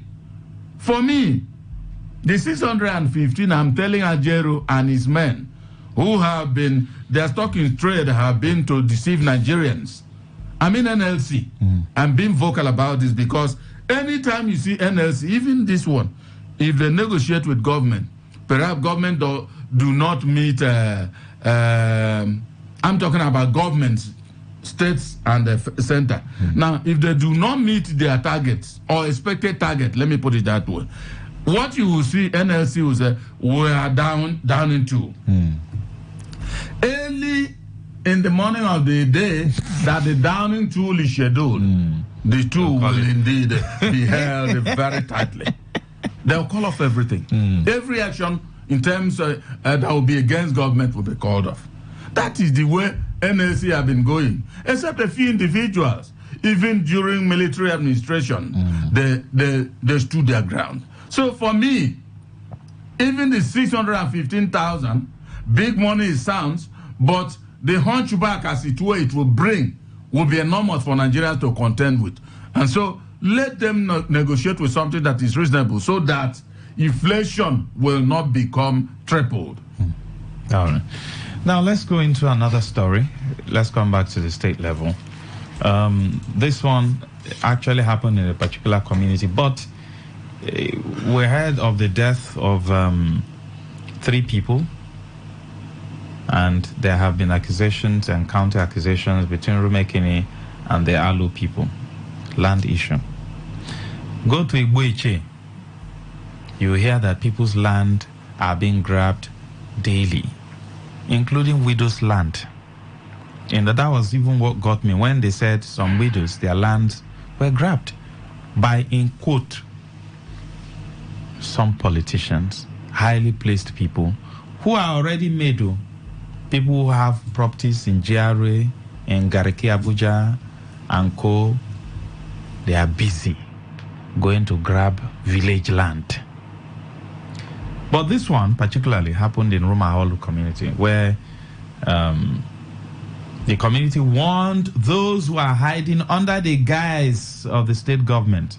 There have been this accusation that there are some element, and I've also sounded it here, that if Sim Fubara would want his government to be free, Mr. Emmanuel, there are people who, even your siblings or maybe cousins, who, if God blesses you now with a certain position, they want to use that position to oppress people. They say, don't you know my brother is? Don't you know my brother is? So retired Captain Promise Wogu is the one who actually addressed, on behalf of the people, addressed newsmen. He warned that anyone they find tampering with the Ohia Minimba land along South Road will be charged for contempt of court. Now, according to him, there have been a Supreme Court ruling concerning that land. There's a boundary, but it looks as though some few people, and he said something, he said, whether the person is their own brother or outsider, who in the guise of I'm working with Sim Fubara, who in the guise of I'm working with so person in government, wants to use that corner way to come and grab their land, that the person will be dealt with. But generally, sir, I want us to look at land grabbing and how we can solve this problem. Well, I think it's been part of this devilish, those of us that read the Bible, of course, anybody can also read Bible. It's not limited to some individuals. I do, so I openly say about it. We are told that we are living in the last days. And this is part of the devilish activities of the last days, land grabbing. I was listening to you when you were talking about those who do this in the guise of government. Why wouldn't they do it? Because government itself will just wake up, look at certain land, and then even though according to the land they have, the law they have in this nation, they say the land is held in trust for the people by the governor, of course, automatically the state government. But, each land has owners or an owner. Now, government will just wake up one day, they look at that place, it's a table land, this and that. They'll come and say, they need this, they need this. The family will come out. Perhaps they will promise to give them something, at least compensation. Which is the law. Yes. Because the law says adequate compensation. Thank you very much. They will also promise to give them that adequate compensation. But will the compensation be adequate? In some instances, the land will be taken. Sometimes you keep on going to whichever relevant office to give you the compensation. Government will keep quiet. And sometimes they will give you maybe part of the compensation. And then it ends. You keep on going. Man must get tired of something now that is not all that healthy. Because every day you go to an office, you stay and come back. And nothing useful or fruitful is coming from there. You get tired. And once you get tired and then forget it, it goes that way. So, I have said sometimes government itself is a mirror to the society. Once they are looking at you, and government can do so, and some people have found out who are also within government, also this thing can be taken this way. They, with the instrumentality of that of the office, they can come and then grab the land of somebody, especially those who they look at as not having any financial power. There's nothing, because if somebody has the wherewithal, one could fight even government, since it's going to be a legal way. But I know that nowadays it's becoming very, very much hurry to fight government, because government seem to be that, well, if you mess up, we suppress you. But before, Maxwell, when I was growing up, one could take government to court and win government. I don't know how you do it now because all the state high courts are in the hands of government. So, but whatever be the case, the problem now is that I have seen it severally. Some officers of government will come and then take the lands of some people, like you're saying, widows and widowers, and there's nothing anybody can do about it.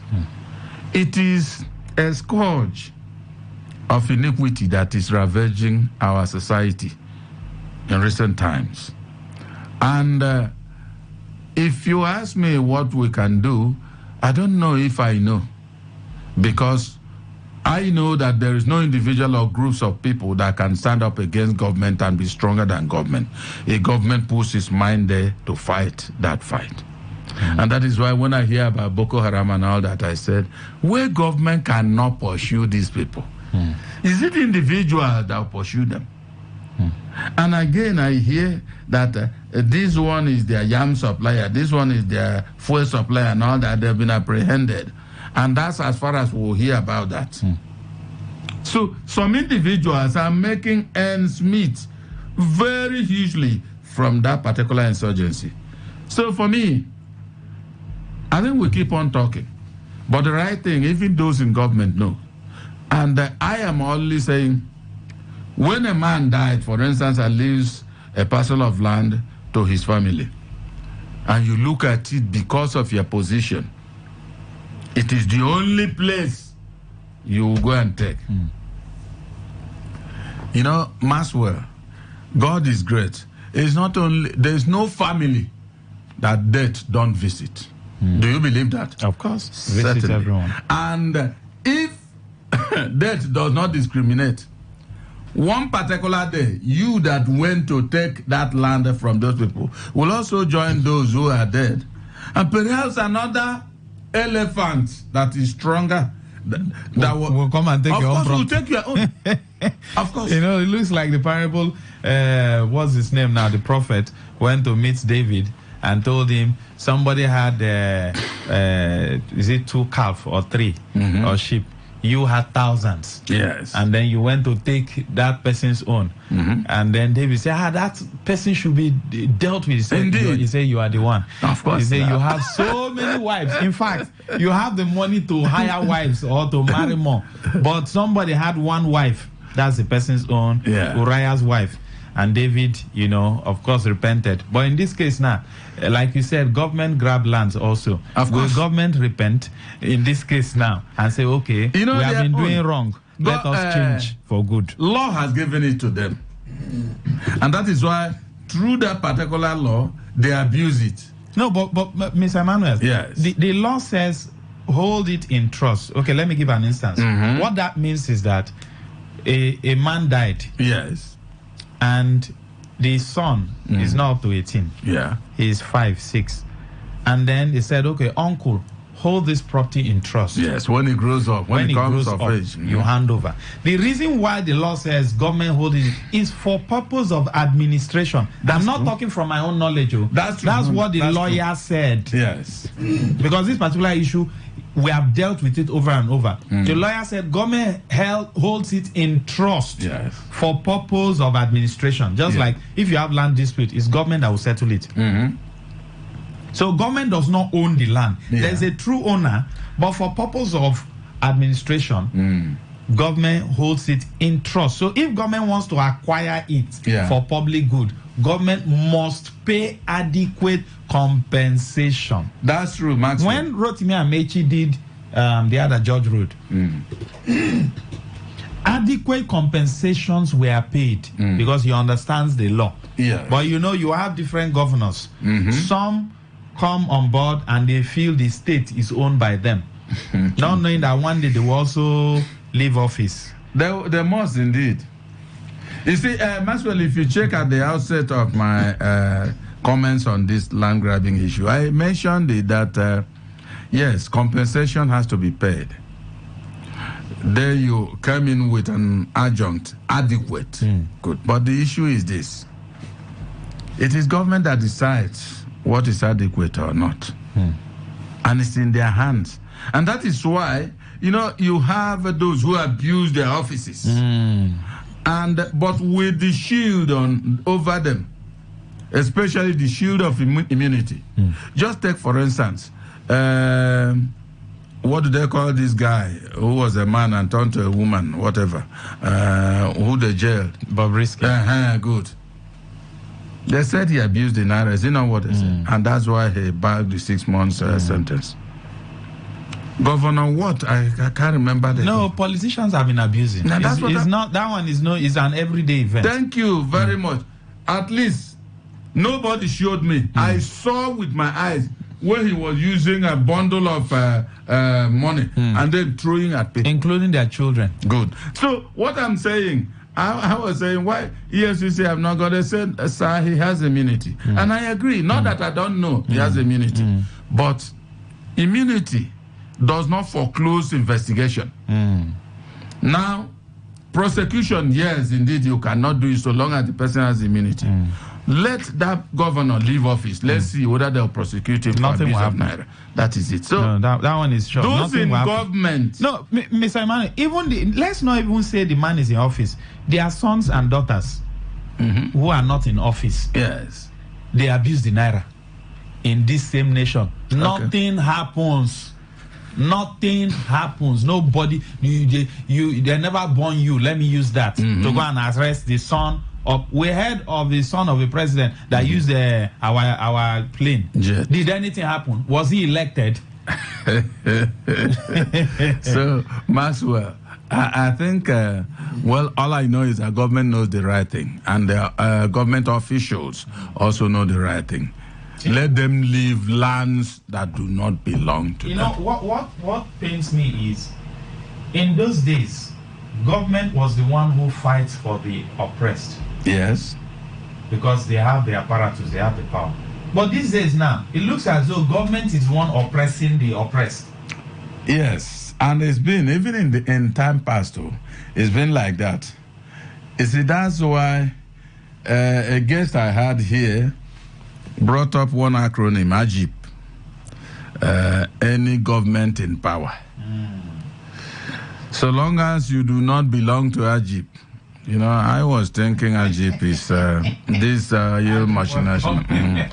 But later did I know that that acronym could any government in power. So the thing is that those who have representatives in government have always been favored because they happen to be in the good books of government. If you don't have a representative in government and government official look at your face, he doesn't love it, it's all over for you. Can come and even take your wife. Yes. I think that's the point. They very soon, maybe in this state, now they've started with land grabbing. Maybe very soon they'll start taking people's wives. I don't know if they've started taking people's wives in communities, but I heard the traditional ruler who is busy taking people's wives. There are those who don't listen to anything. You take their own wife and they'll come after you.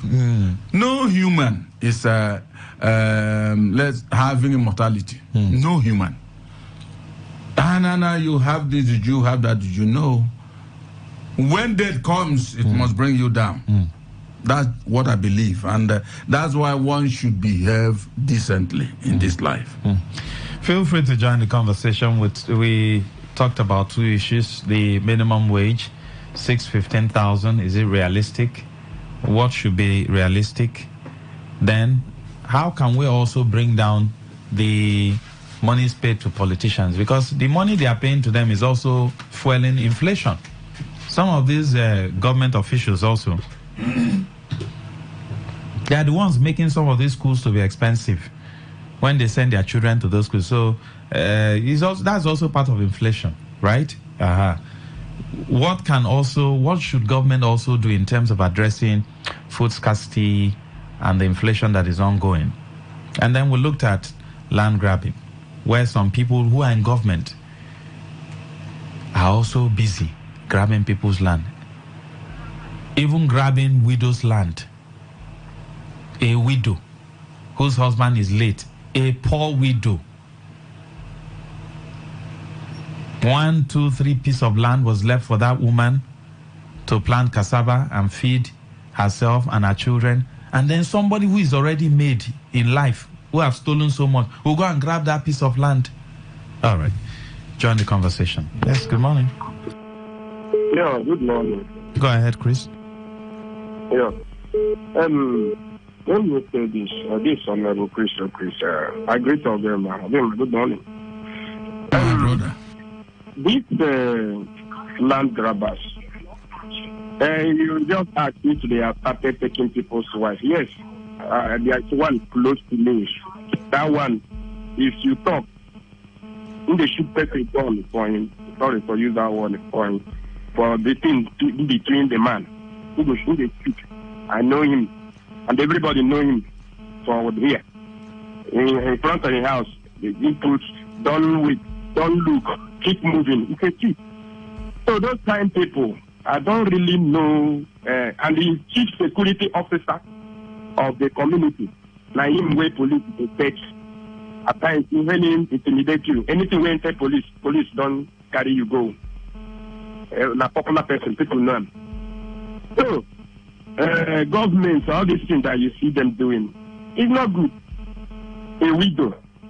What joy will you derive in taking widow's land, a piece of land that the husband keep? It's not good. That's why I said this. Nigerian politicians, most of them will not make heaven. Most of them. So on the price, commodities and other things, government don't need to do anything. They are just wasting their time. What they should do, reduce the price of fuel. Have you gone to a hotel where you eat before? You see how they're moving Gary now? Gary now is being moved like a day. I don't really understand. The government, reduce the price of fuel. Don't do any other thing. Just reduce the price of fuel. Thank you, Honorable Chris. We have to go now. Thank you. Good morning. Good morning, my brother. Go ahead, sir. Okay, my good morning. Is that wrong? Go ahead. Okay. My brother, you are asking a question that if the governors can pay 15,000. 15,000. My brother, how many workers do we have? How many of them? What is 616,000 compared to the money they are looting? We're not here when Fubara was being chased by EFCC, that he withdrew 70-something billion over the counter for the past former governor. Do you know how many years that 70 billion can pay workers? You are saying they are complaining that they cannot pay. If they cannot pay, my brother, let them make to another state that can pay.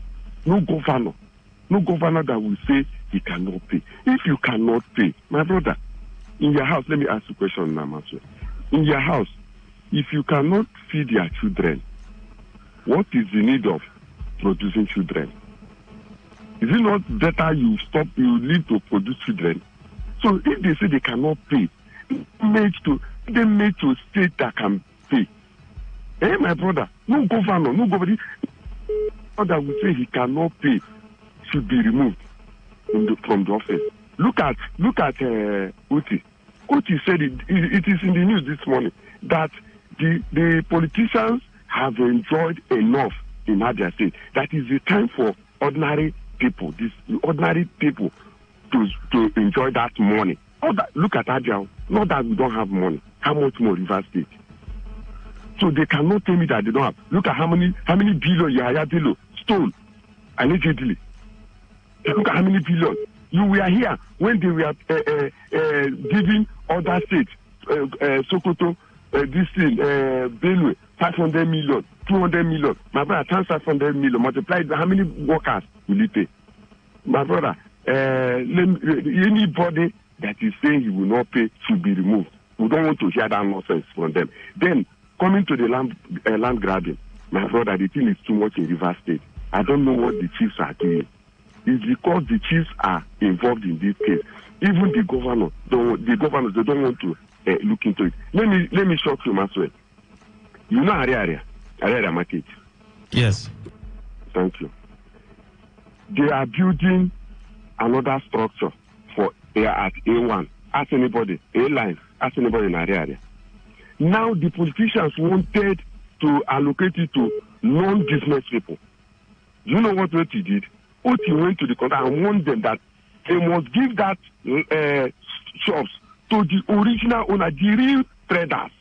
I don't know what our governors here are doing because they are involved. Look at that, they were accusing Ateke, which Ateke came out and exonerated himself. They are the people fueling this problem. If the government will come up and say this land grabbing should stop, why can't it stop? Look at a widow. They are collecting a widow's property. Is it good, my brother? The government, the governor, similarly, should look into this matter. It's too much in River State, land grabbing. I don't know. Can they go and work? Can they go and look for work to do? Thank you, sir. Thank you. Good morning. Keep the calls coming in. Send in your messages. Talk on these two major issues we've raised this morning. Can the governors pay $615,000? What's the viability of that money? Good morning. Hello. Good morning. Go ahead. Good morning.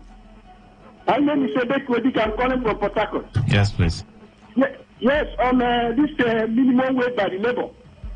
Let us not use some kind of sentiment and support labor. Nigeria can pay, yes, I believe. But before that can be done, we should change our constitution, amend all the salaries of political holders, the senators, the state house of assemblies, the governors, what they call security votes, and not all those surplus money, they turn it back to the post. Then I place a salary that will be uniform, because some countries run a uniform salary. Then if that is been done, Nigeria can be paid. You can't tell me that somebody is working in Zamfara State, work as a teacher, earning 8,000 naira a month. And somebody working in River State, and earning almost 100,000 naira. It's because there's no synergy, there's no harmony in our own system. We are running our country as if nobody's in the wheel, no steering. So this can, if you take some set of people that is not up to 15% of the entire country, 600 and something thousand. What do you think that will happen to the country? The country will go insane. That is the thing we are just saying. They should be focused with their demands. Salary after the workers, after salary person before, salary is negotiable every year. You know how much you add, you know how much is how the trend of the economy is, and do it like that. I'm not saying that Nigeria cannot pay, but if you take 50% of the entire country, this kind of money, what will be the outcome of the people that are begging on the street, the people that are sitting on top of stone, taking education, on top of undermined the trees? These things are not well being done in it. Thank you. Let them remove their legs on our mills so that we can breathe. Thank you. God bless you. Thank you very much. 0810-9510-951. We'll take one more call and then we'll wrap up. We'll have a commercial coming up. Yes, good morning. Hello, yes, go ahead, Reginald, quickly. Morning, Chief Ndukwe. Good morning, my brother. Yes. I think both of you have done justice to this discussion. If I remember, they say government, democracy is government of the people, by the people, and for the people. And I know too well that the duty of government is protection of lives and property.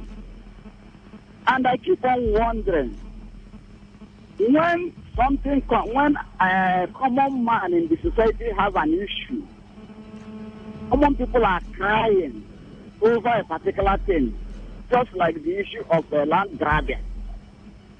And you see that the government find it difficult to respond. And I keep on wondering, the cry of land grabbing in River State, has it not gotten to the level that the governor of a state can make a statement regarding the issue of land grabbing?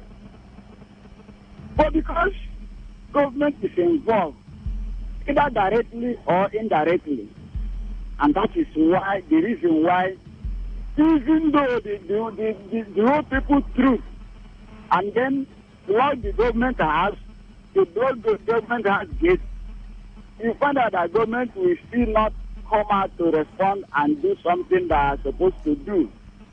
That is the society we have find ourselves.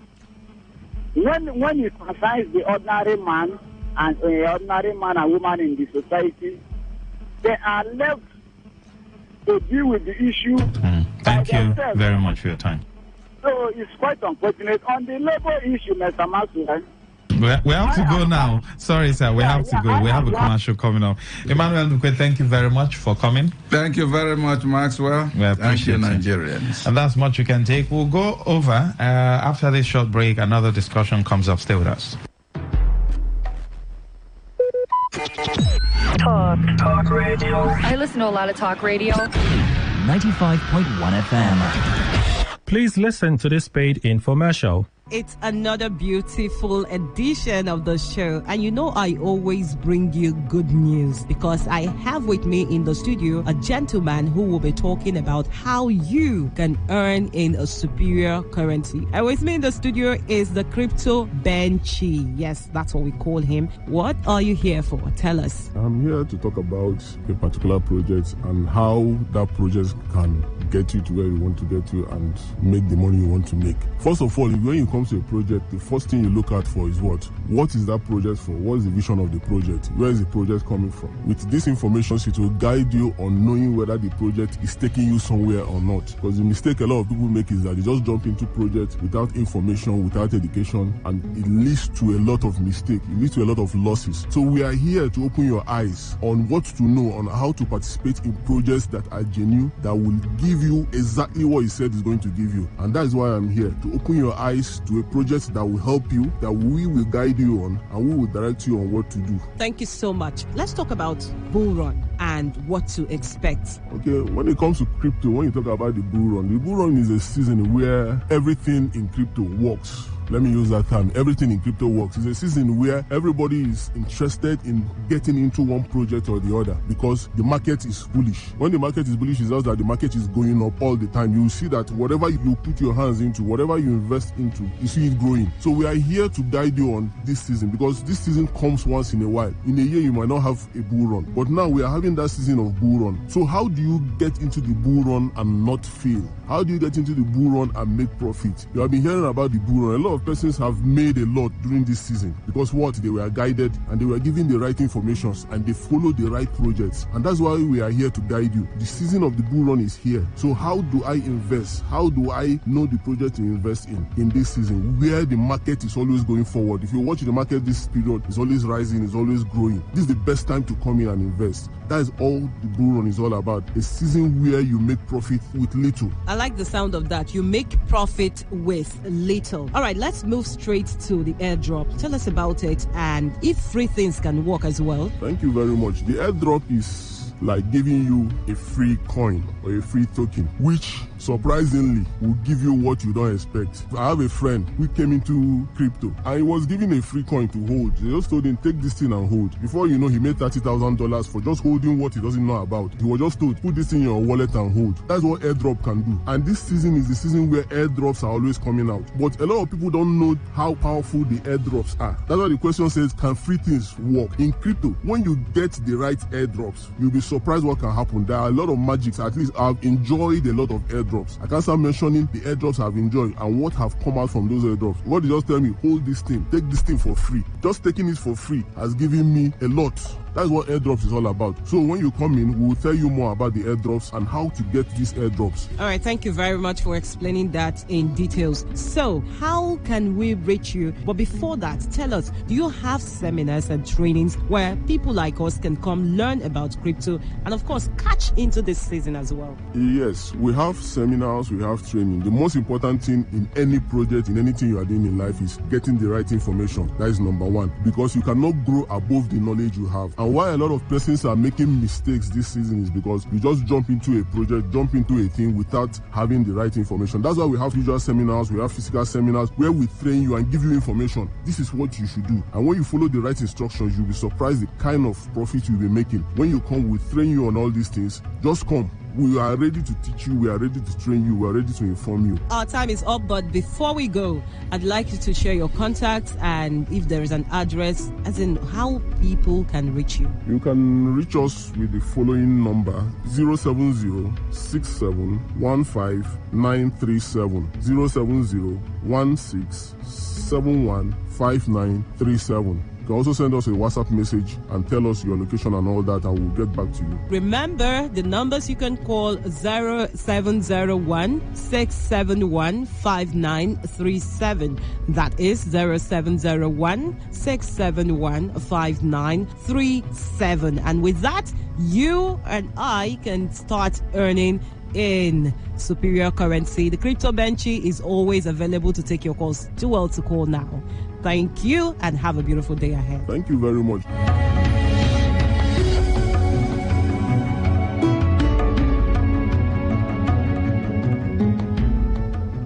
And that was a paid infomercial.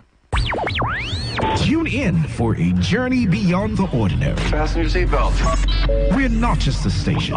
We are the station. Today, 95.1 FM, the voice of the people.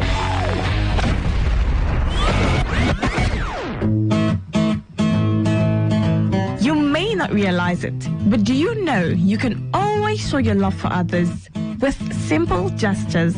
Here are some of them. Always look for the good in people. There are two sides to every story. We have our good and bad sides.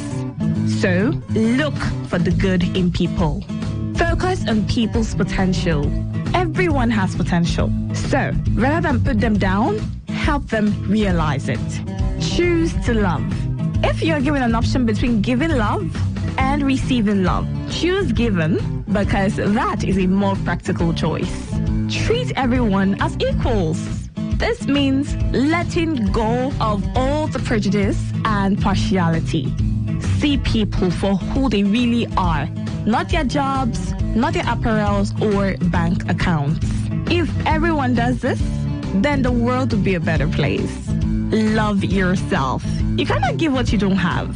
So, before you try to love other people, love yourself first. Forgive. We all make mistakes. So, whether it's a family or a stranger, the best way of showing love is forgiveness. Everyone deserves a second chance. Show compassion. Care for other people. Care for what they are going through. Do what you can to help.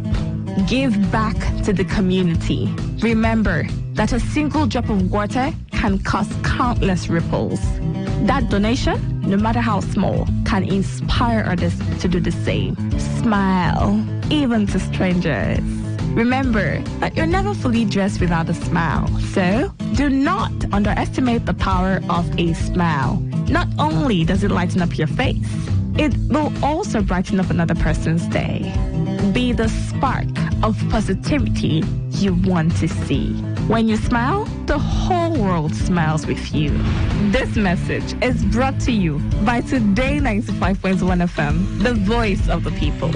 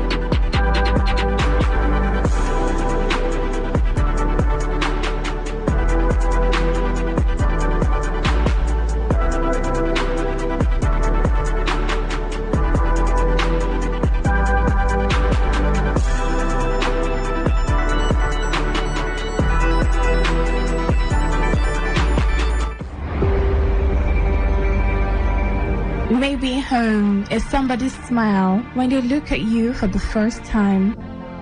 Maybe home is being a home to something you love and adore with all your heart. And that is what life, friendship, and love are all about. Madam, you don't try this new Lush Hair 4-in-1 No Lie Relaxer Kit. We get free neutralizing shampoo and conditioner join. What? Me, I know deal. You not even sabi waiting the apple for town. You see this Lush Hair Relaxer so? You know the pepper, you know the bond. It go even make your hair shine like oil. That's so. Lush Hair Relaxer Kit, na correct. We no go make your hair cut. We no go make your hair dry. You know the pepper, and they relax hair well. Come by your honor. Lush Hair. Be beautiful.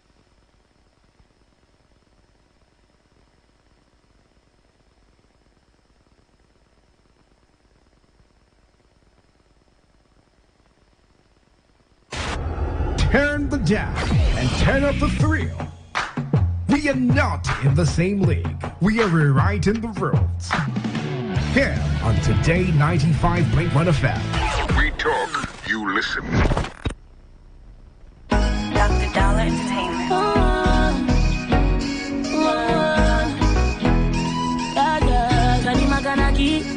Sometimes I just wanna sleep on red wine and chill.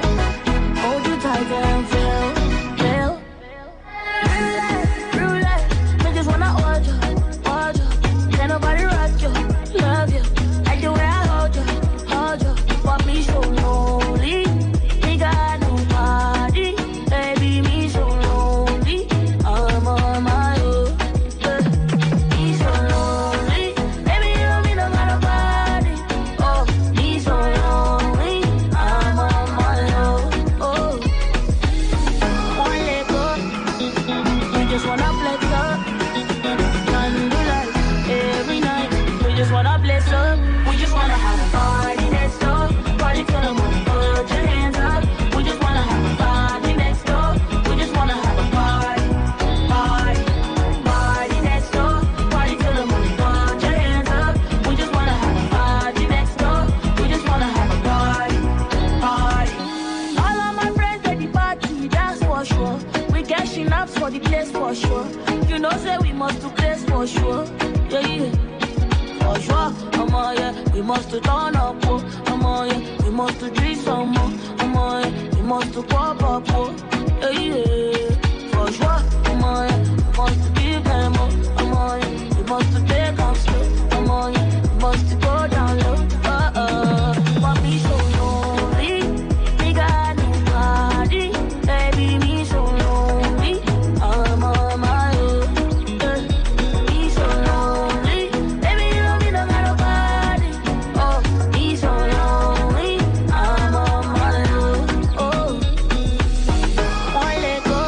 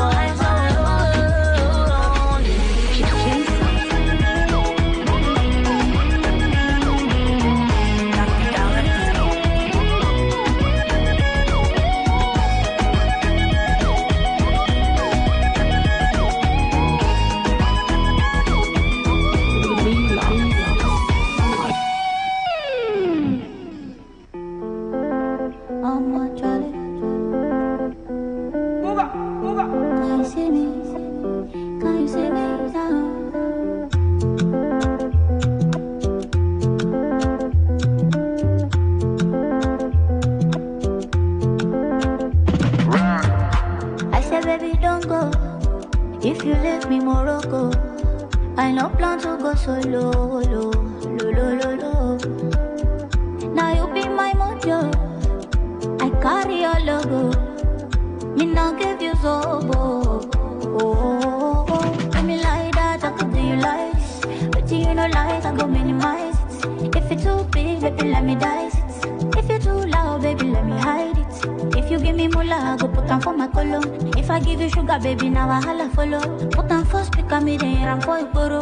Love it, knock me down like a condo. Mr. Lover, lover, so bad, so bad. Yeah, loba, loba, she, man, do me, need you, baby, baby. Spend your milli on me, you. Mr. Lover, lover, Mr. Baby. Yeah, loba, loba, she, man, do me, need you, baby, baby. Spend your milli on me, you. We do it for the culture. This love no go wrong, sure. Them they wait like evolution. We no need interruption. Make we no go regret to.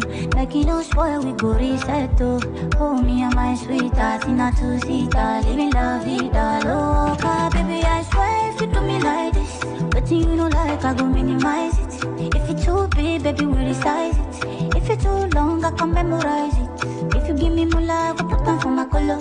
If I give you sugar, baby, now I holla follow. Put on first, pick up me there, I'm for you, boro. Loving knock me down like condo. Mr. Lover, lover, so yeah, loba, loba, she, man, do me, need you, baby, baby. Spend your milli on me, you. Mr. Lover, lover, Mr. Baby, yeah, loba, loba, she, man, do me, need you, baby, baby. Spend your milli on me, you. Be looking for you all my life. I think about you all the time. Don't nobody think our love will stand the test of time. Oh, oh, oh. Oh baby, baby, oh, lo, lo, so I love no be poro poshim. They can let my love out. Call look by it, darling. Mr. Lover, lover, lover. Check I look by it, well. My lumi, need you be rara. Spend your milli on me, oh.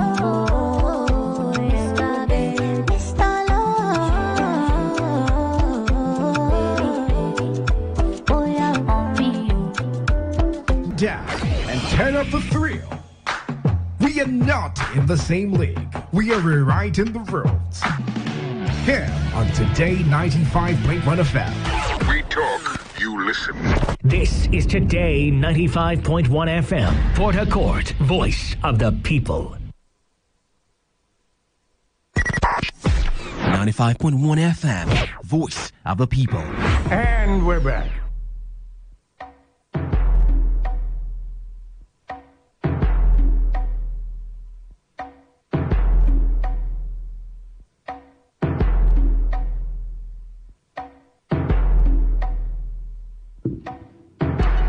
All right, good morning. Thank you for joining us. Welcome on board once again. Have you noticed that network is becoming worse?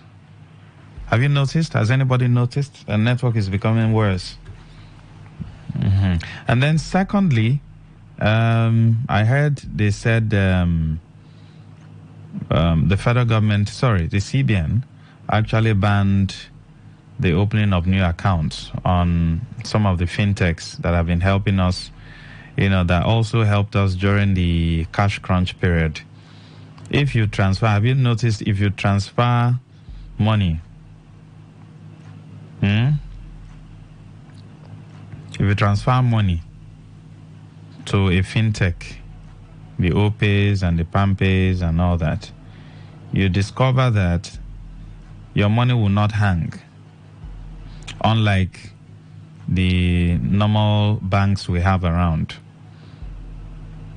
We have more issues with the banks around than with the fintechs. And that's why most POS, they use the fintechs. Even businesses around, some of the small shops around, they use the fintechs. Because if you buy stuff from them and you transfer, they get a lot immediately. But if you transfer to normal traditional banks, it takes time. Sometimes they might not even get the money, and you have to wait for them to get a lot before you can carry the goods, right? So I've been thinking critically, why is it that are actually saying people, they want to ban the opening of new accounts. Is there any fear? Are they scared of anything? Are they scared that people are beginning to migrate to the fintechs, and then they won't have so much liberty to steal people's money? Because up until now, the traditional banks are busy stealing people's money. Anyhow you want to put it, they are busy stealing people's money. I did a transaction 2 days ago, and through a POS, and the woman it failed, but I was debited. I've sent a message to the bank, and they said they were going to look into it. Why would they look into it? Why don't you have a system where if the transaction didn't go through, you return my money immediately? Why would you look into it? So it means there's a deliberate attempt to, shortchange Nigerians. And nobody is talking.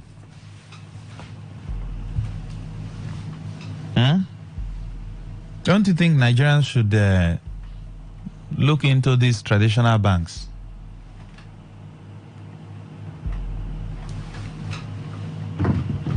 Maybe write against them. The CSOs, the NBAs, and all other associations. Because it looks as though the CBN is in a romance. In someone's testament against Godwin Emefiele, the guy said, you will see all these bank CEOs coming to see Emefiele then when he was in office. What were they coming to see him for? These guys just mess up the whole system. What kind of technology is the traditional banks using? What kind of technology are they using? Then you also look at the fintechs. What kind of technology are they using? You send money now, instantly, the person gets it. Why is it difficult for the traditional banks with so much money to adopt a good technology where you send money now and the person gets the money? Why will it take time? Why will my money be hanging? That's just to water the ground. So let's look at public infrastructure. When I mean public infrastructure, I mean government infrastructure. Schools, hospitals that have been abandoned. If you have any facility within your area, within your community, that has been abandoned for 10 years, 20 years, 30 years, 40 years. If you take a look at some of these schools, they were built by the missionary and handed over to government. Unfortunately, government is having difficulty maintaining them. Sometimes I just probably wish that these schools were left in the hands of these missionaries. If you take a look at the schools that were being managed by the missionaries, hospitals that are being managed by the missionaries, they are doing well up until today, the ones that were left with them. A certain clergy built home for the elderly, and he handed it over to a certain religious institution. And he made a comment. He said they are good in managing facilities of this nature. So you hand it over to people who can manage it. One thing is to build. Another thing is to manage. You hear of schools that have been abandoned since 1960-something, 1970-something. And sometimes you wonder, look, are people living in this environment? Like, are human beings living within this environment that these schools have been abandoned? Here in Rivers State,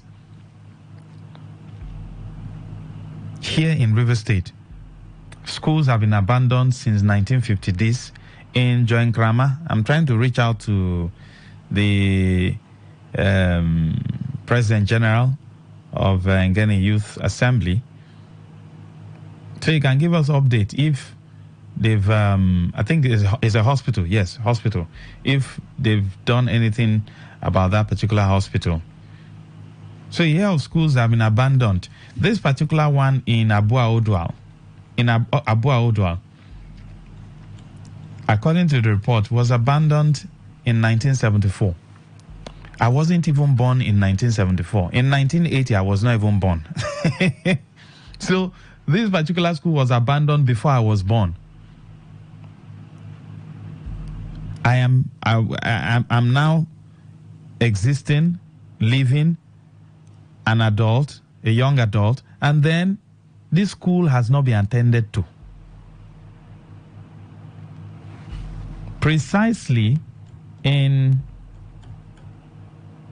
Oyak, Okpedem, in South Abua Odual,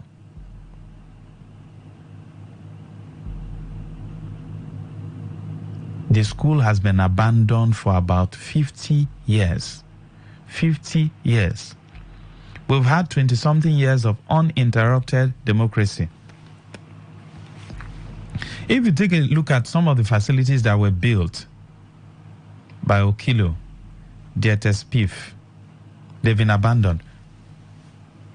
Look at the secretariat that was abandoned in the past administration.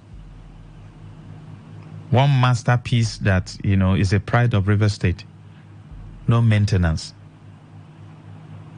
You can call that place the seat of government. How did we get this kind of mindset? What kind of governors have we been producing?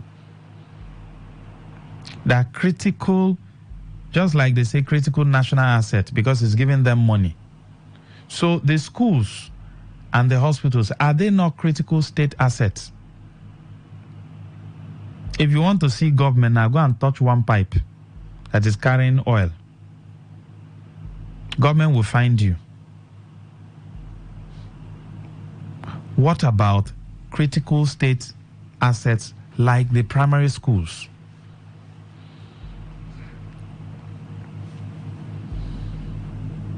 And what is the government of Simfubara doing? How long will it take? I was having a conversation with Mr. Smith on Thursday before he started his program. And we're trying to map out a plan on how all the schools can be renovated in 6 months' time. All the schools in River State can be renovated. 6 months is even too much. Contractors are ready to work. People are ready to work. Mason, plumbers, carpenters, people are ready to supply materials to site. If they are given the go-ahead to work day and night, how long will it take to renovate one school or to build a school? Less than 3 months, you can build a school. And government money is big money. So if the school has been dilapidated to the point that if you renovate it, it won't stand the test of time, you pull it down and build a new one. So how long will it take to renovate all the schools? Like someone called from Gokana and said, it's just some few schools that are being renovated. Why? Why is it difficult for government to pull out good funds and push into this system? Renovate all the primary schools. How many primary schools do we have in River State? How many? Let's have the number first. In each local government, how many primary schools can we find? How many of them are, in a workable capacity? How many of them need renovation? How many of them need a total pull down and an erection of a new building that will stand the test of time? And how much will it take? Just a few billions, right? So, why is it taking the government so long to attend to these schools? I heard, schools in Kana, is it Kana? Yes, in Bori thereabout, are being renovated, blah, blah, blah. How many schools are being renovated, even in that area? How many schools are existing in those areas? In the rural areas where you have more population,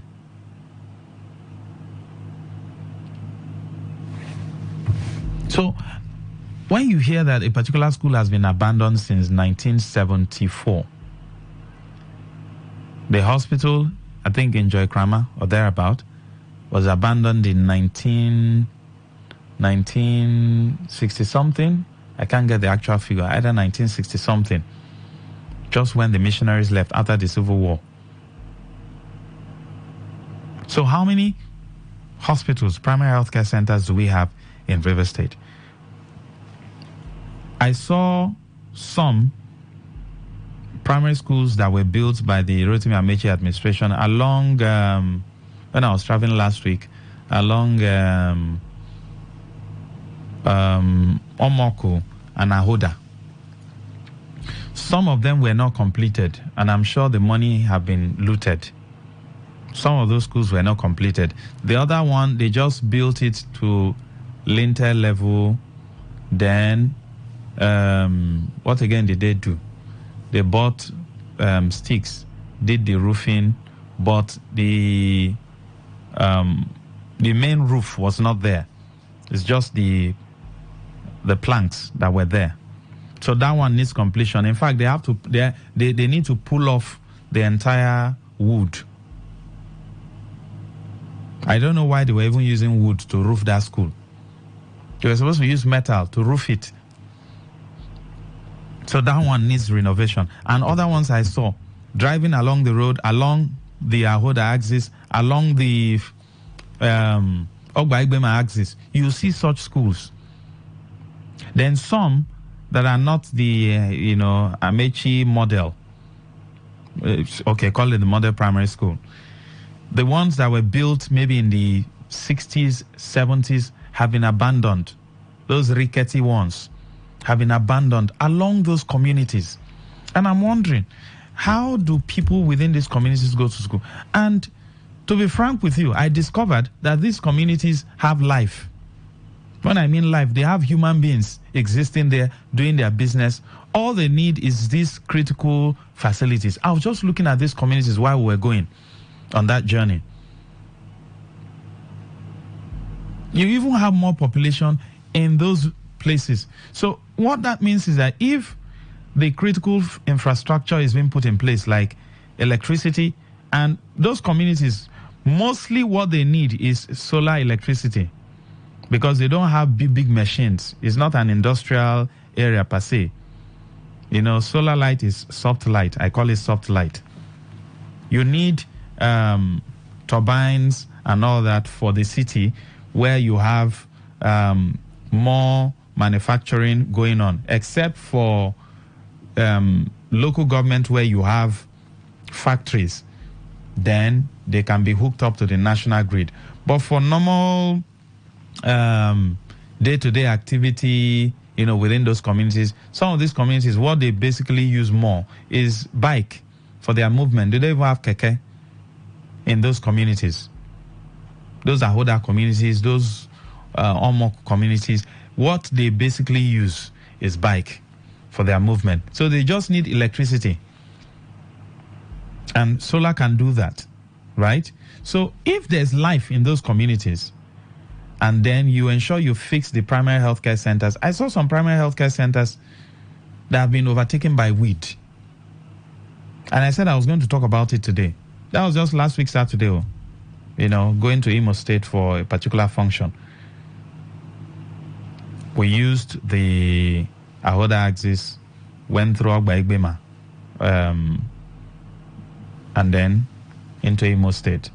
I saw health centers that would have served the people abandoned. Grasses have taken over. And on the roof of those health centers, I saw solar panels.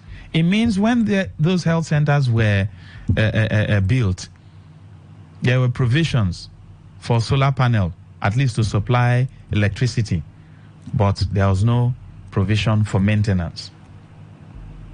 So I'm asking, how long will the government of Simfubra attend to these? Yes, it wasn't probably a creation of his own government, but he has come. He has to solve problems. It was a creation of the government that gave birth to his own government. How long will it take the government to fix?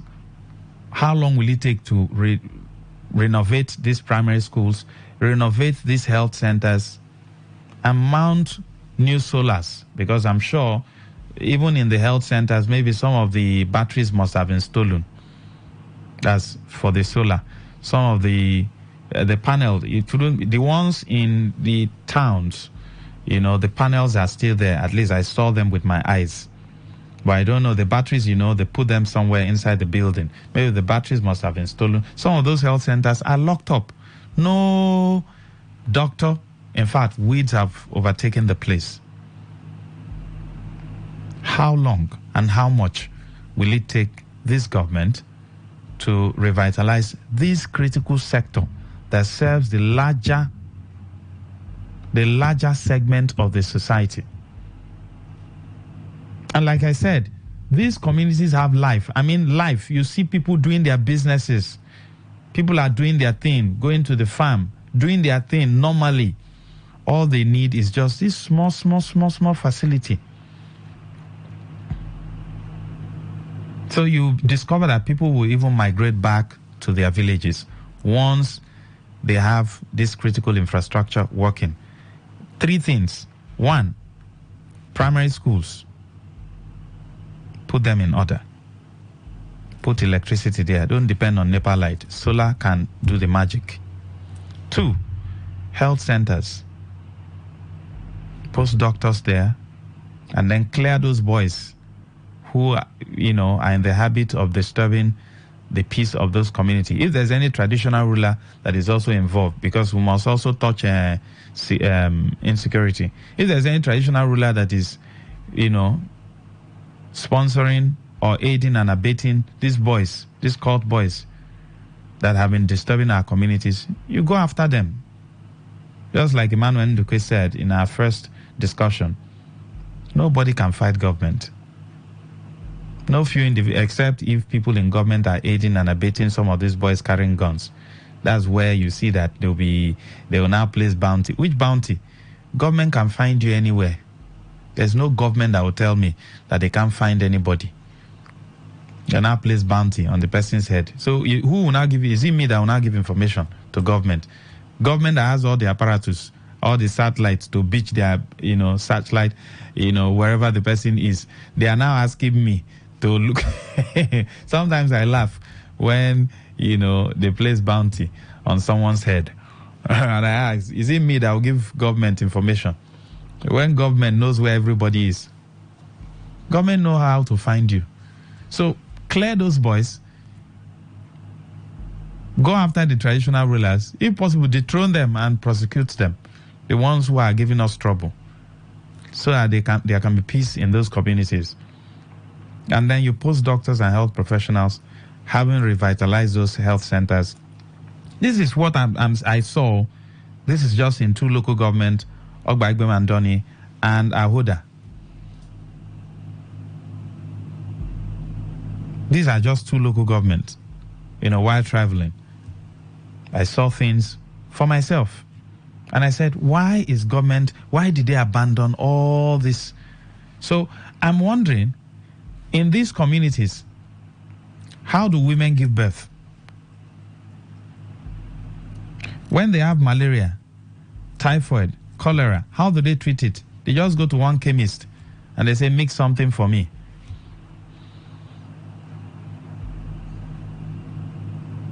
The place where a particular school was sited is out of the reach.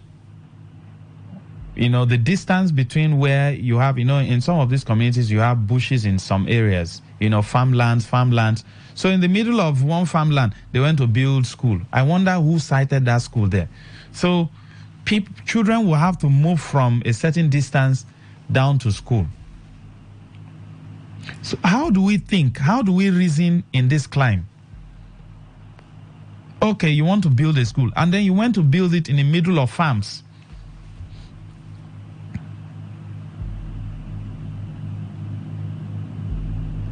So how do you expect the children to go to school? So their parents will have to transport them from their houses, where there's life, down to the school.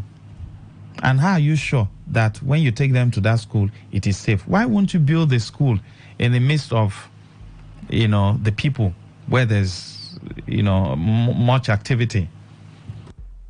That was another observation I made. So, how long, what will it take to revitalize these facilities? According to God's power, who is the President General of Abua Youth, he complained about this particular school in Oyak, in Abua Odual. They have been abandoned that's just one out of. Even though he also talked about potable water, I think that's another issue. Most of these communities, I saw a particular community in, that was in Ogba Igbema. They are still using monopump in 2024. And that monopump was serving, a whole lot of wards. Because I saw a lot of people coming to, and Ogba Igbema is an oil-producing local government, right? Oil-producing state. Sorry, oil-producing local government. I saw Ajib. I saw the flames burning, blaring. And I ask, in the midst of plenty, this set of people are suffering.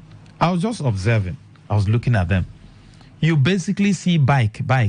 That's what they use there for movement.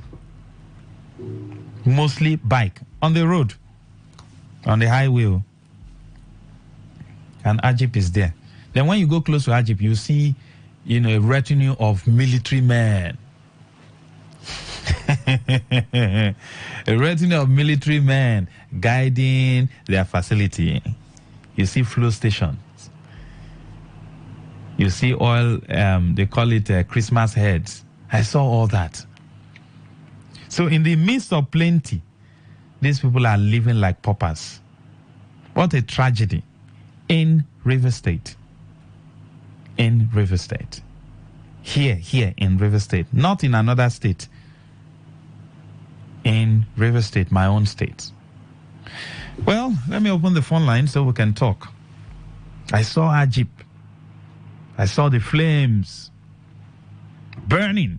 Something that would have been converted to electricity to power that community. They are flaring gas. That gas would have been converted to what? To electricity, to power the community. Yet, government is silent. And the companies now, because nobody is checking on them, they behave anyhow, they do anyhow. I now saw one rickety building they built and called it Oil Bearing Communities Water Trust Fund something. Very rickety building. You even wonder if they usually have meetings there. Anyway, call in, let's talk. Yes, good morning. 0810 9510 951 0817 0000 951. Yes, Wellington, I know. I've seen your message. I know it was built, because I'm on radio. I just had to. So feel free to join the conversation. Good morning. Master, good morning. Welcome, sir. Go ahead. Yeah, this is my name, calling from Port Harcourt. Yes, please. My dear brother, sorry, I may ask you, are you blaming the people or are you blaming government for those of poor infrastructures in their community? My dear brother, look, you know the problem I'm having in human being, not only black or yellow or white. When lie was told, people accepted it as truth. Today, now, they never understand that the lie that was telling them is lie. They accept it as truth up to now. That is why you will see when election comes, 95% of those communities will be the even one fighting to elect somebody that will praise them more. My dear brother, if you are talking of those infrastructures built by colonial masters, then they told them that the colonial masters and Eastern governor was a fraud to them. They accept that Nigeria is going to do best. Today, now, I do not understand whether the government of East, is it the one control the South today? And you will see them something like what they did for them by creating of states is the best thing that can ever happen in their life. Good and fine. Why not the state are not developing? The only thing we are seeing in River State is buildings. There is no any infrastructures.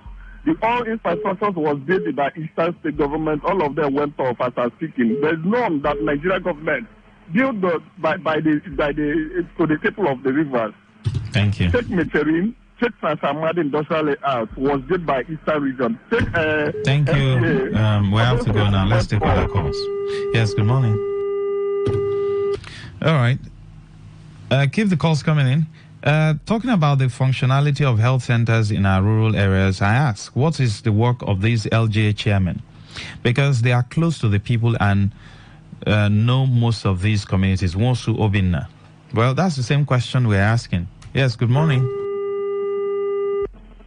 Yes, good morning. Yeah, good morning, sir.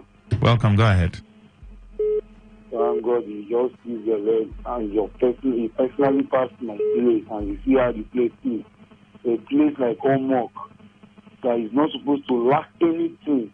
And that's why they deliberately assassinate my brother, Chief Professor Clive Ake, who has said that before you touch any of our resources here, you build our place like your place. And the people accepted. Then Nigerian government killed him for that mission. No, you can't say Nigerian government killed him. I think we need to be careful with our words. But go ahead. Fine. You can imagine a place that is over 70 years today. That's how our oil, our gas have been feeding West Africa as a whole, because after they stopped us from all these things, they carry the money and go foreign land and invest there. Check all the past governors in this state, all of them. None of them that does not have any big factory or whatever in Africa outside countries. Imagine what our people are suffering. Look at our health center. Thank God the past year. You see how weed have taken over everywhere there.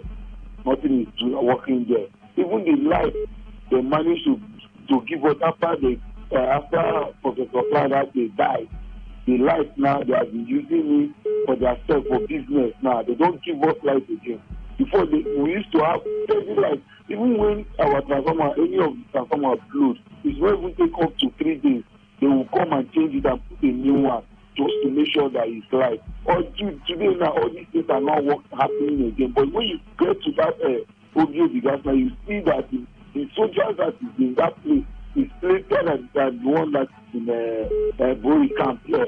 They have turned our place to military zone just to make sure they continue to extort us and keep us dry. And then our few people that dance to their tune, they will give them small. And then these people, their hair will be puffy. They will come to Port Harcourt, they buy and do filling station. They think they are enjoying the best. And now the other one now that is happening in my place, which makes me shake to a big blessed day. If I say that, you say don't say it don't do it. But I'm telling you the fact. Today, now, if you are not an Ogoni person, you will not have any job from any of these oil companies. If you do not belong to Ogoni, you will not have job. That's the one that, if you like, ask anybody in Oba land today. If you go to Total, the same thing, to Archie, the same thing. But everywhere you go, if you do not dance to that tune by joining Ogoni, you will not have employment. If maybe, for example, you have it out of the state, and then they will come to you and tell you, before you will continue staying here, you will come and join Ogoni, or they will pull you off. And then maybe you have God, maybe you are serving God in truth and spirit, and your God is with you. They will keep you stagnant. There will be no promotion for you. You see what this devil is doing in our place. That's why when I hear people calling one Nigeria is that it baffles me.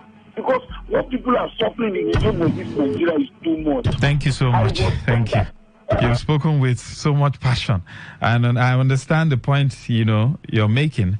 It's really sad. It's really sad. Now, in your own community, you can mention that particular primary or secondary school or hospital that has been abandoned and how long it has been abandoned. Okay, let's take the conversation from that end. Yes, good morning. Hello, Mark. Go ahead, sir. Welcome. The truth of the matter is, the governor of the day is looking into all these things you have said. And it's a fact that this last time all the schools, primary and secondary schools in the state will be put in order, teachers will be employed. That's just a fact. As for those moving pump and everything, we believe that most of these are, that's why I always get angry with NDDC. It is their sole responsibility to make sure that these companies give the people pipe on water and then also assist. But I don't have much to say. But I believe that the governor of the day, a listening governor, who is a listening man, the people's governor, will respond to all he has said to do for the people in terms of health, education, and human capacity building. Thank you and God bless you. I remain as Tonka from Africa. Thank you very much for your time. Like you just, raised a silent issue. I think most times I should also put in NDDC into this discourse, because I don't know what they are doing with this, with the huge amount of money they get from the federal government. Some of these schools and hospitals can be revitalized by the NDDC. It's not by putting solar light. How much is solar light? How much is solar light? Yes, good morning. Yeah, good morning, Maswe. Go ahead, sir. Ugo. Thank you.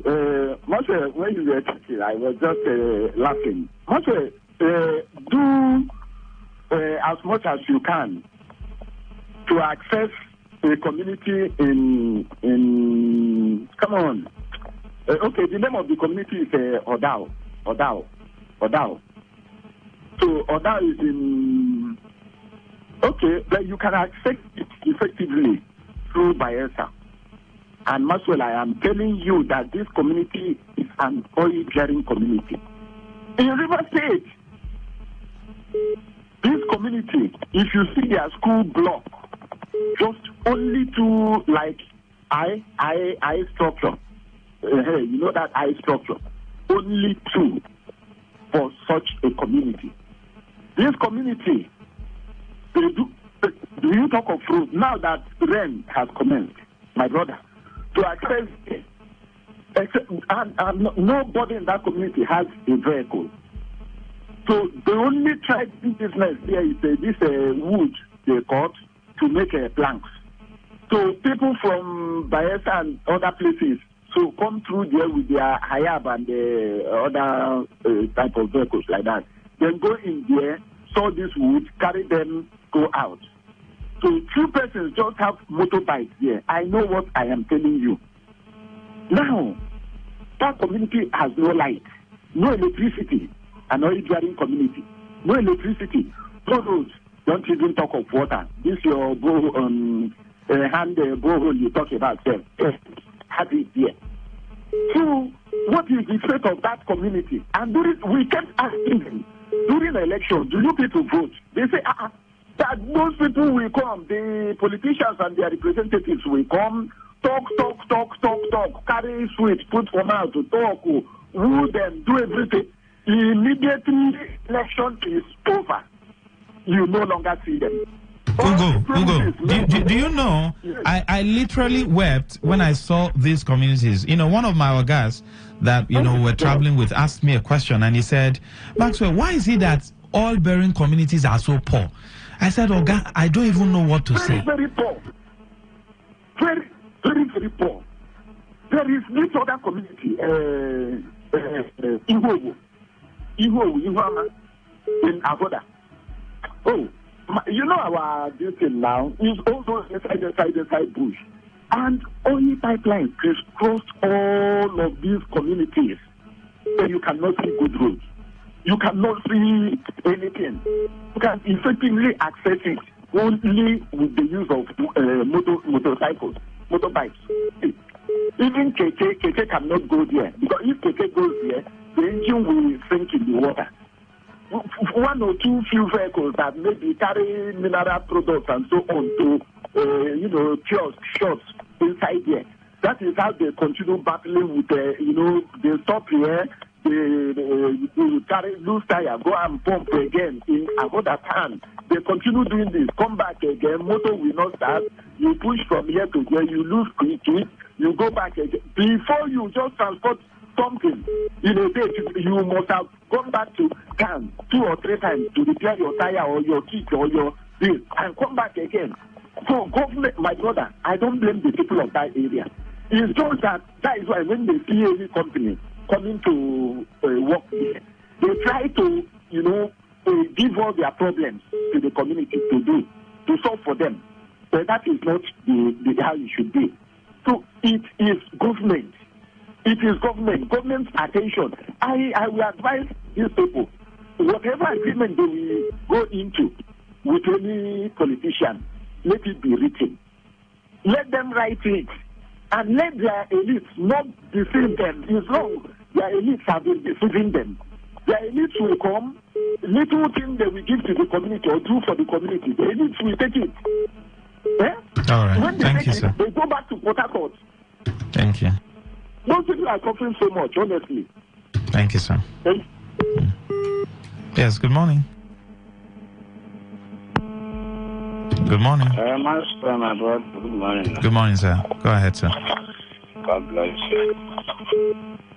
Maxwell, my brother, I'm not telling you something. When I did small, when I did home, when I did for because I grew up in village, I'm from Imo State, a member, no local government. Our former governor, Mbakwe, is my village man. You know that Maxwell, when I did small, all those people called councillor used to walk road for communities. Forget coverage, just road. Councillors are on road. Conference of a chairman. But now, as me and you they talk now. For my community, from year to year, from 8 years to 8 years, I don't see any one single project they say councillor do or even to commission. Even chairman says now once in a while they say I talk less of they say chairman do road. Now governor go come flag off, come commission, then what's the work of chairman? At times, let's tell us the truth. Nigerians, we like to cover truth. That's a problem. Let chairman, if you not stand on our feet, only say when they touch their head, then we will not remove them tomorrow. Because now here in River State, I see elected chairman, person what they call elected chairman. A governor will wake up one day, suspend them. Our past governor, another chairman, our next week, go suspend elected local government chairman. I don't know whether he's there for our constitution or not a lawyer. All right. Thank you, sir. God bless you. Thank you. Kem also says, good morning, Maxwell. EFCC should begin to focus and follow hard on local government chairmen. Issues of LJs are mainly the responsibilities of the local government. Again, the 13% derivation should not be given to governors anymore, but be given to local government chairmen. Which local government chairman should they give it to? The ones you are saying EFCC should go after. Is it not because they have been stealing funds? That's why you say EFCC should go after it. So if they now give them local government 13% in billions, maybe they should give that money to a consortium. Not a Nigerian consortium, an Oibo consortium. Use the money to develop, because money have gone into the hands of our black brothers. And they seem to be stealing it. They'll steal it and send it to Oibo. Yes, good morning. Monies have been coming into the hands of governors, the 13% derivation. Backlogs of 13% were paid to former Governor Wike. Did you see it?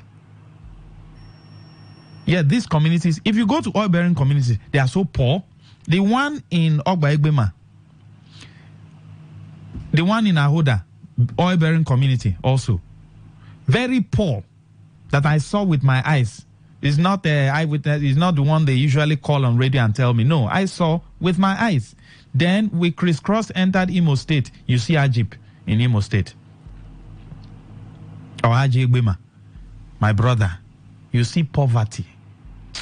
Oh, Jesus. Good morning. Hello, good morning. Welcome, go ahead. Yeah, this is Honorable Christian. Yes, please. Douglas. The only tip of information I feel give is this. Those are people that are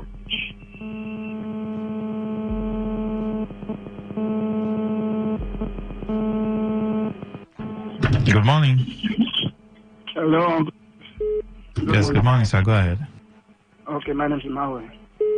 Yes, please. I want to talk on my community, Louis precisely from Ogoni.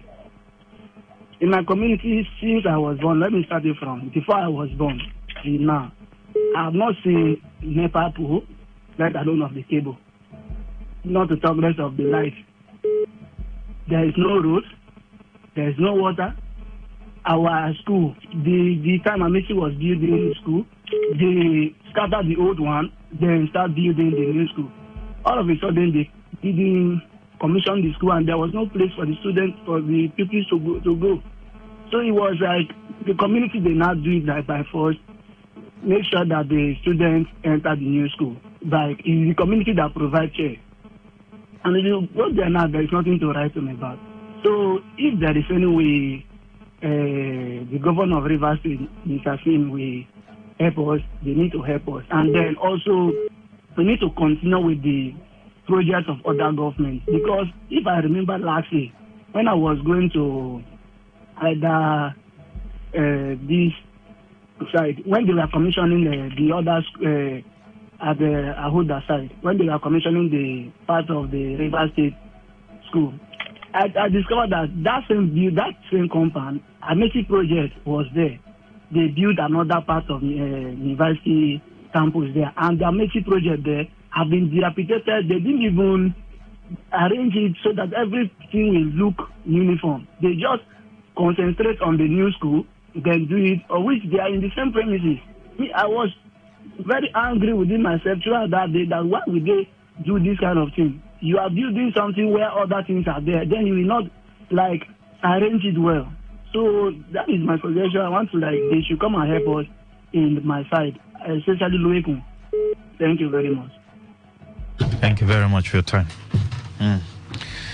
It's really, really heartbreaking. Really, really heartbreaking. And the communities should start taking responsibility. When I mean taking responsibility, don't be smiling with these politicians. Don't be smiling with them, because they will soon come for campaigns. 2027. In fact, they've started talking about 2027. Good morning. Master. Welcome. Go ahead. I want to move at 30 seconds. That place, that young man, you know, a plank which is in roofing, they call it Angala. Everything roofing, if you have most carpenters, they will tell you it's long. If the community, they used to get that wood for. That school you're talking about, high school, was built by Shell. See, Master, sometimes when you look those who get into MDBC, especially these previous ones, they don't know this oil community very, very. What are getting is those who are, you said something about that life, they don't know the duration of that life. How long will the life stay? We don't need light. Give us roads first into those rural communities so that we can access goods. Our mothers can come into the city, deliver and go back. Give us schools. Period. Don't give us solar light. We don't need these things for now. We need roads, schools, and health centers. Keep your light first. What we need in the oil-bearing community. Period. Thank you and God bless you. The NDPC should take note of this. That is what we need. Thank you, Master. God bless you. Thank you very much for your time. All right. So Uchendu, thank God you're here. You know, let me just share with you what I saw, traveling to Imo State last week. And I went through Ahoda, went through Omoku. These are oil-bearing communities. You see Ajip live. It's not on TV or photo. You see Ajip live. Yes. You see the gas, they are flaring. But you know what? The inhabitants are so poor. I saw monopump in Ogba Egbema. Obligo. Precisely. I saw monopump. Bang is something that, we used to do in 1990, I think when I was small, 1999, 2000, 2001. The community is so, if you see poverty, We are enjoying here. We are in diaspora here. That's what you are saying. In essence, the poverty is written all over. It's written all over. See the schools. Some of the health centers that were built by the Amechi administration, weeds have overgrown them. The schools are all dilapidated. Everything is just upside down in these communities. Yet you see Christmas heads all over. You see litany of security men guiding the facility of these oil companies. And I wonder, what is this? Maswe, what has kept some of our communities like this? One, community leaders. Some of the leaders. Sometimes why I blame the leaders is because if the leaders of the community will come up to say, this is where we stand, I don't think there is anybody outside that come and say otherwise. It is their land. Okay? This is the memorandum of understanding we have reached. If you are not ready, leave. You will see most of these companies do that. Go to Rumuji now. They are connecting to Toban. Connecting it because this is what. Remember a news I brought one time that the elders use their walking stick. Those people that wear red cap, they blocked the company there and told the company, these are the things we want. I have brought news like 3 times what the company there has done to the community, and you are seeing it. In fact, they have to tell them one of their roads that is bad. You must construct, and they constructed it. Now they are connecting them to turbine, which means in less than no time, that community will have electricity. Because that's what they use in powering their facility. That's what they use, and those lights are wasting. It's wasting. They're just wasting those the gas they are flaring. They are flaring. They are just wasting. So most of the community leaders, but at a time in that same community, there were people that were heading CDC and all that, and politicians infiltrated them, divided them. Some say, order was coming from the chief of staff that time. The chief of staff was being sent by the governor. These are the things they were hearing. You see the division. Community, we are saying a different thing. Those who are loyal to the governor then and the chief of staff, we are saying a different thing from the position of the community. And this never came true. So when you see some of these communities that are suffering from this kind of poverty, when the company are supposed to, if government has built school and something is happening to it, community can go back to the company, please. We will not rely on the government. Please come and do this school for us. But Mr. Uchende, what about the 13% reservation that is coming into the hands of the governors? That is meant, the law stated black and white that this money is for oil-bearing communities. It's black and white. There's no governor that will come and tell Lucky Maxwell otherwise. It is there. I can read. What is the money? Backlogs of 13% were paid to the former governor. 100 and something billion. Of course. Where's the money? They use part of them to build flyover that those people from those communities. So the IGRO and the other, what did they use that one to build? We are not here when they told us that we first of all develop the city. So anybody that comes in will see that city is developed before we develop the communities. So and that's what I'm saying now. If you don't like it, go and hang yourself. But they had multiple streams of income. In fact, was it 78 billion that was also paid? 78, yes. From other. Where is all this money? Master, it's in the government. Well, I will just tell the communities it is well with you. It is let the communities learn to rise up to the occasion. Demand what is due for them. When they say we are shutting down the operation, let them shut down and never have regret. Let them shut down and don't have regret. By the time, let them undermine every political leader from so-called whatever. Let them undermine them and tell them, go and continue with your politics and enjoy with your politics. This one is from us. That is what is killing some of them. Loyalty. And those loyalty are just 5,000 naira. They mobilize them. In the midst of billions. Mobilize them, enter motor. Go, come back, they give you 5,000. Mr. We are loyal. I saw Christmas heads. These are oil wells. These are oil wells, my brother. What are you saying now? These are oil wells. Not one, not two, not three, not four, not five. And then at the gates of these companies, you see military men. It looks like a barrack. They will go there, sponsor some court boys in that community that will make you not to even gather in the name of protest. Those political leaders and some community leaders that this morning are those. You know what companies does? Divide and rule. Okay. See. One certain time they attacked us, journalists too, at Eche. One of those days, you know why? A company went to the family, say, look at the money that is coming. See, this money, we will pay you people. If you allow community put their hand, look at what you will get. Community will take this. To use it. The family say, I beg, give us. Family went and hired court boys. Can you imagine? Why the community were working around the clock, calling human rights lawyers and trying to see how they can institute the legal action against them for what they have done. Because at the time, all their plants withered. All the crops they have in that community withered. So it didn't affect only the family. It affected the entire community. Yes. All the plantain and all the changed color. Changed color. So the community said, no, you are going to pay us for this damage that has happened. And there was a split that time. The community was working, CDC and all the rest of the company. It was CDC chairman that led the lawyer that hired us. So say, let's go for on-spot assessments. We went, not knowing that this share has given family money.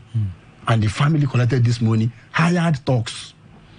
When we got inside the bush, in fact, from that day, one of our colleagues resigned because she defecated in herself because of the trauma of what happened. They cocked gun in front of us, just to pull the trigger inside the bush.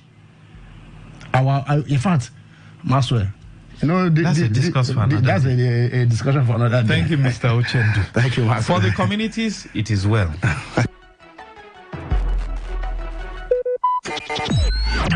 Talk radio. I listen to a lot of talk radio. 95.1 FM.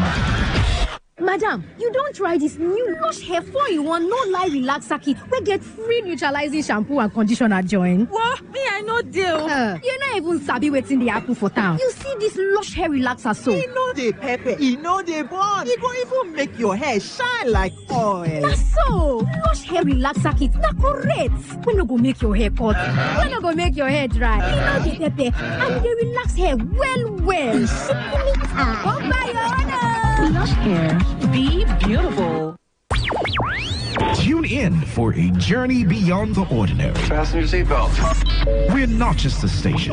We are the station. Today, 95.1 FM, the voice of the people.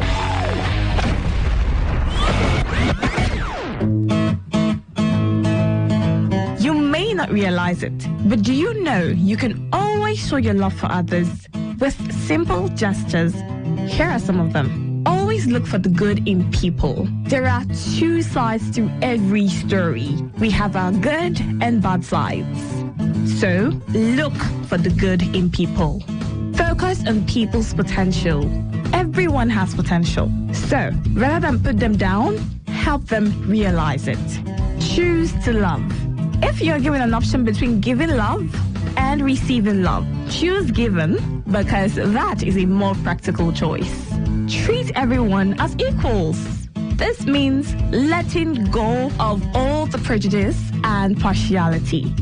See people for who they really are, not their jobs, not their apparels or bank accounts.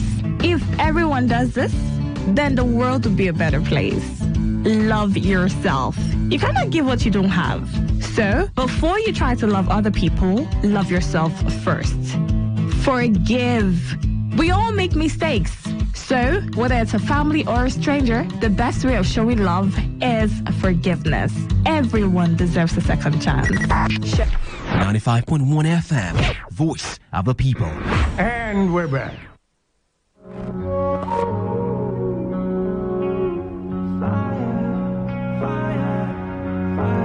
Loving is harder than they show you.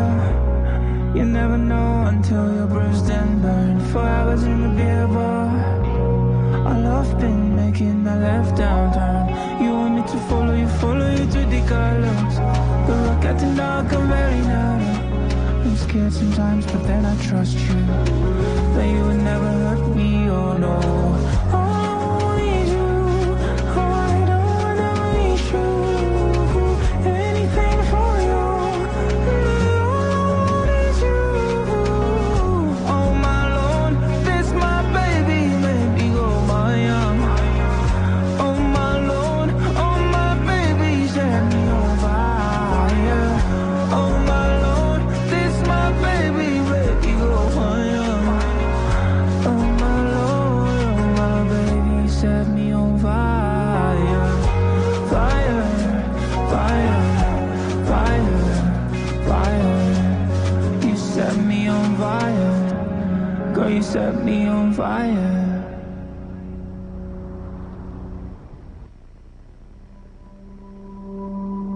You say I don't have any time to try and keep you satisfied. I call you crazy all the time. You say I'm so damn difficult, and I save it with you beautiful. You're tired of hearing the same lines. So I cry, and you don't know why. So I wish I could trade hearts with you. So I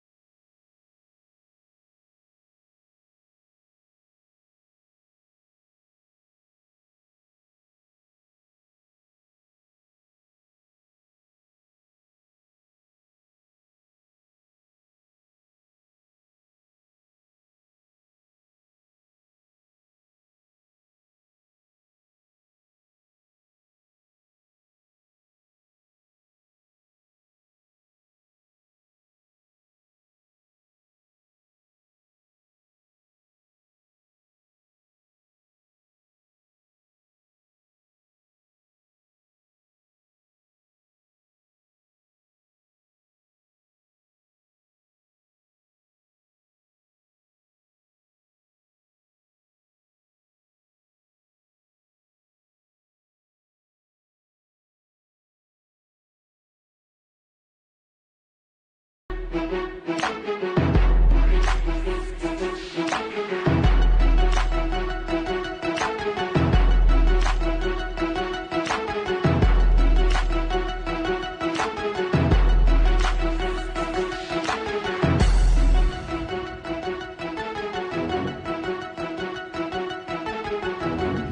right, welcome back. So, on the law today, Barrister Victor is unavoidably absent, but we'll be having Barrister Wakwe on the show.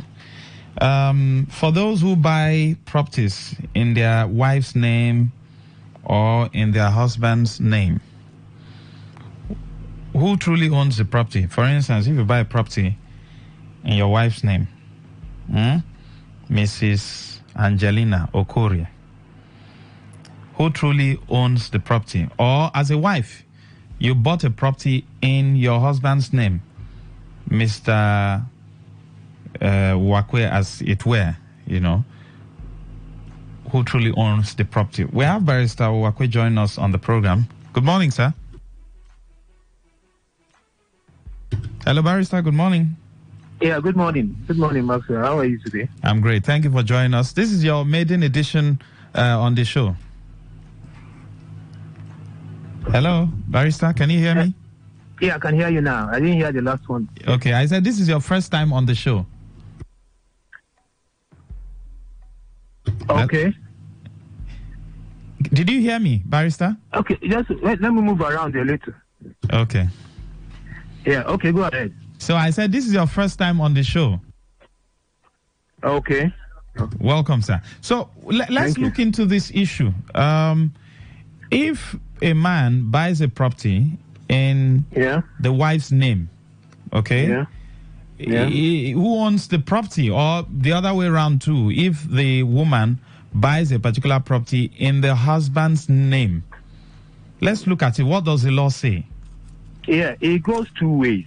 On equitable grounds, if you have an understanding, then it might work if you buy on somebody else's name and it still remains your property. But legally, the person that owns the property is the person the name is on the document. So if you buy in your wife's name, automatically the property is your wife's. It belongs to your wife. If your wife buys for you in your name, automatically the property belongs to you. So that's the legal point of it. Now, you know that once a woman gets married, okay? Yes.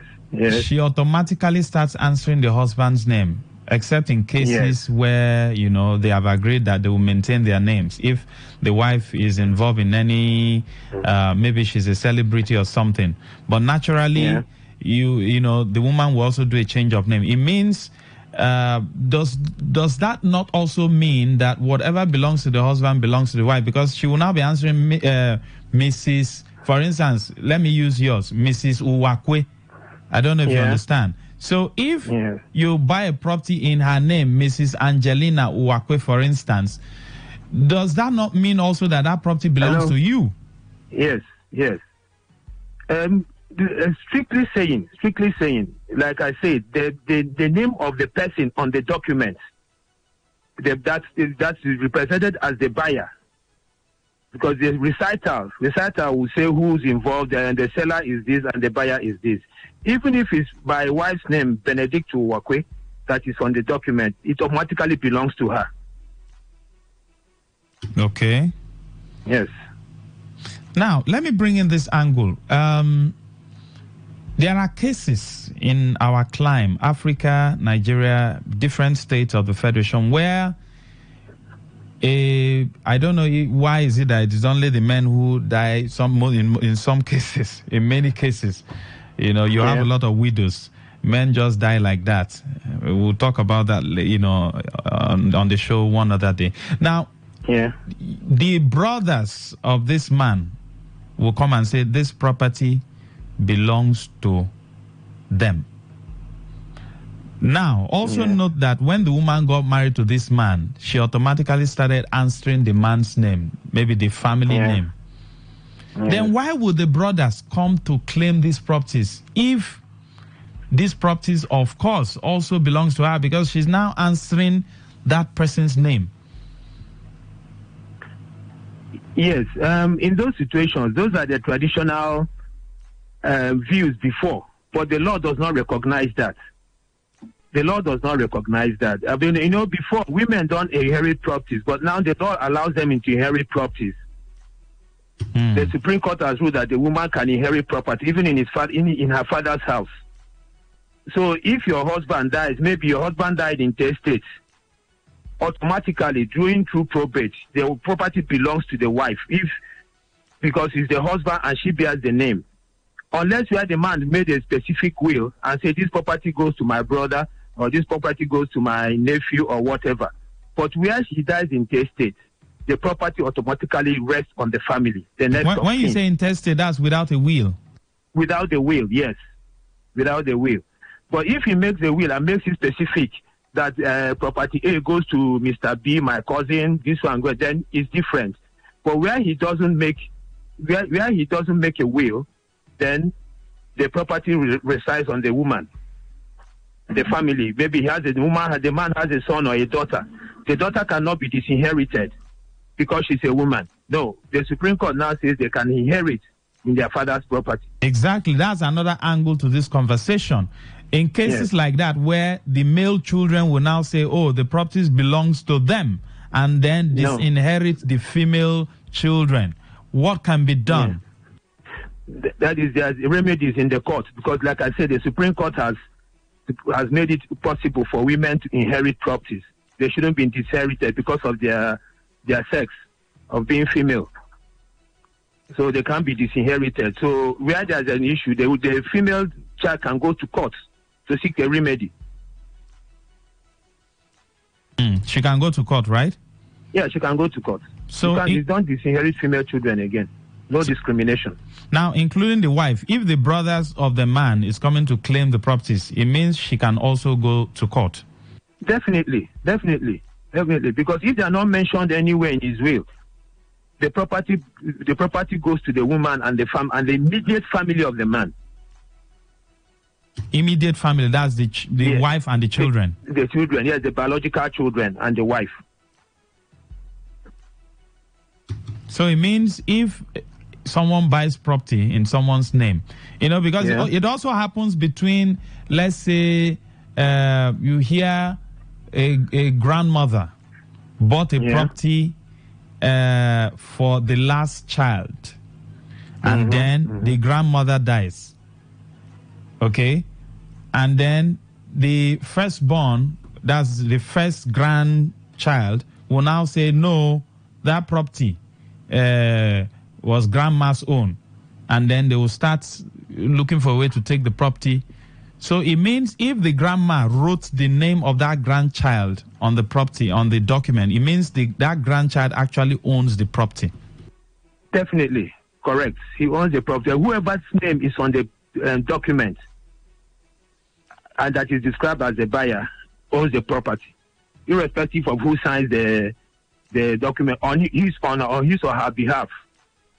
So irrespective, if I buy property in my child's name, the property belongs to him. Even if I sign the property myself, it still belongs to her, because it's say that I signed on her behalf.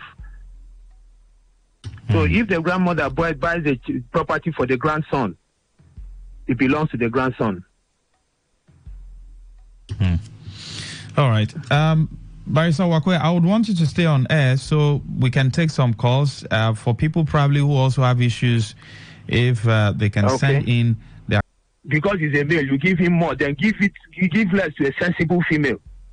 A female who knows is very, very cold, they're very, very sensible. You can't give less to him, then carry much and give to an idiot who cannot manage it. At least you are parents, you know how your children behave and you know their words, you know what they can do. So you can now be rest assured that if you give A this one, he can manage it well. Give B this one, he can manage it well. Like I said, it's a matter of choice, but not complete ruling out of the sharing amongst the women. Because I know a former government official, if I call his name, everybody will know, but I won't call the name, who actually has a boy and a girl, and most of his companies are being managed by his daughter. The boy wants to sell off everything, so he decided to give the daughter the companies to manage, and they are doing well. Yes, they are doing well. It's a matter of choice. You can know who reasons well and who doesn't reason well. All right, let's take more calls. Good morning. Good morning, Master. Go ahead, sir. Okay, Larry. Okay, please, sir. I want to find out from the barrister if maybe a father died and he didn't write a will, and their properties, maybe landed property, to be shared among the children, and the children now invite the family to do the sharing. Then what legal backing can you give to those properties to automatically turn to those children's individual property? I don't know whether you get my question. When a father dies, and then you now invite the family to come and share the property amongst the children. Yeah. As in, a father died without willing those property to Okay, without a will. Very well. Okay. And after the burial, the family, the children now invite the family to share those property to the children. Now, I'm asking, for those land to originally belong to those children, what legal backing can one give? Or automatically, does it automatically belong to those children by the sharing formula? Okay, all right. Okay. Barrister, you got that? Yeah, I didn't get it very well. Please, can you just repeat the question for me? Okay, let's assume a man dies intestate without a will, and then he has maybe 3-4 children too, as the case may be, and then they called the family members, which comprises maybe uncles, chiefs, and elders, to come and share the property. He is saying, he's asking, what will be done legally for after sharing those properties? Will those properties automatically belong to them? Looking at the fact that maybe the man bought the properties in his own name, okay? Or will they will they do some form of documentation for those properties to truly belong to the children? Yeah, they can now draft their decision naming the properties. They can put something in a draft naming the properties and who the property belongs to. Then every person signs. Then now you can do a change of ownership of that property based on the document, and if there's no litigation, in line, based on the agreement reached, you can now make a change of property, change of name in that property. Then you go to the appropriate authorities and get it registered. Then the property now bears your name. So, but the first thing to do is what, sir? Is to get a document that if house on number XYZ road belongs to Mr. B, I give the next one may be to Mr. A, so they can list it out so that every person will have a copy to avoid any confusion in future. Okay. Which is be signed by the elders that came to share the property. Okay. And the people that are involved, they will all sign a document together, including the lawyers, that the properties have been shared. Then they can now go for change of name. Yes, go for change of name with those documents. That's if they desire. Okay. Yeah. All right. Keep the calls coming in. If you have any confusion, maybe something that is happening within your own family, please call in. Yes, good morning. Oh, so sorry. Please call back if you can. Good morning. Master. Wellington, good to have you. Go ahead. Let me greet the barrister. Is in the studio by phone. Barrister, good day. Good day, my brother. I greet you. Oh, Wellington, your line just went off. I don't know what's wrong with the network these days. Please call back if you can. Okay? Property issue is very important. So if you have any doubt somewhere, maybe there's some form of argument within your... Because just like the last question the other man asked, most times when a man dies intestate and then you call uncles, elders to come and share property, Those people are very funny. Oh, that's another thing. Barrister, those uncles, they are very, very, very funny. Some of them are land grabbers now as we speak. They are grabbing people's land. So what can be done also so that they don't also dip their hand into the estate of this man and then disenfranchise the children? What can the children do? It depends if the children can identify all the property the father owns. Okay. Some of them, some men will buy property. They will just confide in a brother. Okay, this property I bought it. Yes. But just keeping it. So when the children cannot identify those properties, that particular one might be hidden from them because the man is dead and he can't talk again, and he's the only one that the only one that knows about the land is the brother or the uncle or whoever he confided in. So those are very risky situations. That's why any parents buying land should always let their successors know. Let the children know. Don't go and confide in uncles because the trust these days has been so much eroded. Before in the olden days, you could seal an agreement with a shake of the hand. But now you have to sign, register, and everything just because you don't trust anybody. So that's the advice. Every person buying a property, make your due diligence, register it duly, pay your stamp duties so that there won't be any confusion. Because most times when you don't pay this thing and the issues come up, it becomes a problem for you to go through them. But if you make your stamp duty, establish your beacons with a registered survey, do everything within the law, it will cost you some money. Don't fear for those costs because you are the one that will benefit it in future. Always make sure your landed properties are registered duly and properly. Don't cut corners on it because it will backfire in the future. All right. Good morning. Welcome. Okay, Mr. Master, thank you very much the way you explained it to the barrister. Then on the second note, don't be offended. Go ahead, sir.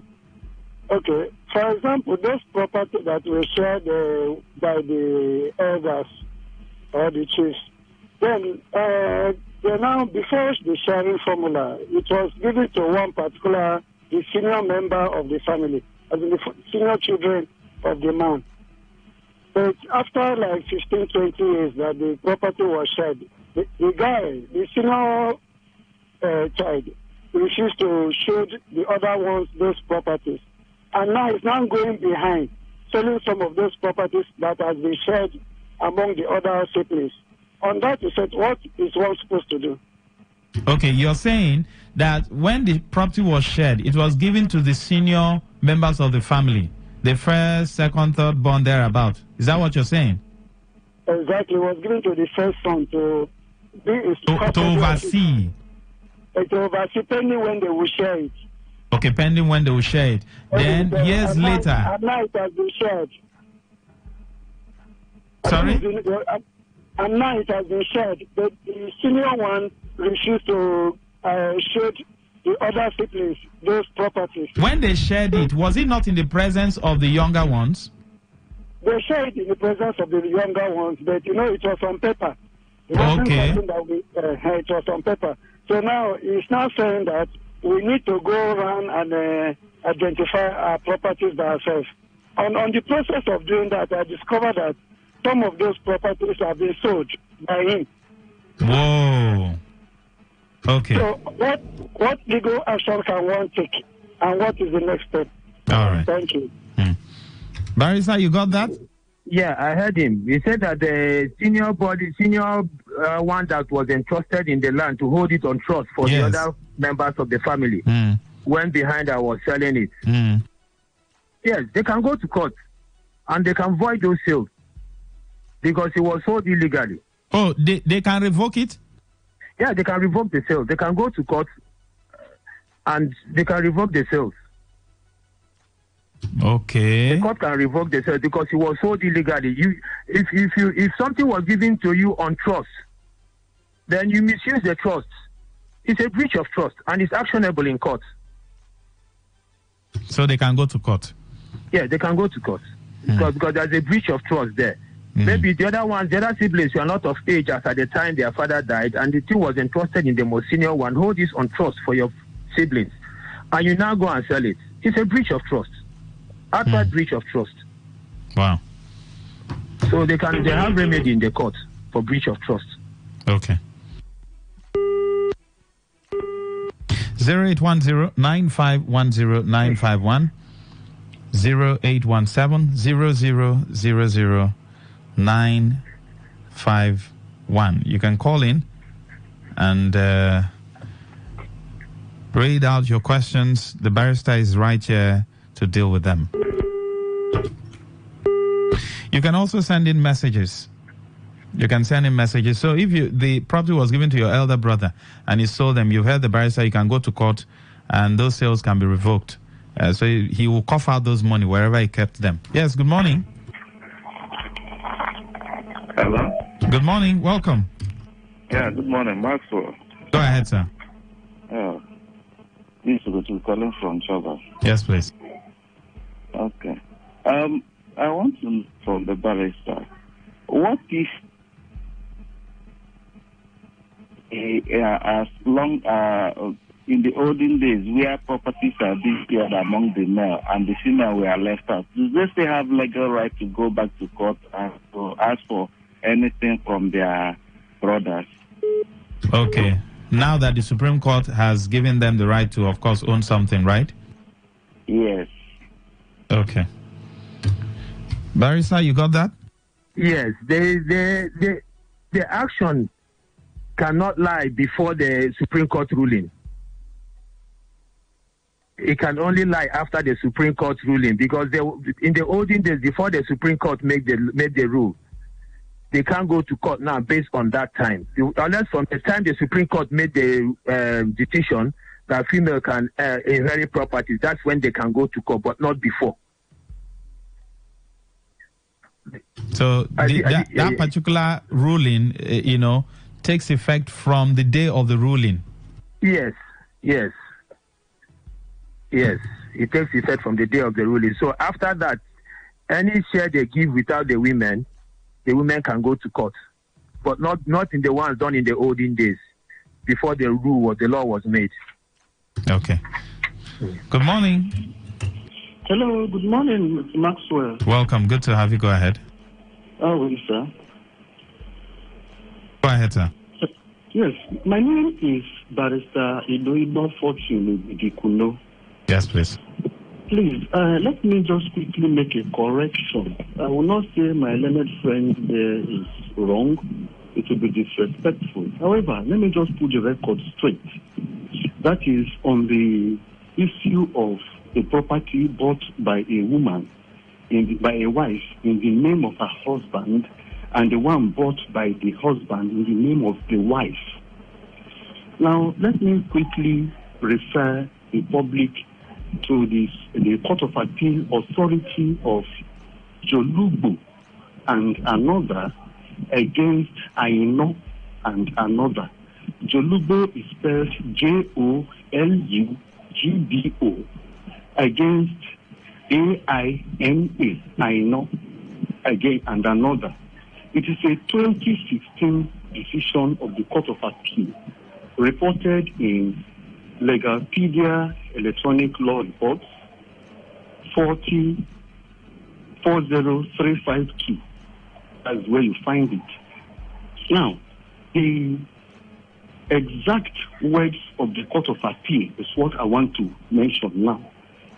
The judge said, the justice of the Court of Appeal said, the law also makes a distinction between the husband and the wife. When a wife buys a property and conveys it in the name of her husband, there is no presumption of advancement in favor of her husband. He holds it in trust for his wife. However, if the husband purchases a property in his wife's name, this is prima facie a gift to her. And the Court of Appeal cited the authority of Silver against Silver reported in 1958, one All England Law Report 523. Now, let me explain quickly.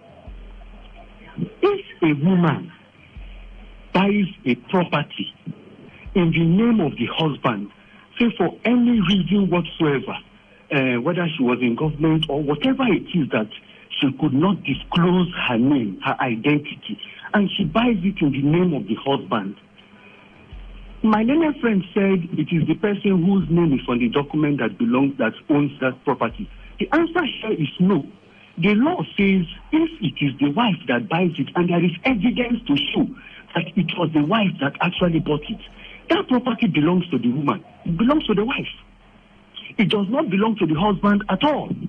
However, if the husband, for any reason whatsoever, buys a property and puts the name of the wife, that property belongs to the wife also. None of them belongs to the man. So please, let's get this very clearly.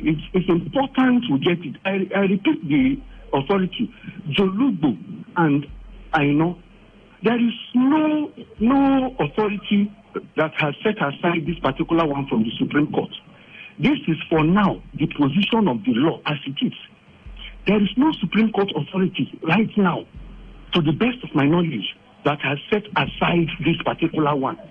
So if the woman buys it in her husband's name, regardless of the fact that it is the name of the husband that is on the document, that property belongs to the wife.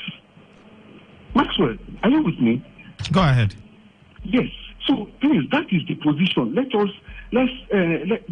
I don't want us to misinform the public. So for those of our men who are buying properties in the names of their wives, thinking there is an understanding that the thing will belong to them. No, it belongs to the wife. It belongs to the wives. Clearly. The husband cannot come back to say that, I bought it in your name. Now give it back to me. If there is any issue and she refuses to give it back to you, the law presumes that those properties were given to her as a gift. Whereas the one the woman bought for the man, according to the law, belongs to her. Belongs to the woman. So is that not being partial? Well, you may say it's partial, but that is the law. That's just the law. That's why I refer the public to this particular authority. It's not. Don't you think that particular law will also, now teach men a lesson? Don't buy any property in your wife's name. Buy in your name. Of course, that is it now. That is it. If you want to buy it in your name. If you want to buy, if there is anything you need to do and you don't want your wife to be the beneficiary, do it in your name. But the moment you do it and you put your wife's name, it belongs to your wife, point blank. Don't you also think that in a family where husband and wife have a common understanding that till death do them part, nobody is running away or going anywhere, whoever buys any property, it belongs to the family? Don't you think that should be the ground norm? Now, Maxwell, listen. We got this authority because issues arose. In human existence, issues usually arise. So if they had a perfect understanding and nothing happens in the marriage forever and ever, of course nobody will hear about anything. But the moment there is a problem, the moment the husband either plays any fast one on the wife or anything at all, the moment issues arise and the matter gets to court, this is what the court will interpret. This is exactly the law that the lower court will follow. All right. That's the position. That is the position of the law. Thank you, sir. Thank you, sir. Thank you. We're all here to learn. Yes, Barrister? Hello? Hello, Barrister. Can you hear me? Network. Oh, boy. All right, we'll try and reach out to Barrister Wakweve, needs to respond to that. Because, the lawyer who just called in, what that means is that, especially if a man is also looking at the wife somehow. Yes, Barrister, Hello? Can you hear me? Yes, I heard what you said. Okay.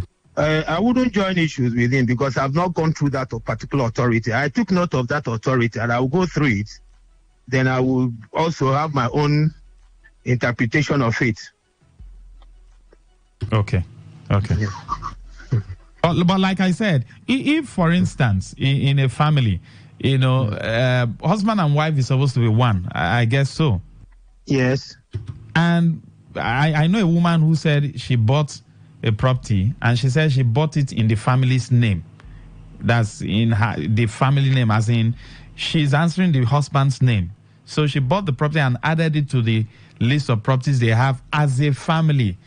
And I asked her, who owns the property? Is it you or she said it's the family. She, her husband, and the children, they are the ones who own. The property was actually leased. People rented it, and money, of course, they get yearly rent from the property, and everybody enjoys it. If we have such a scenario, will there be any need for, if woman buy for man, it belongs to the woman, but if man buy for woman, it becomes a gift? No, the intention has been made explicitly clear that there is a family property. So it remains so.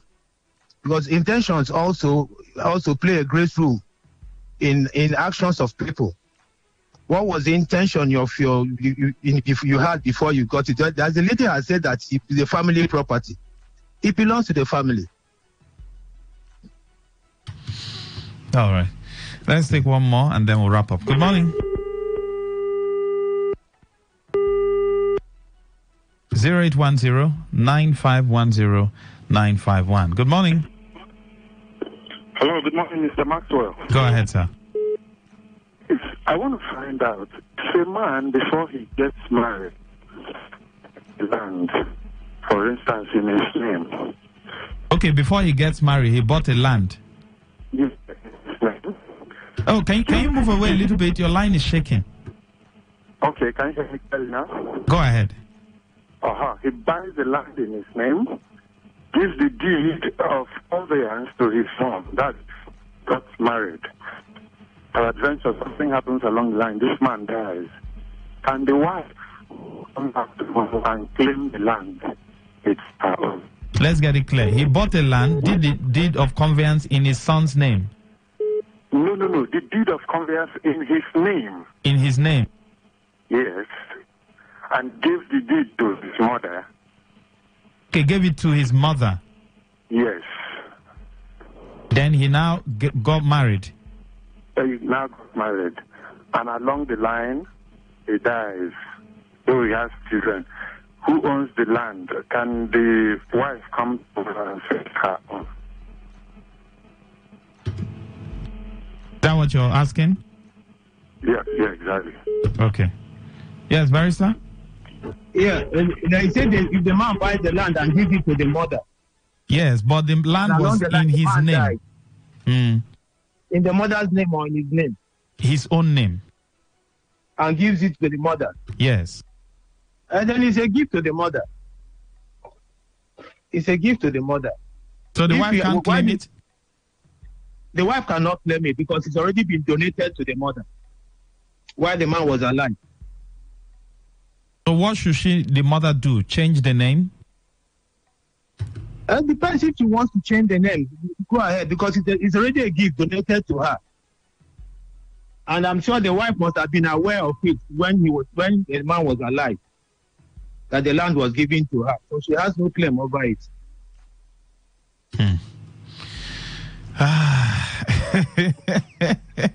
You know why I'm laughing? Because let me still go back to the issue of the husband and wife. I've seen men who, before they got married, they bought some properties. Okay, bought some properties, and some of them bought it in their mother's name, and then they got married, and the wife is unaware. Now the wife is now answering their name, and then maybe something happened, and the man died. It is still the mother that owns the property, right? It's a complicated situation. Because if the man didn't disclose it to the woman, That means he never had the intention of giving it to making it known to her. So it's going to be a tussle between the wife and the mother. It's going to be a legal battle between the wife and the mother. No, Barrister, let me bring to your notice what happened to a particular footballer who was probably doing everything in the mother's name. And then when, over there now, some ladies marry because they are eyeing someone's property. After 2 or 3 children, they will divorce and then ask the man, especially footballers, athletes who have so much money, they will not ask them to share everything. When they looked at the whole document, looked at the whole thing, it was in the mom's name. I think I remember that scenario. So she couldn't claim anything. Yes, she couldn't claim. That's it now. Because all the property has been given to the mother. Because, most of these celebrity marriages, some of them go into them with a view of staying in the marriage for some years, then divorcing and grabbing as much as they can. So the men have also become wiser. They buy property in the name of somebody else. So even when they go for divorce, the wife cannot claim because the property is not in their name. So they can only give her what they have. If you can't give what you don't have. So it is assumed that all the properties of the footballer belongs to the mother and not him. That's the assumption, and not him, because the mother's name is the name on the property, on the document. All right. I just hope the likes of Osimhen also learns from that, because we have been seeing some moves along that line. And Nigerians have been warning him to be careful. I remember that's what happened to this footballer from, I think, Ivory Coast, Emmanuel Eboué. Yes. He lost everything to the wife and became a pauper. So if he was wise to have registered the document in some other person's name, I think he could have had some left for himself. But he lost everything, even became homeless. Very so we learn every day. Thank you, Barrister Wakwe. We appreciate you. Welcome. Thank you so much for coming on the show. So that's it. But the bottom line is this. Please know who you are marrying. Know who you are marrying. Because either man or woman, there's a case I would have shared here. This one happened to my own blood, but I won't share it for security reasons. Know who you are marrying. As a woman, also know the kind of man you are marrying. Know the kind of man you are marrying, because, yes, as a woman, you have, a good heart. You bought some properties in your name and that of the name of the person. You, in this case now, the person you want to marry, and then you guys got married, not knowing that the person, is eyeing those things you have. A man, is now eyeing what the woman has. And then along the line, one thing led to the other. The woman was no more. Somehow investigations, maybe the man's hand was also probably involved. So be careful the kind of person you are marrying. You need to be careful. And that's what we teach on Family Circle. In the next few minutes, we'll be flipping to Family Circle. What does submission mean? Does it mean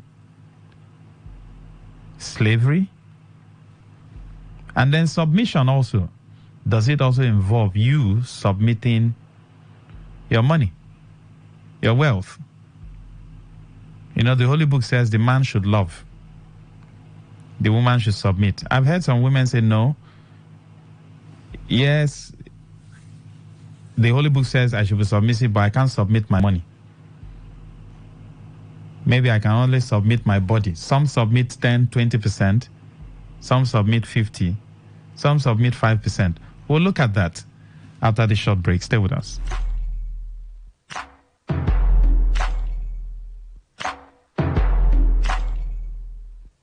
Say no to the ordinary. Embrace the extraordinary, because we are the voice of the people. Voice of the people. Today, 95.1 FM. Today, 95.1 FM. 95.1 FM, voice of the people. And we're back.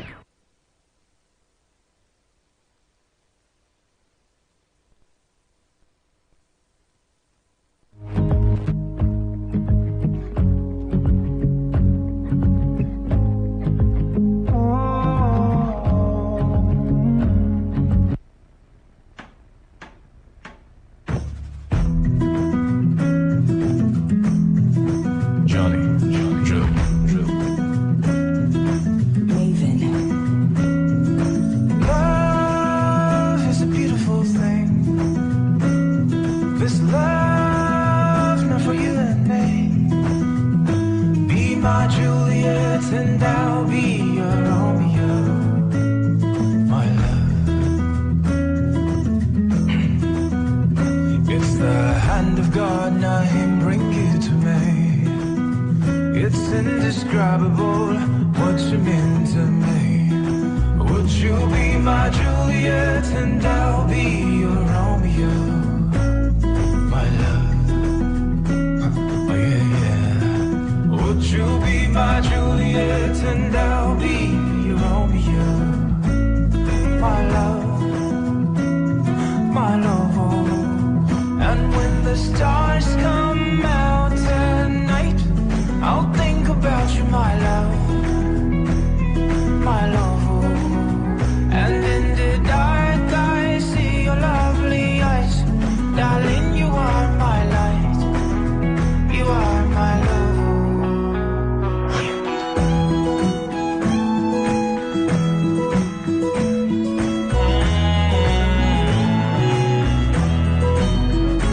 Like empty and I will find you everywhere you go.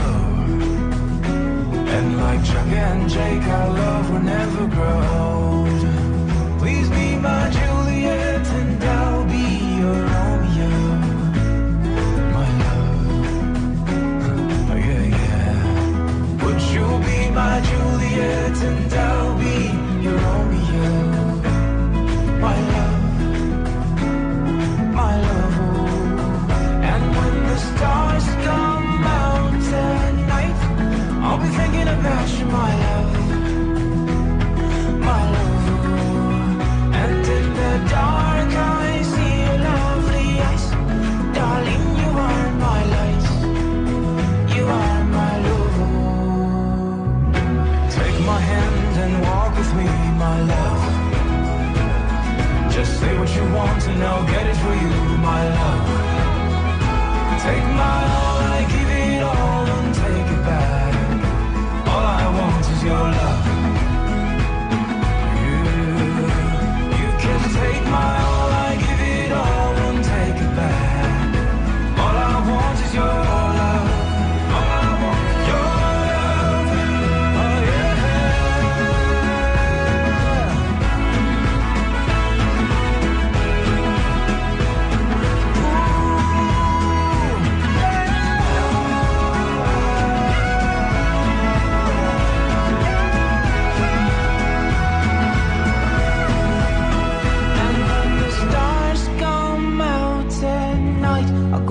Think about you, my love, my love. And in the dark I see your lovely eyes. Darling, you are my light. You are my love. Yeah. Be my Juliet and I'll be your Romeo. Yeah, my love. You are my love. Would you be my Juliet and I'll be your Romeo?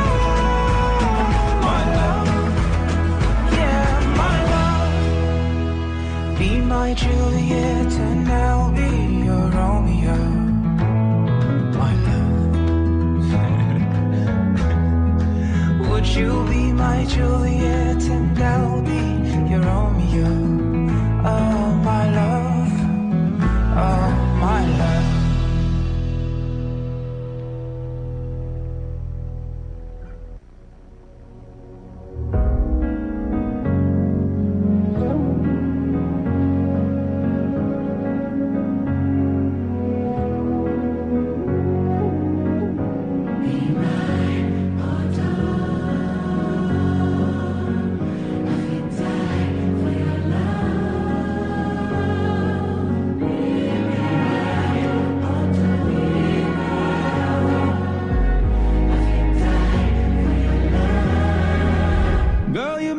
Complete everything that I need. I know I gave you trauma, but you're still there for me. Girl, I can guarantee I'll get down on my knees, so you know you're the one, my dear. Only one, my dear. Girl, do something for me. I promise I'll never leave.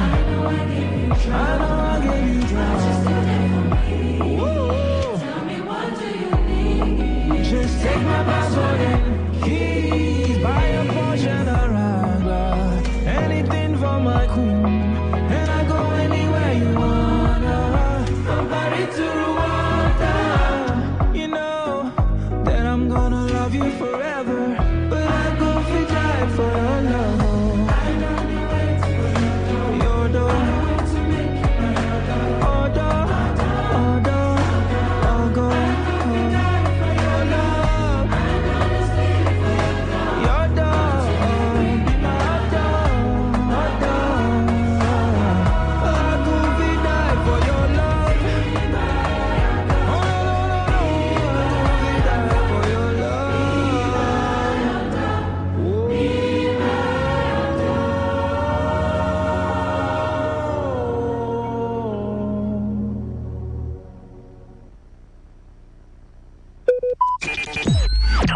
Talk radio. I listen to a lot of talk radio. 95.1 FM.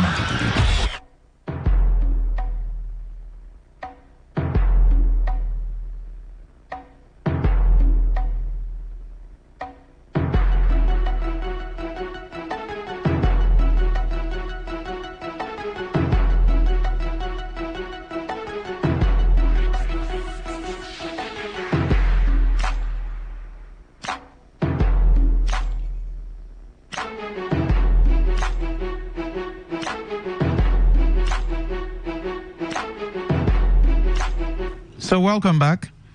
So who are you marrying? Do you know the person you're marrying? Can you say the person is your Romeo or your Juliet?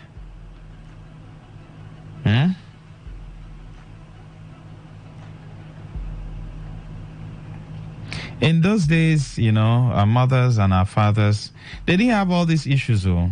Marriage was not transactional. At least I met my maternal parent. In fact, I met my maternal great-grandmother. Very small then. I met her. They didn't have all these issues we're having today. These days now, marriage is like, you know, it's a transactional thing. Maybe we're learning from the Western world where somebody will say, if you marry me, if you give birth to a boy, for every boy you give birth to, you get $5 million. So probably our girls are not copying it. I think Beyonce and Jay-Z, they have something of that nature. Janet Jackson and the Arab prince also have, you know, something of that nature. So it's like our people are now borrowing from from what's happening in the Western world. Marriage wasn't transactional. No, it was for life. It was for life. Whatever affects the husband affects the wife. Whatever affects the wife affects the husband. And they had pretty good marriages. At least I met my maternal grandparents, and they were very good. When they want to quarrel, they'll quarrel, but don't go. Don't put your mouth there because they will use it to settle. Grandma and grandpa, no, they will use it to settle. That's normal. So don't put your mouth anytime they're having issues. Don't just go in between that you want to settle and leave them. They will settle themselves. But they lived peacefully. How come we are now having issues in our own days? The millennials, the Gen Zs is now worse. 100 days in marriage, you know, just like you have 100 days in office. Divorce. 1 year, 2 years, they have splitted. Some are living together but are already divorced, but they are living together. They are not talking to each other, they are just flatmates. So let's look at submission. What do you call submission? Yes, the man was told to love, but for the woman, submission. If you were to submit as a woman, would you submit 100%? Let me itemize it. When I mean 100%, your body, your money, your property. Recall that ab initio, foundationally speaking, you must, of course, know the kind of person you want to marry.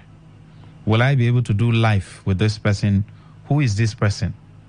Haven't settled all that. You are now in the institution. Would you submit your body? I've heard women who will only submit their body when the man buys something for them. I don't know if they are now prostitutes. Somebody who bought you, paid your bride price, everything. And of course, the body of the man belongs to the woman. That of the woman belongs to the man. But these days now, you see some women who, if they ask for a particular money, and the man was unable to provide, not normal food and this thing, no, those ones are basic. Okay, my husband, give me 50,000. I want to use it to buy a certain Hollandis. I don't know how much they sell Hollandis now. And the man says, okay, for now, I don't have the money. The man has paid fees for the children now that school has resumed. The man has paid house rent if they don't have their own house. The man has given money. They have bought foodstuff. Foodstuff is very expensive now. So the man is trying to manage the small money he has. You know, it's not good for a man to stay without money. Man supposed to hold money for hand. And then the wife says 50,000, 100,000. Say, my wife, I don't. Say, okay, we shall see.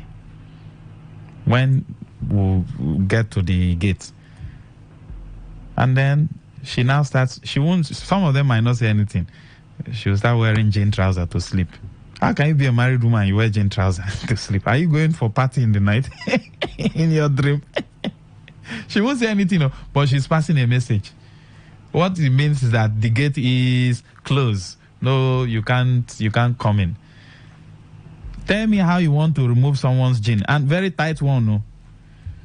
So you do like she will move to this other end. You do like she'll move to this other end. You just tire at the end of the day. So for you, what does submission entails? 100%, your body, your money, everything. Or for you, when you receive your salary, your money is your money. The man's money is our money. So even if there's no bread, there's no beverage, you wait for the man.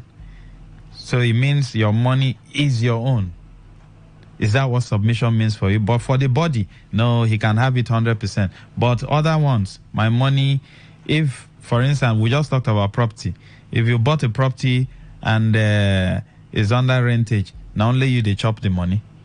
You know, land of a woman who, a story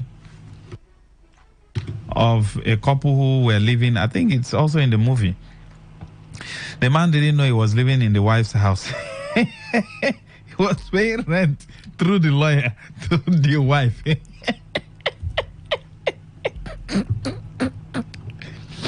And when the man needed money to boost his business, the woman said he should get a loan. And she had more than enough. She earns more than the man. She has more than enough. He told the man to go and get loan. And, or I think she said she was going to facilitate the loan. And then she added interest on the loan, not knowing that the money belonged to her. She said, somebody can give him a loan. The man later discovered, though, and it wasn't the same again, even though they were still living as flatmates. But the man just said, Omo, this marriage, you get as it be. So what does submission mean to you? Mrs. Zupe will be online, and then we'll be linking up with Mrs. Ozoma also to delve into this matter. Stay with us.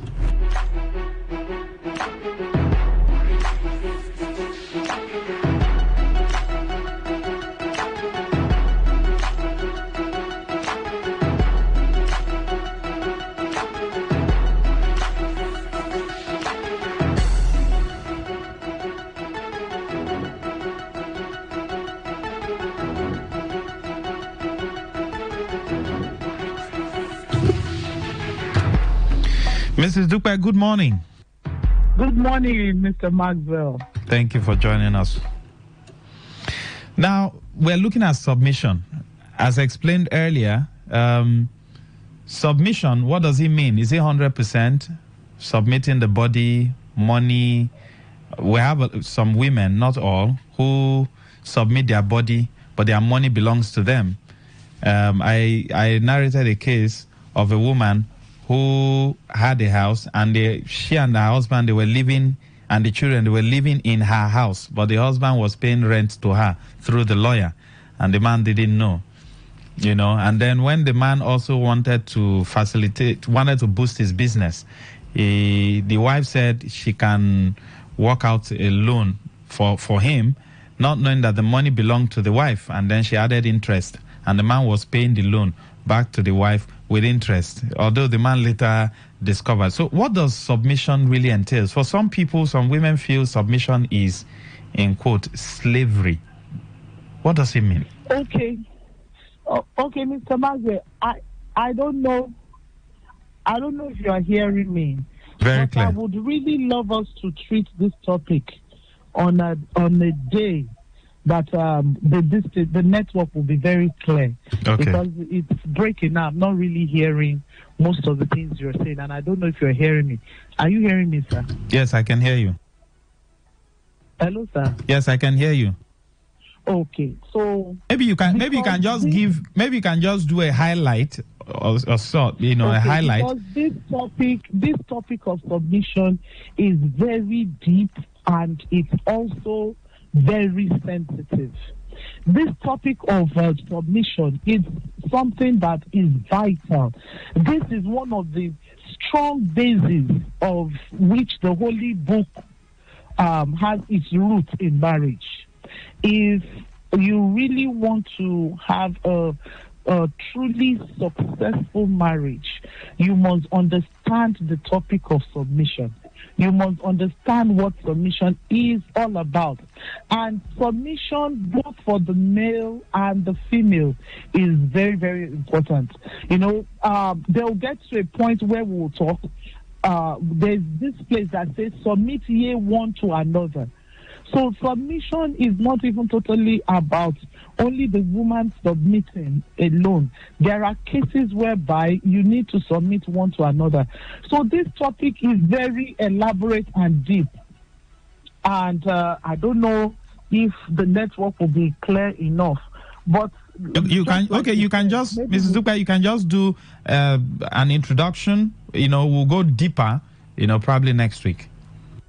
Okay. Let me just start briefly. Submission is basically putting yourself under authority willingly.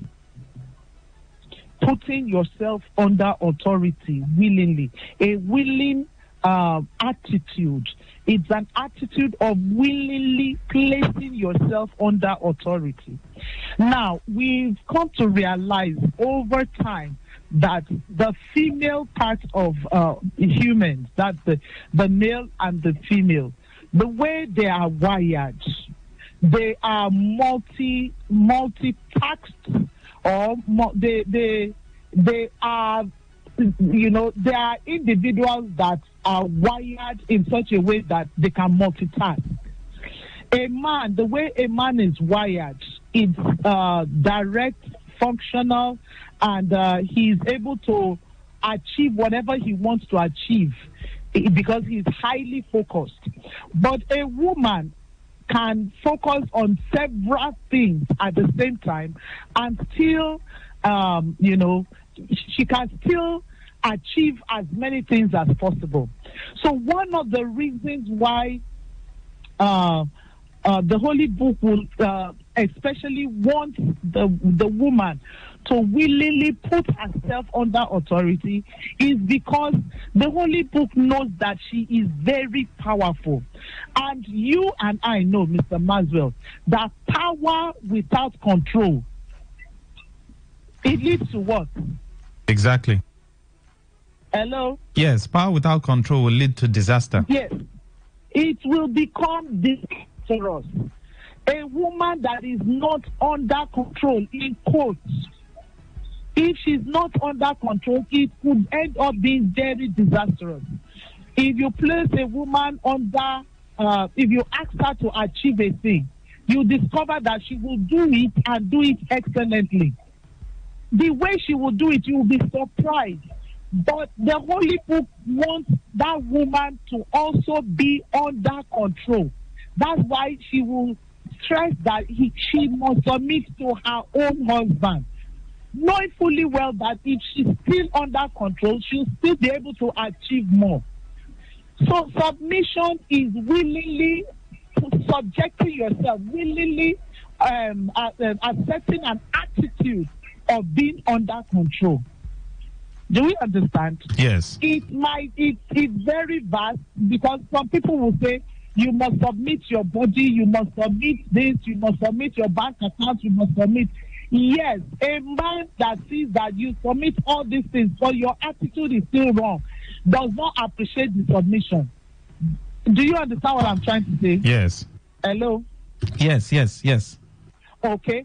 So it's not even only that we see women that will submit their accounts, they will submit their body, they'll submit so many things, but their attitude still shows that no, despite the fact that I submit all these things, I don't value you, I don't respect you, I don't do the words from my mouth is not submissive. So submission is very, very wide. Okay. And it is not only for the women alone. There's a place for submitting one to another. That is willingly putting yourself under control. There are situations whereby the husband or the male needs to put himself under control. Yes, I'm already married to this person. I deliberately submit myself to the marriage institution. I will not break the law. I will not break the constitution under this contract of marriage. So you put yourself under. If you want to look at submission, there are ways that women will submit, and it will attract the respect of their husband. And because they willingly submit, the man will not think otherwise. Maybe you understand. Yes. There are some women, their attitude, their character is not that of a submissive person. They can say they submit physically. In the front of people, you see them kneel down. But when they go to the back, there are attitudes they portray that shows that they don't submit. So I'm going to stop here today, because I want us to treat this, even if it's for 1 week or 2 weeks. But okay. I want us to, one after the other, be able to treat this submission well, so that it's not about submission. If truly you are submissive, it should not be forced. No, it should not be forced. It's something you willingly do. Willingly bringing yourself under control, under authority. All right. You willingly do it. That's one of the reasons many men will say, I don't want submission by force or by joke. It's not something that I should tell you to do. You should willingly be able to see that this person, I can let go of my authority and put myself under him. Any man you cannot submit to is not worth it. And whatever you are still having challenges submitting, then that means you need to let go of some things. One of the reasons why we might find it difficult to submit could be pride. I could be better. Most times, if you look at it, with the women gender, they might be better in some things. But are you willing to let go of the things you are better at, in quotes, and still be under authority? All right. So, Mrs. Zupe, next week we'll delve into it. We'll look at areas, of submission, and then we'll treat them, yes. Please, we will look at it extensively, and probably I'll be able to expatiate on it. All right. Hopefully, we should have you live in the studio next week. To submit, I will look at it. Okay. Why should a woman willingly put herself under control? We'll look at it. We'll look also at areas we need to submit one to another. I want to stress it. Submission is not only for the women, but there is a place where we need to submit one to another. You cannot say because your wife is meant to submit to you, so therefore you mistreat her. Hello, are you hearing me, sir? Yes, very clear. Hello? Yes, yes. You cannot say because she's meant to submit to you, you mistreat her, and you will still expect her. Okay, for example, you both have a joint account, and you take all the funds out, misuse it. You are not using it for the capital trust. The two of you are bringing money together. You misuse it, and then you expect her to still be happy with you. There's a place for submitting one to another. We'll look at that. Thank you. Thank you, Mrs. Zupe. We appreciate it. Don't worry, I will call PHED to bring power to your area. Yes, sir. Thank you very much. Thank you very much. Sir. Thank you. Thank you, sir. Yes. All right. Okay.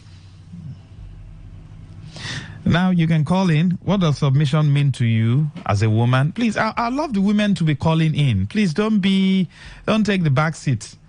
All right? Please call in. Call in. Please, send in a message. Let's know you're there. Let's know you're listening. Okay?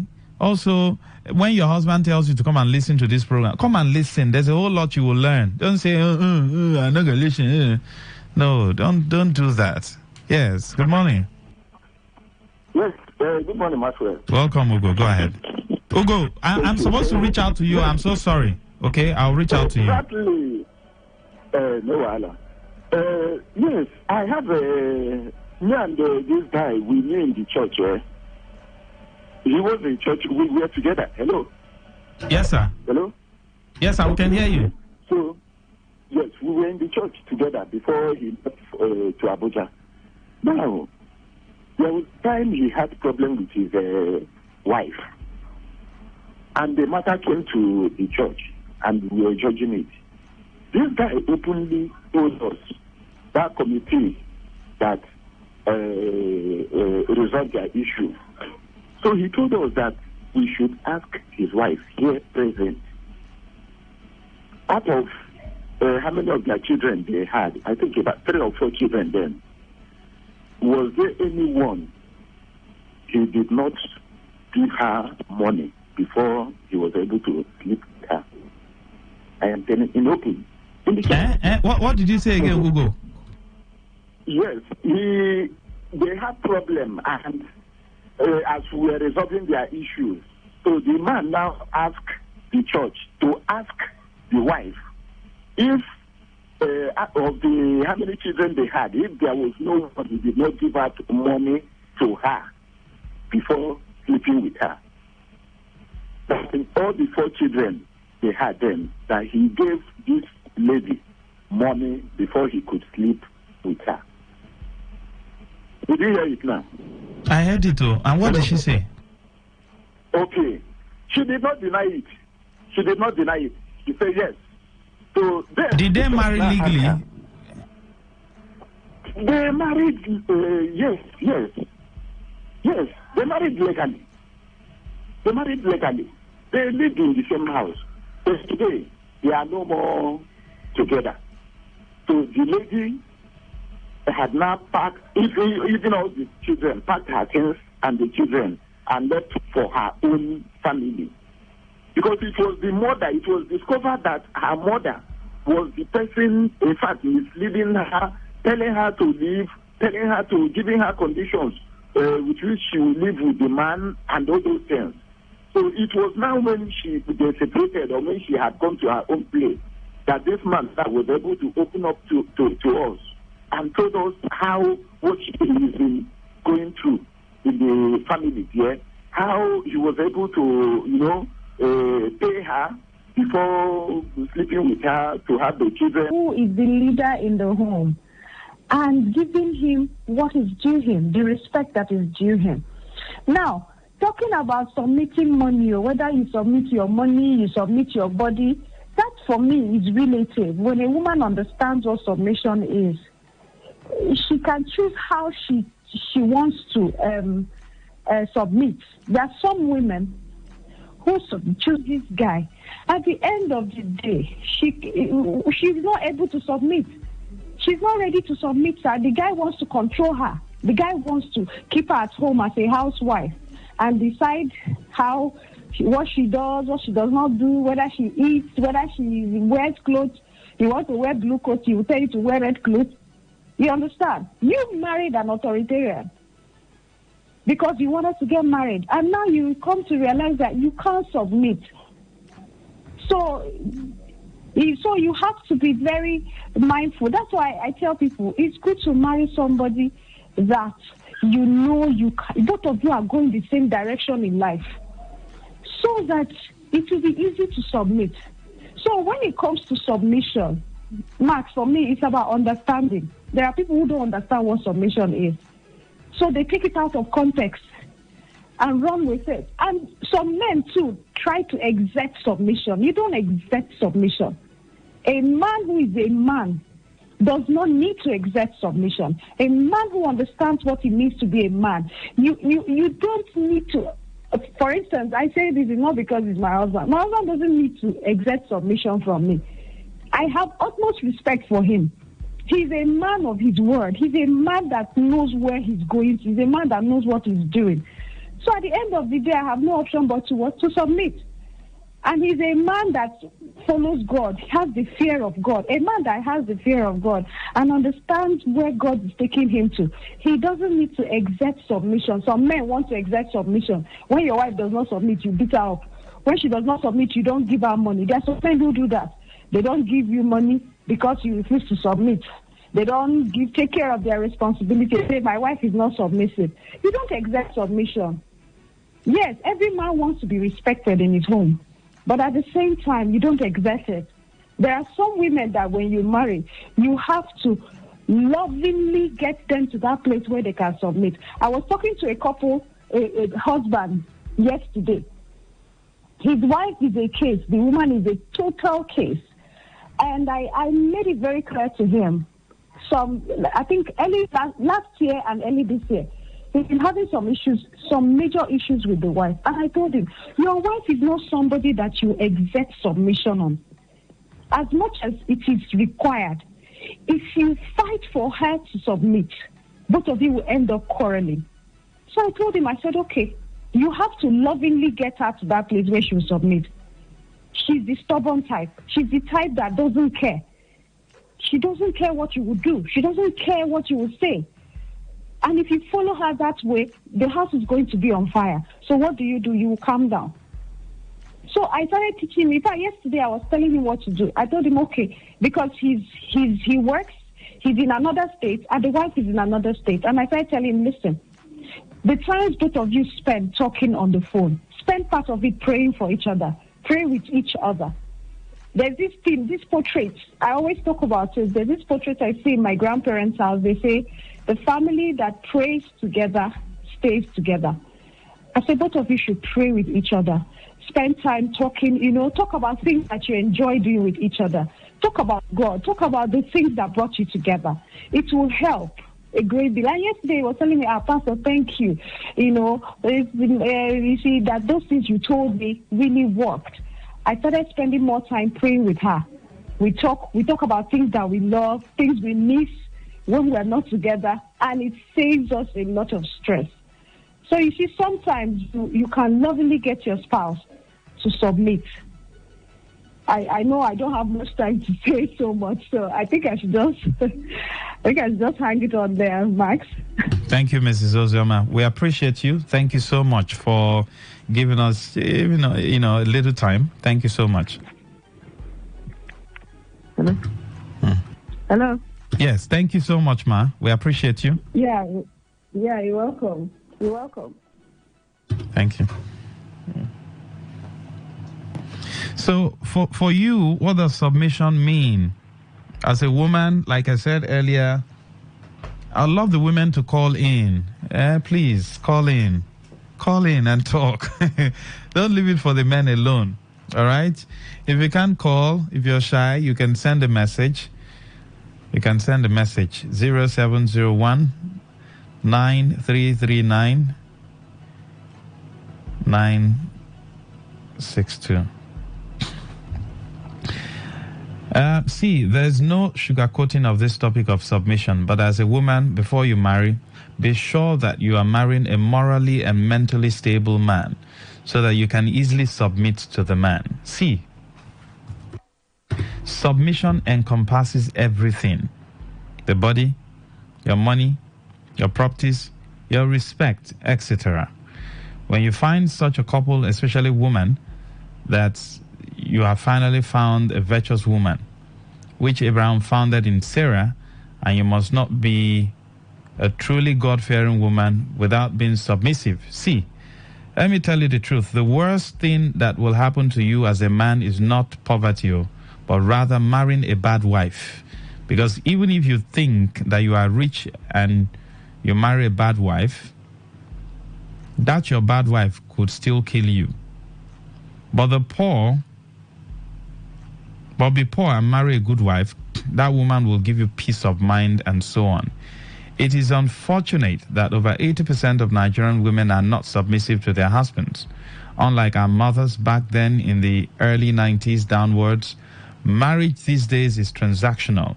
Just as you highlighted about women who use sex to hold their husbands at ransom for a demand they made from him. This happened till tomorrow. 99% of Nigerian women have seen marriage as a poverty elevation venture, which is why most of these women are still single even at their 30s, as they are either waiting for already made guys or too juicy with their choice of men. Then, as they see themselves entering late 30s upwards, that their previous choice of husband would then change as they look for any sane available man that comes by. But then majority of the single guys don't sail their ship for women of that age for marriage. Now mostly divorcee and so on, that would then be interested for them at that they are late 30s upward, but not never married. Okay, I think I'll end it there. Thank you very much. A very lengthy one. 081 09 510 95 0817 0000 951.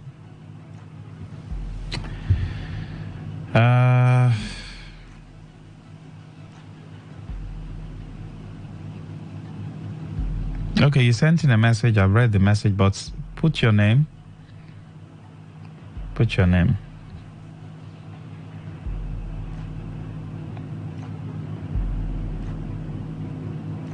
Okay, Kanu says, Max, thank you. Your days, years be blessed in Jesus' name for this topic. Kanu. All right, but Kanu, you didn't say anything. So let the women also call in. Most times we've discovered, even on this program, I've heard men say, I've told my wife, to follow me. Let's listen to this program. But she'll vehemently refuse. That's not nice.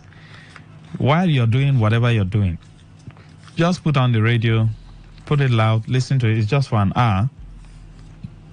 For those who probably are civil servants, and even if you're a businesswoman,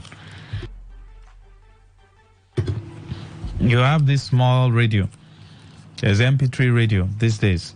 Put it on, listen to the program. For the young ones, also try as much as you can to listen to the program. Next week, we'll go deep into this topic. Yes, good morning. I swear, good morning. Yes, good morning. Long time. Where have you been? I'm in Port Harcourt. He doesn't want to pick my call any longer now. No, it's not like that. I'm calling his line because women are supposed to be called. When I call, my call will drop. Sorry. I say that I will not call. Let me continue listening. I love your program. I'm always to contribute in this program. But the way my phone doesn't pick, I don't understand. Maybe he did not recognize my my line. That is why. I want to say you happy new month and thank you for your work. You are doing well in this River State. And God bless you. Bless you too. Thank you. Thank you. All right, so next week we'll look at areas, of submission, why you should also submit. Just like Mrs. Dupe said and Mrs. Ozoma said, if you know you're not going to submit, don't marry that person. If you also know you're not going to love that woman, that lady, that girl, don't marry her. Good morning. Master, they say you're doing well. Wellington, every time you have come again. And say you're doing well, it means indeed you're doing well. You're doing well. Submission, Master, I think it takes time. It's by the grace. It's a thing of grace and upbringing in terms of this generation. So you pray and then look where you're going to marry. That's just the truth.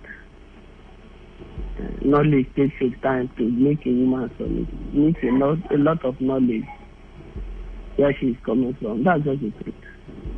Thank you and God bless you. Thank you very much. God bless you too. Doing well. You're doing well. Rivers will say you're doing well. Thank you. All right, thank you, Wellington. Thank you. You guys are also doing well. Thank you. That's much we can take. Next week, we'll delve into it, in depthly. All right? Just keep it locked on Today 95.1. 12 p.m., the news will be coming up. Like I said, if you know you're not going to submit to that man, don't marry him. If you know you're not going to love that lady, don't marry her. Don't marry her. You don't marry for, because of sentiment. The fact that you had a baby with someone does not mean you must marry the person. You must also search. So do your due diligence. The same way, when you want to buy a landed property, you do your due diligence to avoid any issues. It's the same way. In fact, when you want to marry, you should do more due diligence, because for a land, you can forfeit it and buy another one. But for a wife, you don't keep on, changing wives like that. Our fathers didn't behave like that. All right, stay with us. Don't go away. I'll be right back.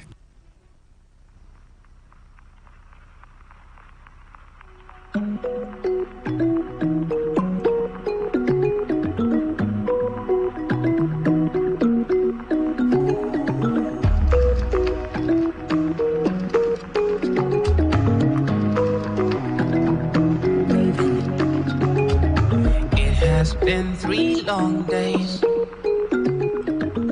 and I never hear you call my name. I go to look my phone for work, hoping that you'll call, yeah. The more I wait, you are drifting away. No, let our love fall down. We must stay afloat, we will never drown. Darling, you mean much more to me. So let us not allow our love fall down. Let it not fall down. Don't let our love go to waste. Oh man, make you stay. Don't let our love go to waste. Yeah, don't let my love go to waste. Don't let our love go to waste.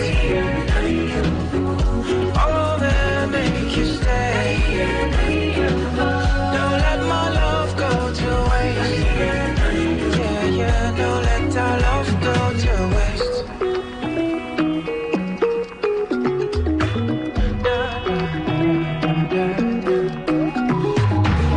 Maybe I am wrong. Maybe I should call. No matter again if now you wrong. I go swallow my pride today. We no need to drift away. No, let our love fall down. We must stay afloat. We will never drown. You mean much more to me. So let us not allow our love fall down. Let it not fall down. Don't let our love go to waste. Oh man, make you stay. Don't let our love go to waste. Yeah, don't let my love go to waste. Don't let our love go to waste. Oh man, make you stay. Don't let my love go to waste. Hair 4-in-1 no lie relaxer kit. We get free neutralizing shampoo and conditioner join. What? Me, I no deal. You not even sabi wetin dey happen for town. You see this lush hair relaxer so? E no dey pepper, e no dey burn. E go even make your hair shine like oil. Na so, lush hair relaxer kit na correct. We no go make your hair cut. We no go make your hair dry. E no dey pepper and dey relax hair well. Come by your honor. Lush hair, be beautiful. This is Today 95.1 FM, Port Harcourt, voice of the people. Whether it's happening in Port Harcourt, South South, Nigeria, or around the world, we've got you covered on air, online, delivering balanced news and unbiased analysis. Today 95.1 FM. This is Today 95.1 FM, Port Harcourt. News. Thank you for joining us. This is the world news on your premium talk radio Today 95.1 FM, and the headlines. NNPC and petroleum marketers engage in war of words over lingering fuel scarcity in the country. Katsina State Governor Diko Orada accuses some security personnel and government officials of aiding banditry. Rivers State government launches 4 billion naira loan scheme for MSMEs. On the foreign scene, UK edition of Reader's Digest shut down after 86 years of operation. I am Lucky Maxwell. The Nigerian National Petroleum Corporation has blamed the lingering fuel scarcity in the country on panic buying and sharp practices by some petroleum marketers who are exploiting the present situation to make more money. The company also vowed that the fuel queues across the country would end next week, noting that it had enough liters of fuel to end the scarcity. Petroleum marketers, however, disagreed with the position of the NNPC, insisting that inadequate supply was a major reason for the persistent fuel scarcity. Recall that the NNPC spokesperson Femi Shoneye had early this week assured that the ongoing shortage in supply of petroleum products and queues for the product will be cleared by May 1. The Nigeria Labour Congress has dismissed claims that some states cannot afford to pay its proposed 615,000 naira new minimum wage if approved, saying it is realistic. Recent reforms in Nigeria, including the removal of fuel subsidy and the unification of the foreign exchange market, have pushed the cost of living to newer levels. Inflation figures hit 33.2% in March, further compounding a troubled economy. Labor unions and the federal government have since been locked in negotiations over measures including a new minimum wage to cushion the impacts of the harsh economy. The NLC President Joe Ajaero, in a television interview while commending states which have shown willingness to comply, said even states getting the highest revenue have found it difficult to comply.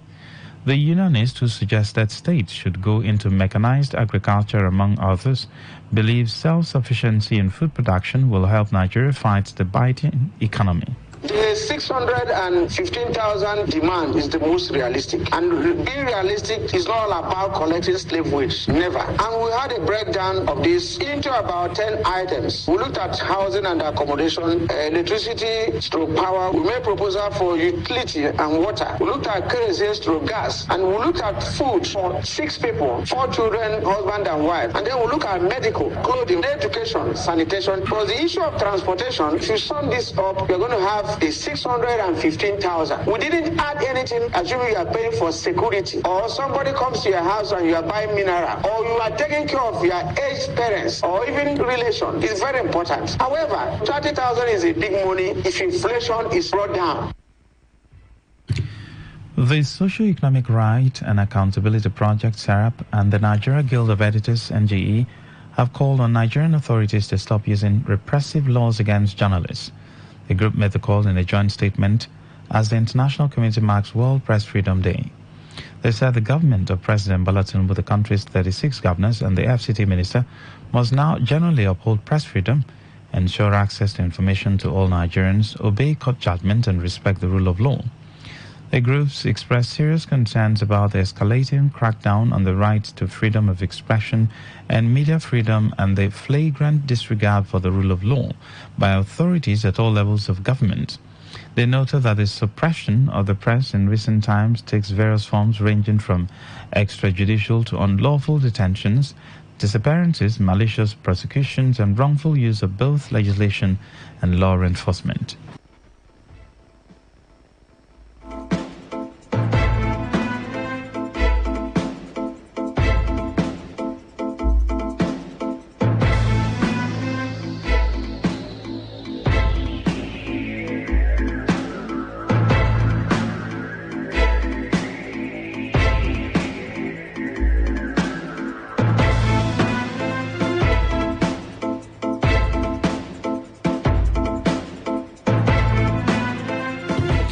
The federal government has assured of its commitment to tirelessly protect the tenets of press freedom and its support for journalists in their mission to protect the nation. The Minister of Information and National Orientation, Mohammed Idris, gave the assurance during a press conference with the Federal Minister of Environment to mark the 2024 World Press Freedom Day in Abuja. Idris, who spoke on the theme, A Press for the Planet, Journalism in the Face of Environmental Crisis, underscored harsh realities faced by journalists whom he described as guardians of truth and champions of accountability in the cause of exposing wrongdoings and amplifying the voice of those affected by environmental degradation. He also disclosed that the vision of the President Bola Tinubu-led government is to restore trust, reorientate national values, and create an enabling environment for the media to address environmental crisis. The present administration recognizes the importance of responsible media coverage in enlightening, informing, and educating Nigerians and the world. Through credible and timely information, everyone can be well informed, and the media can serve as a valuable tool for fostering transparency and promoting accountability. We also acknowledge the challenges that journalists face in carrying out their vital work. As environmental defenders, journalists often confront threats, harassments, and violence for their courageous efforts to expose environmental crimes and protect our natural world. We must reaffirm our unwavering commitment to protecting the rights of journalists and ensuring their safety and security. Meanwhile, the People's Democratic Party Governors Forum has congratulated Nigerian journalists as they mark this year's World Press Freedom Day. The day was set aside by the UN General Assembly in December 1993, following the recommendation of UNESCO's General Conference to uphold the principles of a free press. According to a statement by its Director General, Emmanuel Agbo, the PDP Governors Forum, while stressing the importance of freedom of the press, reminded the government of its duty to respect and uphold the rights to freedom of expression. Government at all levels and some members of the Nigeria Union of Journalists (NUJ) have been blamed for lack of press freedom. A Port Harcourt-based journalist, Faustina Waneku, expressed worries that the road to total freedom for journalists will continue to stiffen due to activities of unions in charge of journalists and disobedience to common journalistic practices. She accused the NUJ of continuously impeding the right and freedom of newsmen. Especially the Rivers State government has continued to support press freedom, support the freedom of expression, which before now wasn't the same. However, the recent call for the press freedom and freedom of expression has taken a new twist as the Nigerian Union of Journalists, the parent body of journalists, has continued to be an albatross to the freedom of the press itself. As recently, their actions and inactions on press freedom seeks to be one that impedes the freedom of expression of its members. Why journalists would clamor for press freedom and freedom of expression, one begins to wonder why NUJ as a parent body will be opposed to people speaking up against actions that are anti-people, actions that are anti-press. On his part, another journalist, Obinna Nwauku, who blamed the government for what he described as a big gap, however, urged both the federal and state government to operate an open-door policy that will enable journalists to freely play the watchdog of the society without fear. I would say that the media is still gagged in Nigeria. We have not gotten to that stage where anyone can say there is freedom of the press in Nigeria. Well, driving home down to River State, it is safe to say that the media enjoy a little bit of freedom compared to how it used to be in the last dispensation. However, I urge the government of the day to operate an open-door policy so as to heed to what the people are saying using mass media. And being the watchdog of the society, the government should have an open mind to accept or admit criticism and not victimize the media. The Katsina State Governor, Diko Rada, has accused some security personnel and government officials of aiding banditry, which he says has now turned into a business venture. In recent years, criminal gangs known locally as bandits have repeatedly raided places mostly in rural areas in the northern region, abducting many and killing others. While President Bola Tinubu has made reducing insecurity one of its priorities, many have attributed the insecurity to politics. But Governor Rada, in an interview with newsmen, blamed poverty and injustice as major drivers to banditry within the northern parts of the country. According to him, many youth in the north are recruited into banditry with a mere 500 naira. You're listening to the World News on Today 95.1 FM, Voice of the People. We'll be right back after the short break. Every day, every hour, when the big stories break, depend on our 24-hour news team to bring you the latest. Today 95.1 FM. Thanks for staying with us. Now the rest of the news. The trial of a former governor of the Central Bank of Nigeria, Godwin Emefiele, has been stalled after his lawyers sought an adjournment following the service of additional proof of evidence served on them in court by the Economic and Financial Crimes Commission, EFCC. The trial judge, Justice Rahman Oshodi, granted the adjournment after he agreed with the defense team that the reasons given for the adjournment had merit. The judge adjourned till May 9th for a continuation of the cross-examination of the second prosecution witness, John Ayo, a former Director of Information Technology of the CBN. Emefiele is facing a 26-count charge before the court alongside his co-defendant Henry Omoile over allegations of $4.5 billion and 2.8 billion naira fraud brought against them by the EFCC. During their arraignment on April 8, they had both pleaded not guilty to the charge. The Federal High Court in Abuja has set aside an order for the arrest of Edison Ehie, Chief of Staff to the Rivers State Governor Similala Ifubara, the Chief of Staff Jenjira Bala, Happy Bennett, Progress Joseph, Adokie Oyagri, and Chubike Peter were sued before the court for alleged acts of terrorism. Shortly after the charge was filed against them, they were declared wanted by the court. Justice Emeka Wite said the order made by the court on the 31st day of January 2024 for the warrant of arrest of the defendant applicant and to have them declared wanted was made without jurisdiction and thereby set it aside. Counsel to the respondent Oluwile Aladedoye had argued that the court should stay execution of the judgment pending the hearing and determination of the motion seeking to set aside their warrant of arrest. In a bid to stimulate the growth of micro, small and medium enterprises and enhance the state internally generated revenue IGR, the state government has unveiled 4 billion naira loan scheme in collaboration with the Bank of Industry.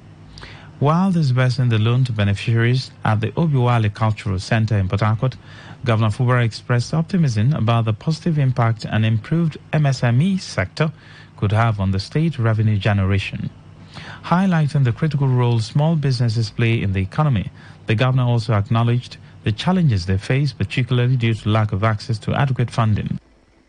The governor emphasized that the injection of funds through the loan scheme into MSME would enable businesses across the state expand their operations, create job opportunities, and ultimately drive growth in the local economy. Increase tax return, employment creation, income distribution, and production of goods and services, small businesses that we are supporting today. I believe that in the next 6 months to 1 year, our internal revenue will improve. Projects will be accomplished because you pay me more tax, and I will declare it to you, and I will invest it for you. He urged MSMEs to take advantage of the financial support available and utilize it effectively to scale up their enterprises. Upon assumption of office, I saw that most businesses, especially the small ones, were struggling. Many closed while some others were grabbing for bread, due mostly to a lack of access. We cannot talk about economic growth without stimulating business activity to create wealth and jobs through policies and programs that will engender greater public access, credit, and financial inclusion. Imagine the economic value that over 3,000 small, medium business enterprises would add to the positive economic dynamics of River State and the local government areas in terms of gross domestic product. 3,066 micro, small and medium-scale enterprises and 100 companies drawn from the 23 local government areas of the state, including non-indigents, benefited from the gesture. Stakeholders from Rumaholo community in Obiakwa local government area of River State have warned those hiding under the guise of the state government to grab the community land in violation to the Supreme Court judgment. Retired Captain Promise Wogu, who addressed newsmen on behalf of the people, warned that anyone found tampering with the Ohiaminimba land along Sas Road risk being charged under contempt of court. Retired Captain Mogu, who clarified that the Rivers State government had already pointed out the boundary with Rumaholo people, frowned at moves by few individuals claiming to be government officials to grab the land. He insisted that Ohiaminimba land belongs to Rumaholo people following a Supreme Court judgment in 1950, warning that the people will not fold their hands and watch criminal elements take away their inheritance. Because that parcel of land has a judgment from a competent court of jurisdiction. And their interference or involvement in that court now will land them to jail because government took pain, came there, executed that judgment and gave us certificate of possession. So I see no reason why some group of criminals will team up again to kick against government, taking laws into their hand. I am just warning them that anybody caught doing so, whether a brother, a friend, or no matter how place the person is in the society, nobody is above the law. The law will descend on that person. We must interpret the what is called contempt of court.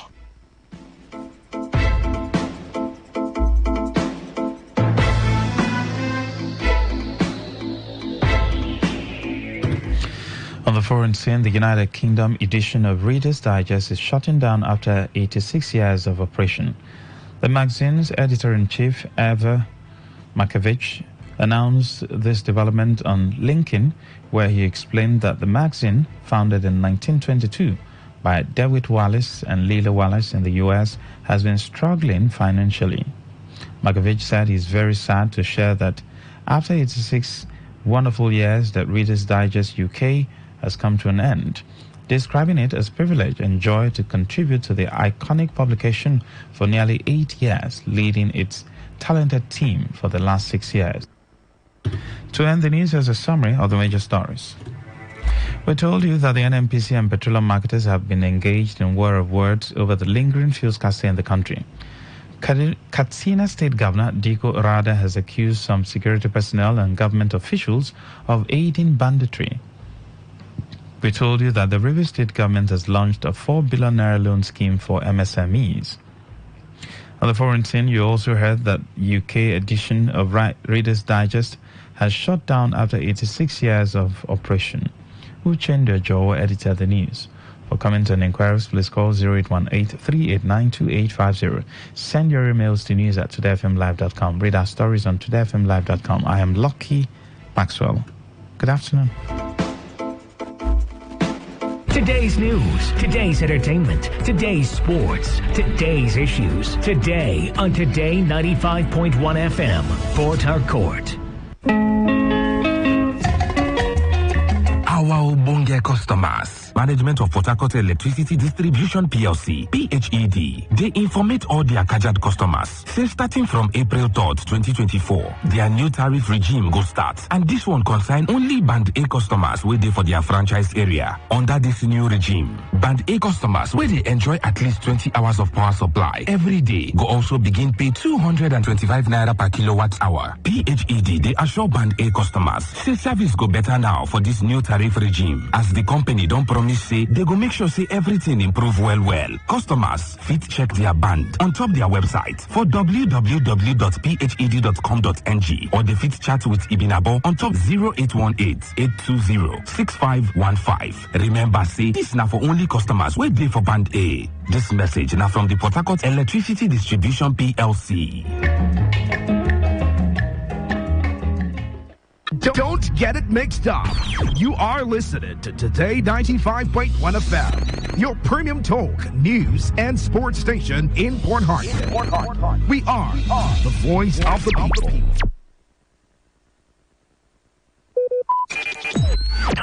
Talk radio. I listen to a lot of talk radio. 95.1 FM.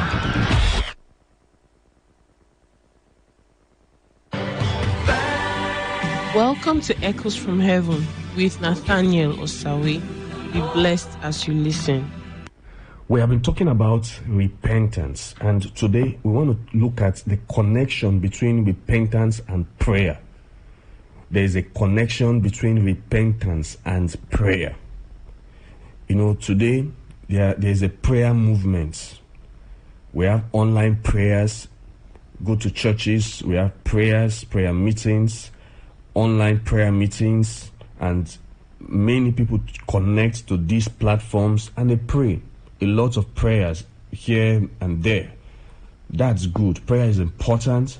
Prayer is expedient. We cannot do without prayer. As believers, as Christians, we cannot do without prayer. Jesus said that men ought always to pray and not to faint, not to give up. He says we are to pray without ceasing. We ought always to pray. We're supposed to pray all the time. But I want you to know that there's a connection between prayer and repentance. There's a connection between prayer and repentance. If our prayer will be effective and effectual, if our prayers will be meaningful before God, then repentance is necessary. It is not just anybody that rises up and begins to pray. That's what we see. We have these prayer meetings, these online prayer meetings, and then people just tune in and they begin to say they are speaking tongues, make noise, jaga, jaga, jaga, jaga, jaga. Is it just anybody that can come before God and pray and God will hear him? No. In John chapter 9, the Bible tells us that God does not hear sinners. John chapter 9 verse 31. God does not listen to evil men. He does not open. Well, let me read that from the Living Bible. John chapter 9 verse 31. Where God doesn't listen to evil men. He does not listen to evil men, but he has open ears to those who worship him and do his will. God does not listen to evil people. When evil people pray, God does not listen. When sinners pray, God does not listen. When people who have not repented, who have not turned away from their sins, when they pray, God does not hear. The Bible says, if I regard iniquity in my heart, the Lord will not hear me. And so, maybe you are engaged in prayers. You join, you tune in to connect to these online platforms. See, let me tell you something. People think that because these prayer meetings are conducted by a great man of God, it means that when they go there, listen, let me even tell you something before that. Do you know that you can even join those prayer meetings and you receive answers to your prayer? God can honor the man of God that is praying for you, and you can receive what you are asking for, but that is not an approval of your life. If you are an evil person, if you are a sinful person, it does not in any way mean that God is pleased with your life. And so the fact that you join these prayer meetings or you join these online prayer meetings and you pray, and by the way, what are they even praying for? Many of these prayer meetings, many of these prayer groups, many of these online prayers, what are they even praying for? Material blessings, promotion, a job, money, visa, husband, wife, children, I want to travel abroad. Those, the ones I have listened to, that is the focus of the prayer. But that's a discussion for another day. But the point here is that it is not every person who prays that God. It says here that God does not listen to evil men. Some people have argued that the Bible says God is good to everybody. Oh, God, he causes his rain to shine on the good, to fall on the good and the evil. So it means that anybody can pray and God will hear. God causes his rain to fall on the good and the evil, his sun to shine on the good and the bad. Those are general blessings. They are general blessings that God gives to everybody. Air. You don't need to be a saint for you to have air to breathe. God gives it free of charge to everybody. He gives rain free of charge. He gives, the sun to everybody, both the sinner and the wicked. When the sun shines, it shines on every person. When the rain falls, it falls on the farm of the good man and the farm of the evil man. Those are general blessings that we receive from God, that God gives to everybody. But beyond that, if you're an evil person, the prayer, God will not hear you. God will not answer your prayers. If you are walking in iniquity, it says, if I regard iniquity in my heart, the Lord will not hear me. If you have gone to do something bad, you have gone to commit sin, and you do not repent of it, you do not turn away from it, you do not make your way right with God, and you come, you say you are praying, God doesn't hear that prayer. If you are walking in iniquity, if you are walking in immorality, you are walking in adultery, there are husbands and wives who come together and they say they are praying, they are doing prayers, they are praying at night, and the man has a mistress outside. The man has a side chick. The man is walking or doing hands. He's putting hands into evil things. God is not hearing you. God does not hear your prayers. God does not hear your prayers. The evil things you do in secret, and then you come and say you are praying, shake your head and vibrate. your prayer is offensive to God. It's offensive to God. In 2 Chronicles chapter 7 verse 14 and from 2 Chronicles 7, 13 and 14, it says, this is the Lord speaking. If I shut up the heavens so that there is no rain, or if I command the locusts to devour the land, or if I send pestilence among my people, wait there. He says, if I shut up the heavens, if I send pestilence among my own people, listen, the fact that you are a Christian doesn't mean you can live anyhow. As after all, we are the people of God, and it doesn't matter. God judges the sins of his people. Let me even tell you, God judges the sins of his people more fiercely than he judges unbelievers. Yes, I'll tell you that. Ultimately, unbelievers will go to hell, they will perish. But in this world, if you are a believer, if you are a Christian, and you are walking in sin, you are walking in iniquity, God will judge you more than he even judges the unbelievers in this world. God takes sin more seriously when it is found among his people than when it is found among unbelievers. And so if you are a believer, you are a pastor, you are a preacher, and you are walking in iniquity, you are walking in adultery, walking in evil, putting hand in evil things, you think that God will overlook it because you claim to be a believer. No, God will even judge you more. God takes your sin more seriously among my people. He says in verse 14, if my people who are called by my name shall humble themselves and pray. If my people who are called by my name humble themselves and pray. That's where we stop. We just want to pray and pray and pray and pray. He says if they pray and seek my face. That's where we stop. We just want to pray and pray and pray. We want to seek his face. We want to do fasting. We want to do 3 days fasting, 7 days fasting, to pray and seek his face. But look at the next part. It says, if they turn from their wicked ways. If they turn, madam, you have to turn from your wicked ways. Your wicked ways. Are you a wicked person? Are you a wicked woman? You are wicked to your house help. You are wicked to your in-laws. You are a wicked person. You are wicked to your subordinate. Wicked person. Or you do wicked things. You are wicked. It says, if you turn from your wicked ways, then and only then will I hear from heaven. I will forgive your sin and I will heal your land. But if you do not turn from your wicked ways, pray as much as you want to pray. In Isaiah chapter 1, it says, when they make many prayers, it says, I will not hear. When they make many prayers, I will not hear them. Isaiah chapter 1 from verse 15. And when you spread forth your hands, I will hide mine eyes from you. Yes, when you make many prayers, pray for hours, it says, I will not hear. Your hands are full of blood. Wash you, make you clean. Put away the evil of your doings from before my eyes. Cease to do evil. In verse 19, if you are willing and obedient, you will eat the good of the land. You see, he says in verse 15 that when you make many prayers, I will not hear. Why? Because your hands are full of blood. Dear friends, I want to let you know that sin is a big problem. Sin, I'm going to be talking about that subsequently on this program, but I just say that sin is a very big issue. Don't let anybody deceive you who tells you that sin is nothing, who tells you that it doesn't matter, that once you have confessed Christ, you have responded to the altar call, that you can do what you want to do and God does not see your sin, God does not count your sin. Sin is a big problem.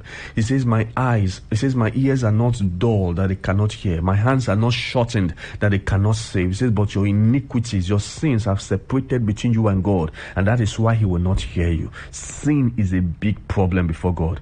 If you are walking in sin, if you are walking in iniquity, if you are walking on unrighteousness, I want you to know that you are cutting yourself off from God. You are separating you are disconnecting from God. You are disconnecting from God. How is it that you will come? Look at how can you live in this world and then you will not have a God to call upon in the day of trouble? Or you will call upon him. He says, call upon me in the day of trouble. I will deliver you. But why will you allow sin to bring you to the point where you will call upon God and God will close his ears? Why will you allow sin to stand between you and God and you pray? How do you survive in this world? You call upon God, you go to God in prayer, you pray, and God says, I will not hear you. God says, I will cover my ears. God says, I will close my ears because of sin in your life, because you are walking in iniquity, because you are walking in unrighteousness. I want to ask you, what do you think you are getting from sin? Do you know what you are, even if you are getting anything from sin, even if you think you are benefiting, do you know what you are losing? Do you know what you are losing as a result of iniquity? You are losing communion with God. To have your prayer, to pray, and heaven will stand at attention. And God will say, here I am. To pray and have God answer, respond when you call upon you. When you call upon Him, that is what you deny yourself of, because of pleasures of sin, because of the benefits of sin. You deny yourself access to God. You deny yourself. Listen, have you not been? You have been praying. You have been praying. God, He says, when I would have healed Ephraim, then his iniquity was discovered. I wanted to heal him. I wanted to bless him. I wanted to restore him, and then I saw his iniquity, and that was a hindrance. Do you know you have been cheating yourself by your sins and your iniquities? Do you know what God wanted to do? In Jeremiah chapter 5, He says, your sins have withheld good things from you. Your sins have kept back good things from you, have kept back blessings from you. My dear friend, God is saying that you want your prayers answered. You want to see the power of God in your life. Then you must repent, sir. Then you must turn away from sin. In Proverbs 15 verse 8, it says, the sacrifice of the wicked is an abomination to the Lord, but the prayer of the upright is His delight. God takes pleasure when the upright pray. When people whose lives are right and correct before Him, by the grace of God, when they pray, the Bible says God takes pleasure in it. In Proverbs 28 verse 9, he that turneth away his ear from hearing the law. You turn your ears. You know everything that they have preached to you. They have said, turn away from sin. Don't do these evil things. Your parents have talked to you. Your pastor has preached to you. He has called you to don't walk in sin, walk in righteousness, fear the Lord. And you turn your ears. You turn your ears the other way. And then you come, you say you are praying. It says your prayer will, it says, he that turneth away his ear from hearing the law, even his prayer shall be abomination. So it's possible that all those prayers you are praying, you are shaking your head, saying you are speaking in tongues, they are an abomination before God. You know what abomination is? God doesn't want to see it. He doesn't want to hear it. This is evil. It is offensive. He doesn't want to hear it. See, that's what your prayer is. When you close your ears from the word of God, when the word of God comes to you, calling you to repentance, calling you to righteousness, calling you to walk in the fear of God, calling you to godliness, and you close your ears and you go on to do what you want to do, He says your prayer becomes offensive to God. It becomes an abomination, a taboo before God. Your prayer becomes a taboo, an abomination. Not just that God will not hear, but that the prayer is an abomination. The prayer of a sinful person is an abomination before God. We come together and we say we are praying, God bless me, God do this, God increase me, God enlarge me. And God is checking, who are those praying? These wicked people? These sinful people? These people who do not obey my word? These people who do not listen to me? I said, I don't want to hear them. Their prayer is offensive. It's an abomination. Is that the kind of life you want to live? That God will consider your prayer abomination? What are you to do? Again, in James chapter 5, the Bible says the prayer of the effectual fervent prayer of the righteous man avails much. The effectual fervent prayer, not of the sinner, not of the backslider, not of the person who is putting his hand in iniquity. Oh my goodness. Not the person who is walking in sin secretly. That people think is a Christian, people think is a pastor, but this man is doing things in secret that he does not want people to know. He's doing things in secret. He's touching girls. He's touching money that does not belong to him. He's doing cutting corners, doing things that people should not know. The Bible says such people, their prayers go nowhere. And so if you have a man of God over you who is walking in sin, you're unfortunate. I believe you have been blessed. Tune in next week for another refreshing episode of Echoes from Heaven. Please let us know how you have been blessed through this program by calling, texting, or sending a WhatsApp message to this number 081 355 57592. Once again, 081 355 57592. You can also send an email to echoesfh@gmail.com. echoesfh@gmail.com. God bless you. Say no to the ordinary.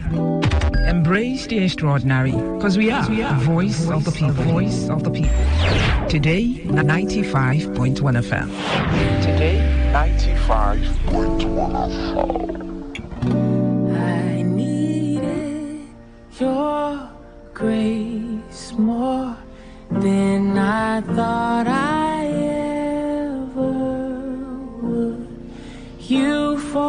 forgave more than I thought you ever could. I was stronger in my head, but truth is, I need your grace.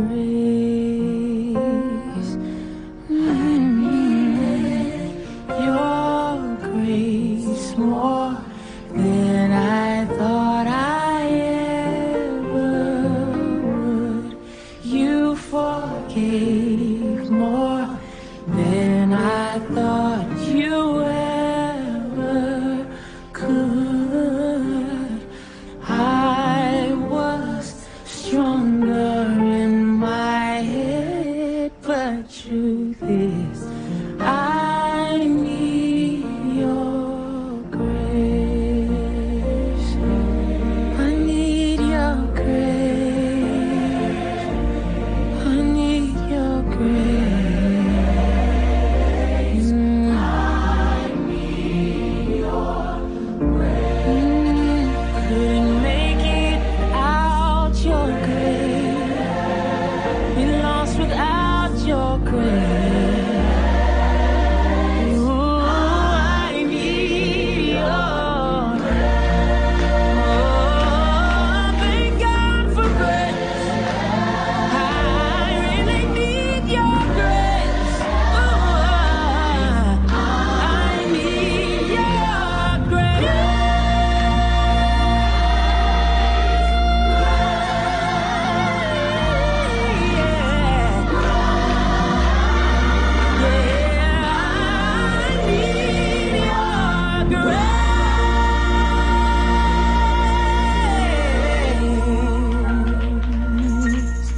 I needed your grace more than I thought I ever would.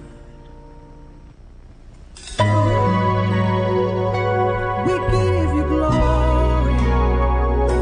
We give you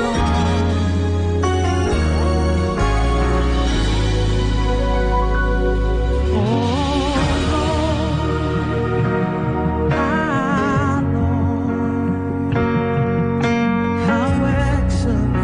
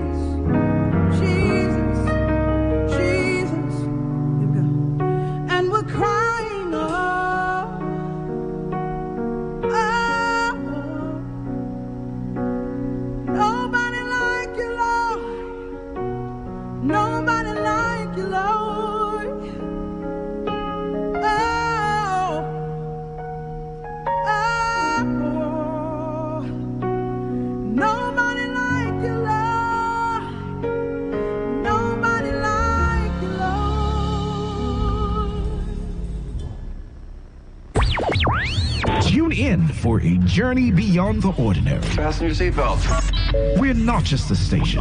We are the station. Today, 95.1 FM, the voice of the people.